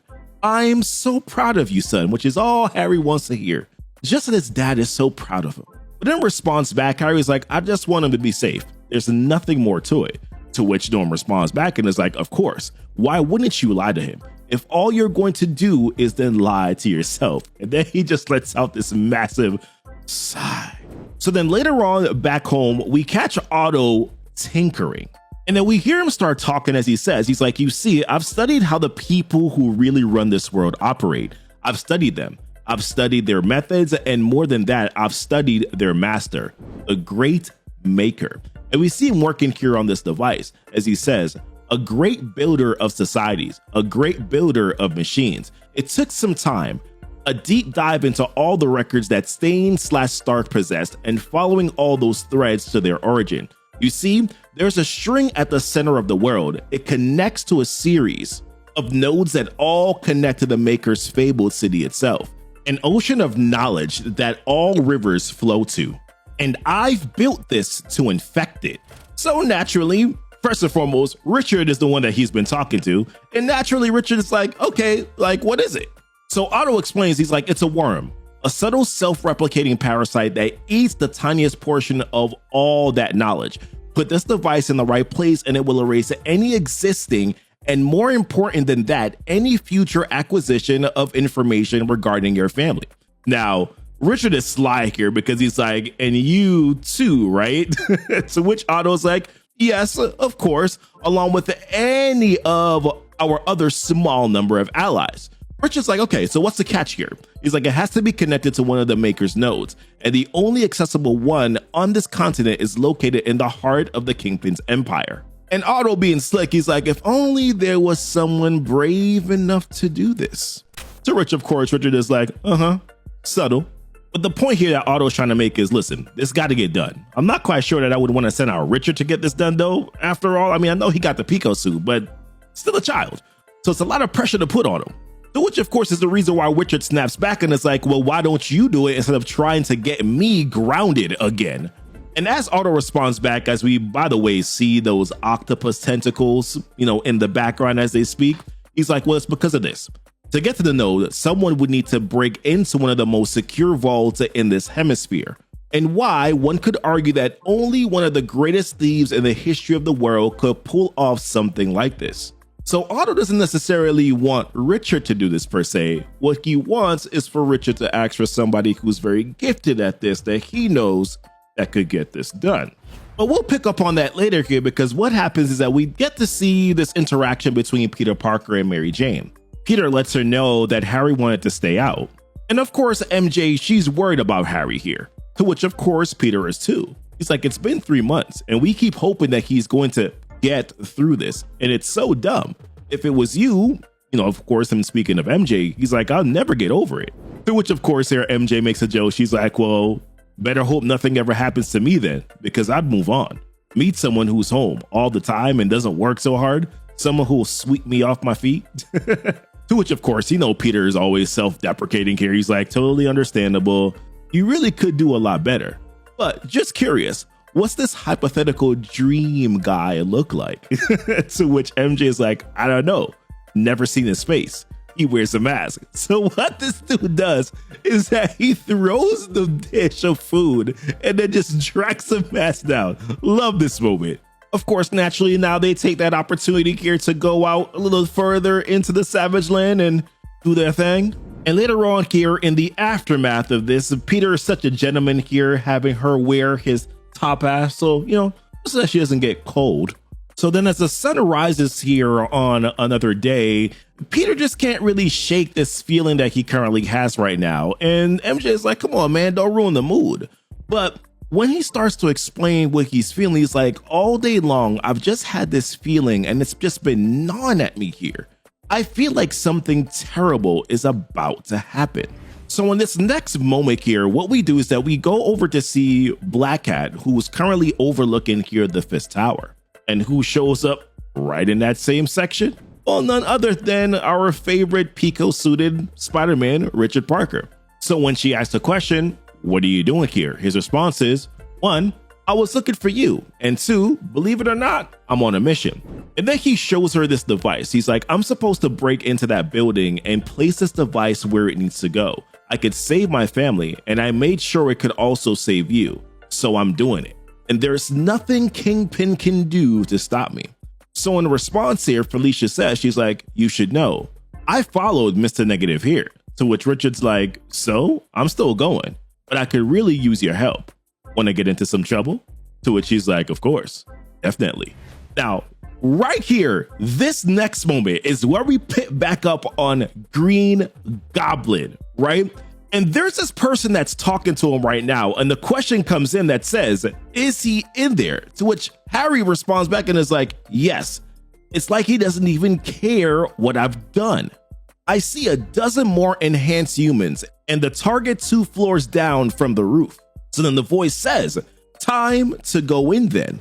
And then when we see who is talking to him, I don't know what this mishmash of multiple Mysterios are, but they continue to talk and say, are you with us? Are you with us? This is like all the voices say, asking him, are you with us? Are you with us? Are you with us? Are you with us? And then this last voice here says, are you with me, Harry? Oh my goodness.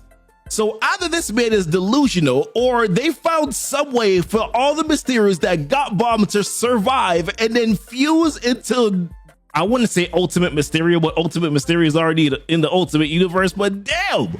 So this kicks off by saying 1 hour later, which is 1 hour later from when Otto had gave Richard Parker a device that he was supposed to insert over at Kingpin's empire. And just as a reminder here for what this device does, we have to go back to issue number 22 when Otto had said to Richard, it took some time, a deep dive into all the records that Stain/Stark possessed, and following all those threads to their origin, you see, there's a string at the center of the world. It connects a series of nodes that all connect to the Maker's fabled city itself, an ocean of knowledge that all rivers flow to, and I've built this to infect it. A worm, a subtle self-replicating parasite that eats the tiniest portion of all that knowledge. Put this device in the right place and it will erase any existing, and more important than that, any future acquisition of information regarding your family. So naturally here, MJ is pissed, and Peter wants to know where specifically Richard has gone. And Otto, kind of playing a little coy here, he mentions, he's like, the boy has a mind of his own, that's for sure. He took the device and can only assume is now on his way to install it at Fisk Tower. And there may have been some implication of using the Hardy girl to assist him. As I'm sure you know, the security of that building is quite formidable and rather deadly. So when MJ's asking the question, she's like, hey, you just let him go? Why didn't you stop him? To which he's like, some parents are overly protective of who is and is not allowed to parent their child. So it wasn't really my place, was it? Now this man know damn well that he was the one that put this whole plan in motion in the first place. So Peter's like, all right, dude, get dressed because we're going after him. But then Otto rejects that and reminds Peter that today is the big day and that he needs to manage a signal for Uncle Ben and JJJ's reveal of the Kingpin here to the city. So Peter now has to go by himself. But before he goes, Otto mentions that it's important that the device be installed. But then here, he also hands him something. Now, I personally don't know exactly what this device is, but as he hands it over to Peter, he says, you might need this. So Peter leaves and is like, Otto, we'll talk more about this later. And of course, MJ's like, yeah, to be continued. And then also little May Parker, she wants to put her 2 cents into. She's like, Otto, you should be better than you are. So in this next moment here, what we do is that we catch up on Richard Parker with Felicia, who of course he asks to help get this task done. So she takes him into the side of the building over to the 23rd floor at Fisk Tower. Now, once they are in, Felicia goes to hack the elevator. Now, for a moment here, Richard pulls out his mask and then he says to Felicia, all infatuated with her, he's like, you're so awesome. To which Felicia then replies back, she's like, mask on, rookie, there's cameras everywhere. So when the elevator here gets to their location, Richard pokes his head out. And what we see here is what looks like a Mission Impossible special. To which Richard's like, huh? Piece of cake. And what we do next here is that we jump back to Otto, where he's now with a JJJ and Uncle Ben, and it's game time now. And Otto reminds him here, he's like, when we send the message, and as the Maker's great mechanism of control means that every broadcast device in the world is integrated, every screen will display the same thing, giving us power over that system for 3 bursts of 30 seconds. That long and no longer. After 3 times, we'll most certainly be locked out, or even worse, have our location traced. You got me?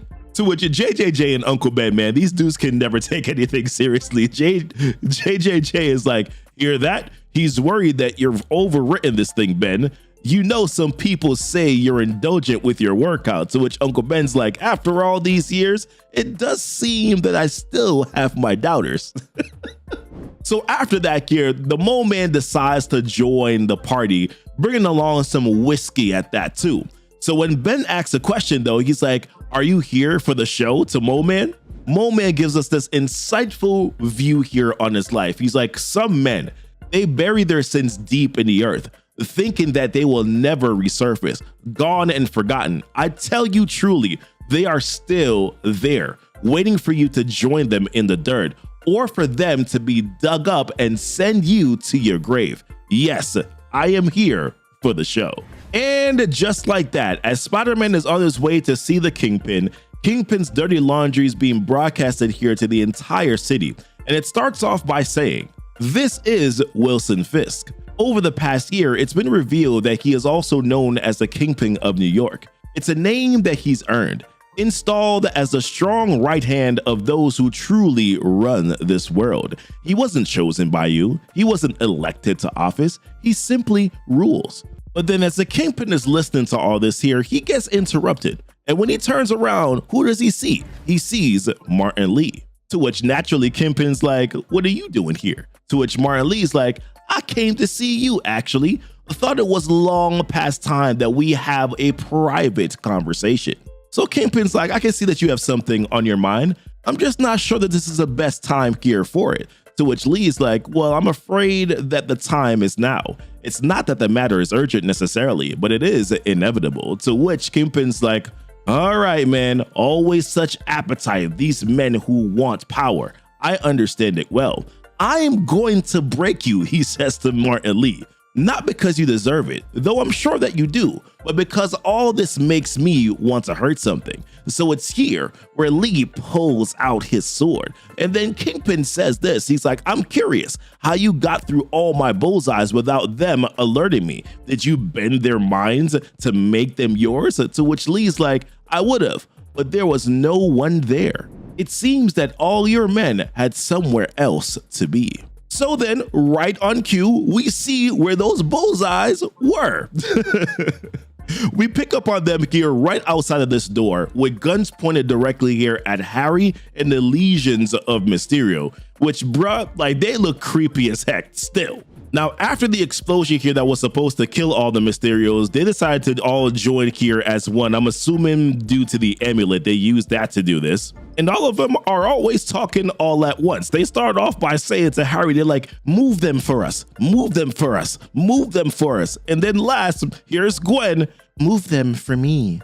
To which Harry's like, sure, no problem. This ain't creepy at all. But then this encounter stops here because there's a voice that comes out that says, stop, let them through.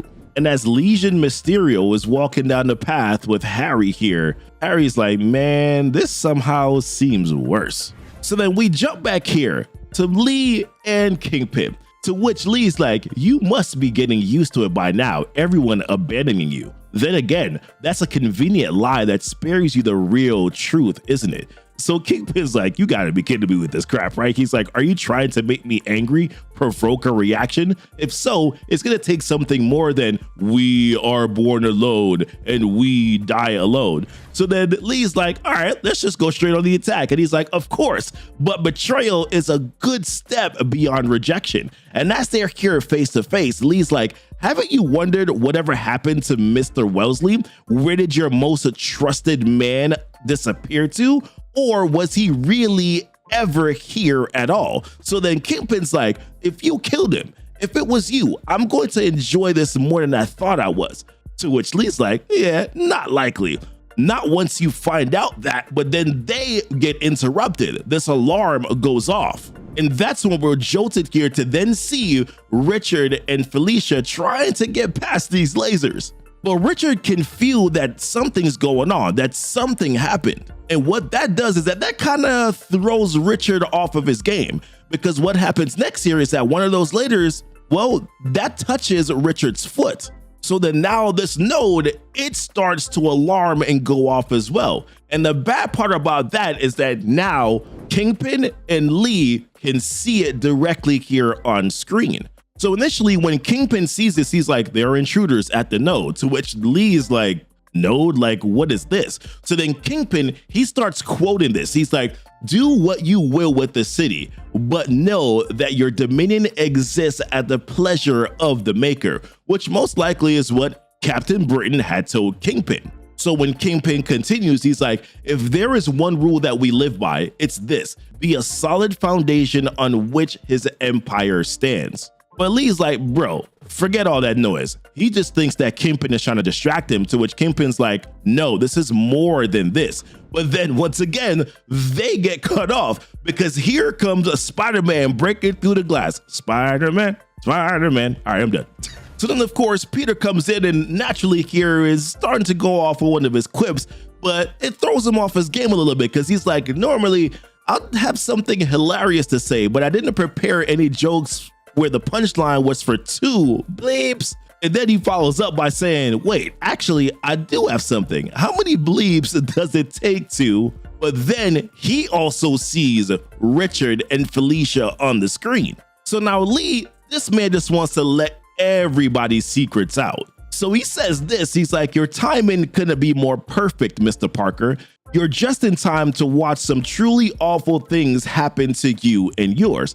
To which Kingpin's like, yo, how exactly do you know this dude's name, right? To which Lee is like, James Wesley. He told me everything that he had learned in his secret life as Mysterio. To which, of course, Kingpin's like, what? But then also Peter doesn't know this information either. So he's like, what? So then Lee's like, you know what? Let me share some more information here. He's like, yes. So I know all your secrets, Kingpin, and I know all of yours, Peter Parker. Like, I'm sure it's your uncle behind that Kingpin story that was on every screen earlier.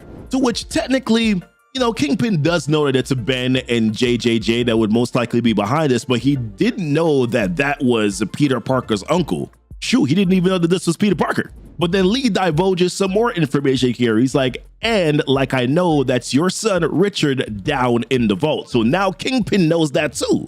And the irony here is so funny, right? Otto sends Richard to make sure that they can delete some information so that no one will ever know about the family. But now Kingpin knows everything about the family. So then in this moment here, Spider-Man is like, don't worry about him, worry about me. So what happens next here is that Lee, he starts to walk out, and Kingpin says to him, he's like, until I fall, this is my city and all of it is my concern. Truce until we deal with these other problems. And Lee responds back and it's like, yes, truce. You deal with this and I'm in the mood to end a bloodline. And man didn't know what he just said, because it's in that moment here where Peter Parker is like, you're gonna wish you didn't say that. So Spider-Man, he throws out his webs, he grabs Lee and then pulls him in and then clocks him straight in the face. And then he starts going to town here on Mr. Negative. But then he stopped because the Kingpin comes in and then he grabs his hand and then he picks up Spider-Man and then he throws him directly into the wall. When we pan back over here to Richard and Felicia, Felicia's like, oh shoot, like this is bad. To which Richard's like, yeah, I know, I'm sorry. But then here, Felicia, she spots something on the door. She's like, I think that's a safety switch here by the vault door. She's like, can you get me over there and buy me a couple minutes to access it? To which Richard's like, yeah, I think so. But then what happens here is that the Pico suit starts talking to Richard and it's like, yo, we got a small problem here. The defenses here are made of the same stuff that I am. It's extremely complex and highly adaptable. And it's here where that begins to start wrapping up. There's these tentacles that come out that starts to wrap up here Felicia and stops her from getting over to that switch. And Richard is in panic mode right now. He's like, Felicia! And then back over here in the fight between Spider-Man and Kingpin, Kingpin's like, didn't you learn your lesson the last time that you came here? How badly do you have to be beaten to understand? To which Spider-Man's like, you caught me on a bad day, Fisk. At my beginning, I know what I'm doing now. To which Kingpin's like, you had help then. Now you're here alone. To which Peter's like I said, now I know what I'm doing. And he goes over and then catches Kingpin right in the face as well. But then this variable here that Spider-Man wasn't accounted for is Martin Lee, because it's here where Martin Lee says, if you knew what you were doing, you wouldn't have come here. And then he starts saying, don't fight, don't fight, don't fight. And what that does here is that stops Peter in his tracks. And Peter, he's been in an encounter here with Mr. Negative before. This happened back in issue number 11 here, when he was trying to save, or I should say where he successfully did save these civilians at a bank that were being robbed here, or the bank was being robbed here by Martin Lee's people. But what Peter definitely didn't remember is that Lee controlled those people to attack a Spider-Man. So the reason why I really bring that up is that just to kind of remind you that this Ultimate Spider-Man here is still so inexperienced in comparison to the 616 Spider-Man, right? Because he would have been prepared for this in somewhat which of a way. But what that does now is that turns the tides here as it pertains to Kingpin versus Spider-Man, because now Kingpin is going to town here on Spider-Man. Wham! And right here, what Spider-Man is trying to do, he's trying to call out to Harry. He's trying to call out to that help. He's like, Harry, are you there? But when we pan over here to where Harry is, what we see is that now Mysterio and Harry are right in front here of Henry Duggery, Captain Britain of the Makers Council. And what happens here, like, Harry was not prepared for this. I was not prepared for this, because what Henry Duggery says, he's like, I have to say, when you reached out to me, my curiosity was barely piqued. But now that I'm here, now that I've surveyed what's become of my territory, I have to say, I am more interested in how you might run things, Miss Mysterio. So Harry's like, the F is going on here? To which Mysterios are like, we have many plans. And it's here where Harry hears on comms, he hears Peter calling in for him. He hears his request here for help. But what's interesting here is that Norman starts talking, the AI Norman starts talking here to Harry, and he's like, fascinating, isn't it? How are you ignored so often and then pulled all at once? So what's it gonna be here, son? Will you stand by 1/5 of a wife? Which, oh my gosh, like that line is crazy. Or will you run off to save a better man than you'll ever be? I'm like, well, when you put it like that, what choice did you expect Harry to make, right? So Norman continues on, he's like, where does your loyalty lie? Do you have any agency at all? Or are you just a thing to be pulled to and fro? So in this moment here, what Harry does, he's like, yo, I'm sorry, Pete, and just leaves a Spider-Man there by himself. So as another punch here comes in from Kingpin, Spider-Man is able to catch it. But then remember, Lee's still there. He's like, no fighting back, remember? So what happens next here is that Kingpin is able to come through with a whack and then knock Spider-Man back.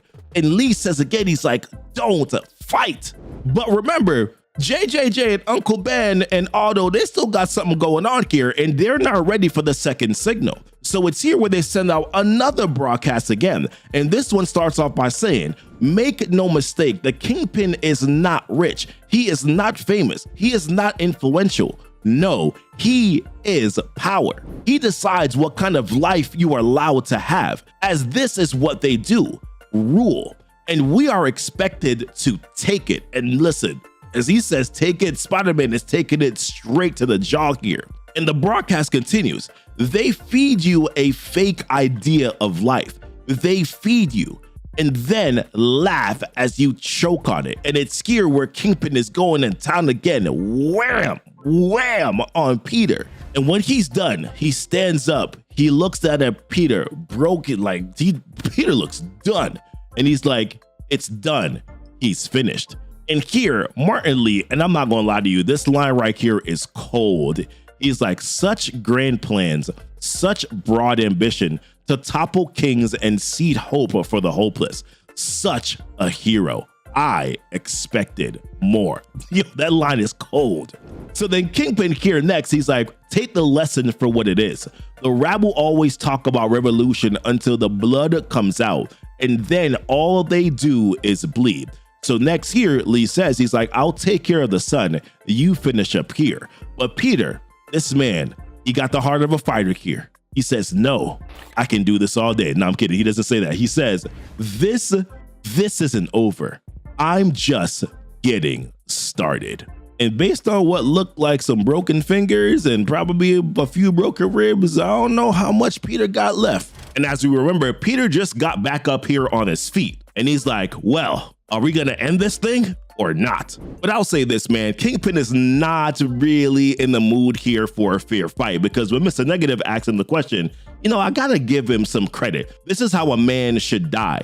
Should I release him, Fisk? Free his mind? After all, doesn't he deserve to die with the honor of being allowed to fight back? To which Kingpin's like, hell nah, because everywhere that I go, I'm surrounded by people trying to tear me down. I have no interest in a fair fight or grand gestures of respect. I won't submit to the slow, soft defeat of having mercy for the fallen. And as he charges in, he says, I want my enemies dead and all scores settled, which does really disappoints here, Mr. Negative, because he's like, all right, fine, don't fight back, Mr. Parker. Do not fight. To which Spidey's like, yeah, dude, I heard you.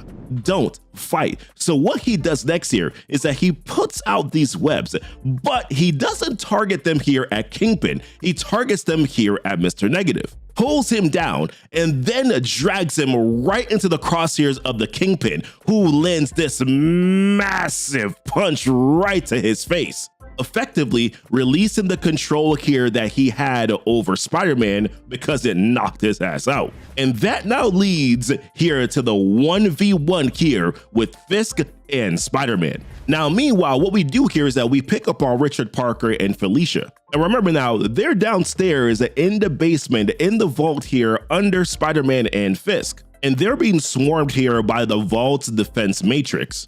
And as we remember here, this matrix is made up of the same stuff here that the Picotech suit is. But as the Pico suit says to Richard, although this is complex, I am more complex. And that's when we see that Venom form come back out again. And what that does is that momentarily, at least, that gives Felicia the opening that she needs to be able to get through. And what she needs now is just for Richard to buy her a little bit of time. So Richard is on it as best as he possibly could be. And as she's trying to destabilize the system, something happens. Because for a second here, what Richard was doing was working, but then some of it slipped through anyways. And then it grabbed a hold here of Felicia. And as Richard goes in and tries to save her, the suit then says this, Richard, we might have a problem. The defense matrix is digging around my code. It's changing, evolving, becoming more like us. And what we see now is that this defense matrix has now put on the form here of the Picotech suit. So now it's got its own Venom. And here's the thing, as we pan over here back to the fight between Fisk and Spider-Man, we see where they have a visual here as to what is going on down below with Richard and Felicia. And what that does, man, is that makes Fisk get cocky. He's like, it's truly something, isn't it? When the great Darwinian test of survival meets the undying confidence of youth. The children accomplish so much because they don't know any better, but only if they survive.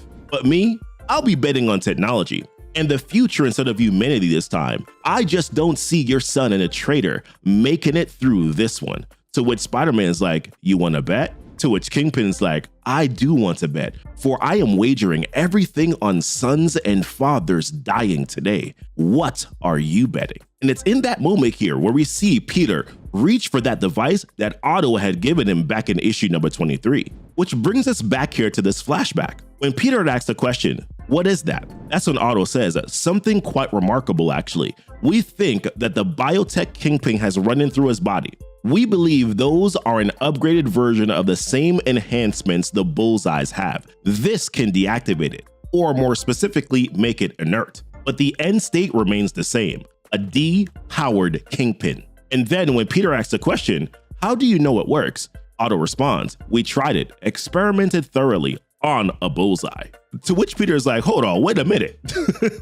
And when he turns around here, that's when we see Harry, who's like, don't worry about that, Pete. The point is, next time that we face Kingpin, we have a way to level the playing field. So this all sets up like we're gonna have this glorious moment here with Peter going in and then stabbing the Kingpin here with this thing. But nope, this man gets clocked right in the face. And then what happens to this device? Well, it clanks off a window somewhere. And then, of course, we get this diatribe here from Kingpin. He's like, I have to tell you, this is my favorite part. Most men in my position would be annoyed at their lessers refusing to surrender. They'd say, don't you know your place? Don't you understand the difference between someone like me and someone like you? Why won't you just accept your lot in life? But not me. I love this. The final death of hope, the crushing of dreams, the surrender to the weight of living in this unfair world. Even the very end of your entire bloodline, and all of it by my hand. And then when we jump back here to the vault, what we see now is that the defense matrix has started to duplicate itself in the form here of Venom. The form here, it's copied from Richard Parker's Pico suit. And the Pico suit is telling Richard, the goo is them, Richard. I now suspect that almost the entirety of the vault structure is nanotech. We either need to make a run for it, or we have to get that device hooked up so that we all can become invisible to the system. My directive is that I cannot risk you being harmed, so I think that we should run. But the thing is, right when he said that, that's when Felicia says this. She's like, I did it. The vault's open, which leaves Richard here in a peculiar situation. Hey, do I try to get safe here, or do I proceed with the mission? And that's when he says, this means that saving mom, dad, May, so it's worth the risk. We go for it. But what that does here to Peter is that sends him into panic mode. He's like, no. And Kingpin is just loving this all over again. He's like, I want to make you a promise. Spider-Man, one I swear to keep. When I bury you and your son's bodies, I will do so in unmarked graves on the opposite ends of this earth, apart forever, just like how you died. This man is savage. And speaking of savage, we jump back over here to the Savage Land where Uncle Ben and J. Jonah Jameson are. And remember now, they've been releasing all the secrets here of the Kingpin to the entire New York City. And they are now ready to release the last bit of information. And as this fight here between Fisk and Spider-Man are still going, we see the broadcast of this information here going out. This time it starts off by saying, it's hard hearing that this world is not what you believed it was. Some people will deny it until the day that they die. They don't have the ears to hear it. But if you can, you should listen. Because the reality is that all the power the Kingpin has is all an illusion. And we get a glimpse here of Spider-Man stepping on the Kingpin's face. Kingpin knocking him off again. But the problem here is that Kingpin knocked him right next to that device. So Peter, he picks it up. He launches himself here at the Kingpin. And after dodging a few hits, he's able to use a device on Kingpin, and that deactivates his suit. And as the broadcast continues, it says, the very idea that one man can actually rule so many beneath him is what they want you to believe. And that's so very far from the truth. You see, they want to steal your hope. They want to sedate you with their culture, to do whatever it takes to keep you afraid and weak. But it is a lie. For it is they who live in fear. It is they who are weak. And it's here where we see that Richard and Felicia, who are now just a short distance away from being able to plug in that device. As the narration continues,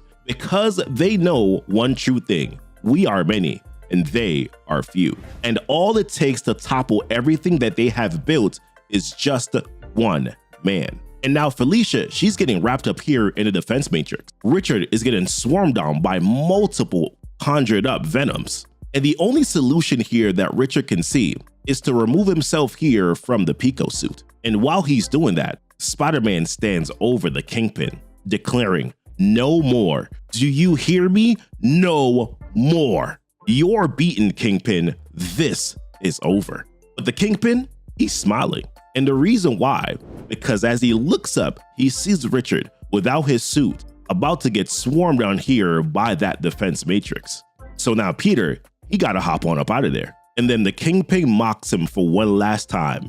He's like, you finally won, Spider-Man, and it only cost you everything. And as the broadcast continues, so we can win, but the cost, high or low, we can win. And as Spider-Man tries to pry the doors open, what we see here is that Felicia is now getting swallowed up by the defense matrix, and so is Richard. But in this one last-ditched attempt, he stretches out the device, and it was just in time too, because Because in this next moment, we see Richard and Felicia embrace. Because what's a victory if you can't also get the girl? And Spider-Man in the Pico suit are looking on all too proud. And the Pico suit mentioned, he saved the day, made us invisible to the world. And yet, and Peter finishes, he's still getting grounded again. To which Richard says, worth it. But in the aftermath of this here, we continue to see the broadcast going off as it continues to say here, but you must remember one thing. When you pull down the despot, there is always another ready to take their place. Freedom is vigilance. And what they're talking about here is the Mysterios taking that new place. But the broadcast continues again, and the battle never ends. So what we see next here is where the Kingpin and Mr. Negative are standing together on top of the roof. And Mr. Negative is all too disappointed. He's like, man, to think about it, I came here today to defeat you, Fisk, and to replace you. But in the end, we both lost. And Kingpin confirms that. He's like, yeah, we lost everything. Just received word here from Duggery. The city now belongs to Mysterio, and we have both officially been cast aside. But what's surprising here to Mr. Negative is that Fisk, he ain't all too upset about it. But Fisk is like, I will have my revenge, but it's been a long time since I've felt this way. And that way is hungry. And Negative points out, he's like, man, you've been exposed. You've basically been publicly destroyed here. You got to start all over. To which Kingpin's like, yeah, do you have any idea how many people I stepped on and stepped over the first time I climbed this mountain? I won.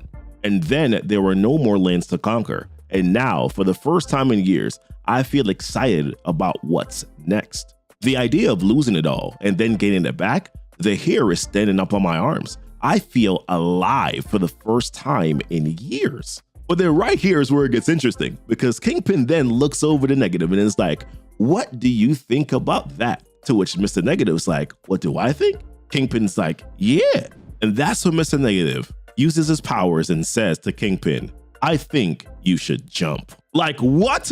I did not see that coming whatsoever. So then Kingpin, the man who has a strong will, this dude steps over to the ledge, stands right upon it. As Lee is like, that's right, stop lying to yourself. You don't have anything to live for. It's over. You want to jump. You're going to jump. So jump. So what does Kingpin do? This man jumps, and while he says it, he's like, not like this. And then Lee's like, woof, you've got some fight in you. I'll give you that, but I'm stronger now.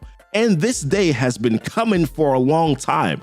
I'm going to cast you aside and climb my own mountain. And then Kingpin grabs here onto Mr. Negative's feet. And Mr. Negative is loving this. He's like, oh yeah, fight just a little bit more. That will make this all the sweeter. And when he says, let go, I'm thinking, okay, he got Kingpin beat here, but then this man smirks again. And what he does is that he grabs Mr. Negative with him, and then they both fall. And the aftermath, they both fall all the way to the ground. And then next what we see here is the headlines that say the very next day, Kingpin dead. The last will and testament of Wilson Fisk. And oh man, like Uncle Ben and J. Jonah J, they're just here celebrating with drinks. And a job well done by them. They make a joke about, hey, maybe we should finally retire, to which of course we know that they both ain't gonna retire. We then slip over here to where we see Harry talking to Gwen Stacy, in which if you're asking the question, how the heck is Gwen back? Well, we're gonna find out right here. So what we get is another confirmation that yes, the city is now ours, is what she says. Ours meaning Mysterio's. So when Harry questions, okay, well, what happens to us? Gwen responds back by saying, well, you and your friends, the Parkers, and their various related relations are safe. You can operate in the city with my blessing and therefore the blessing of the Maker's hand. Listen, we know that's not going to turn out good. She continues on by saying, his shadow will protect me and therefore you.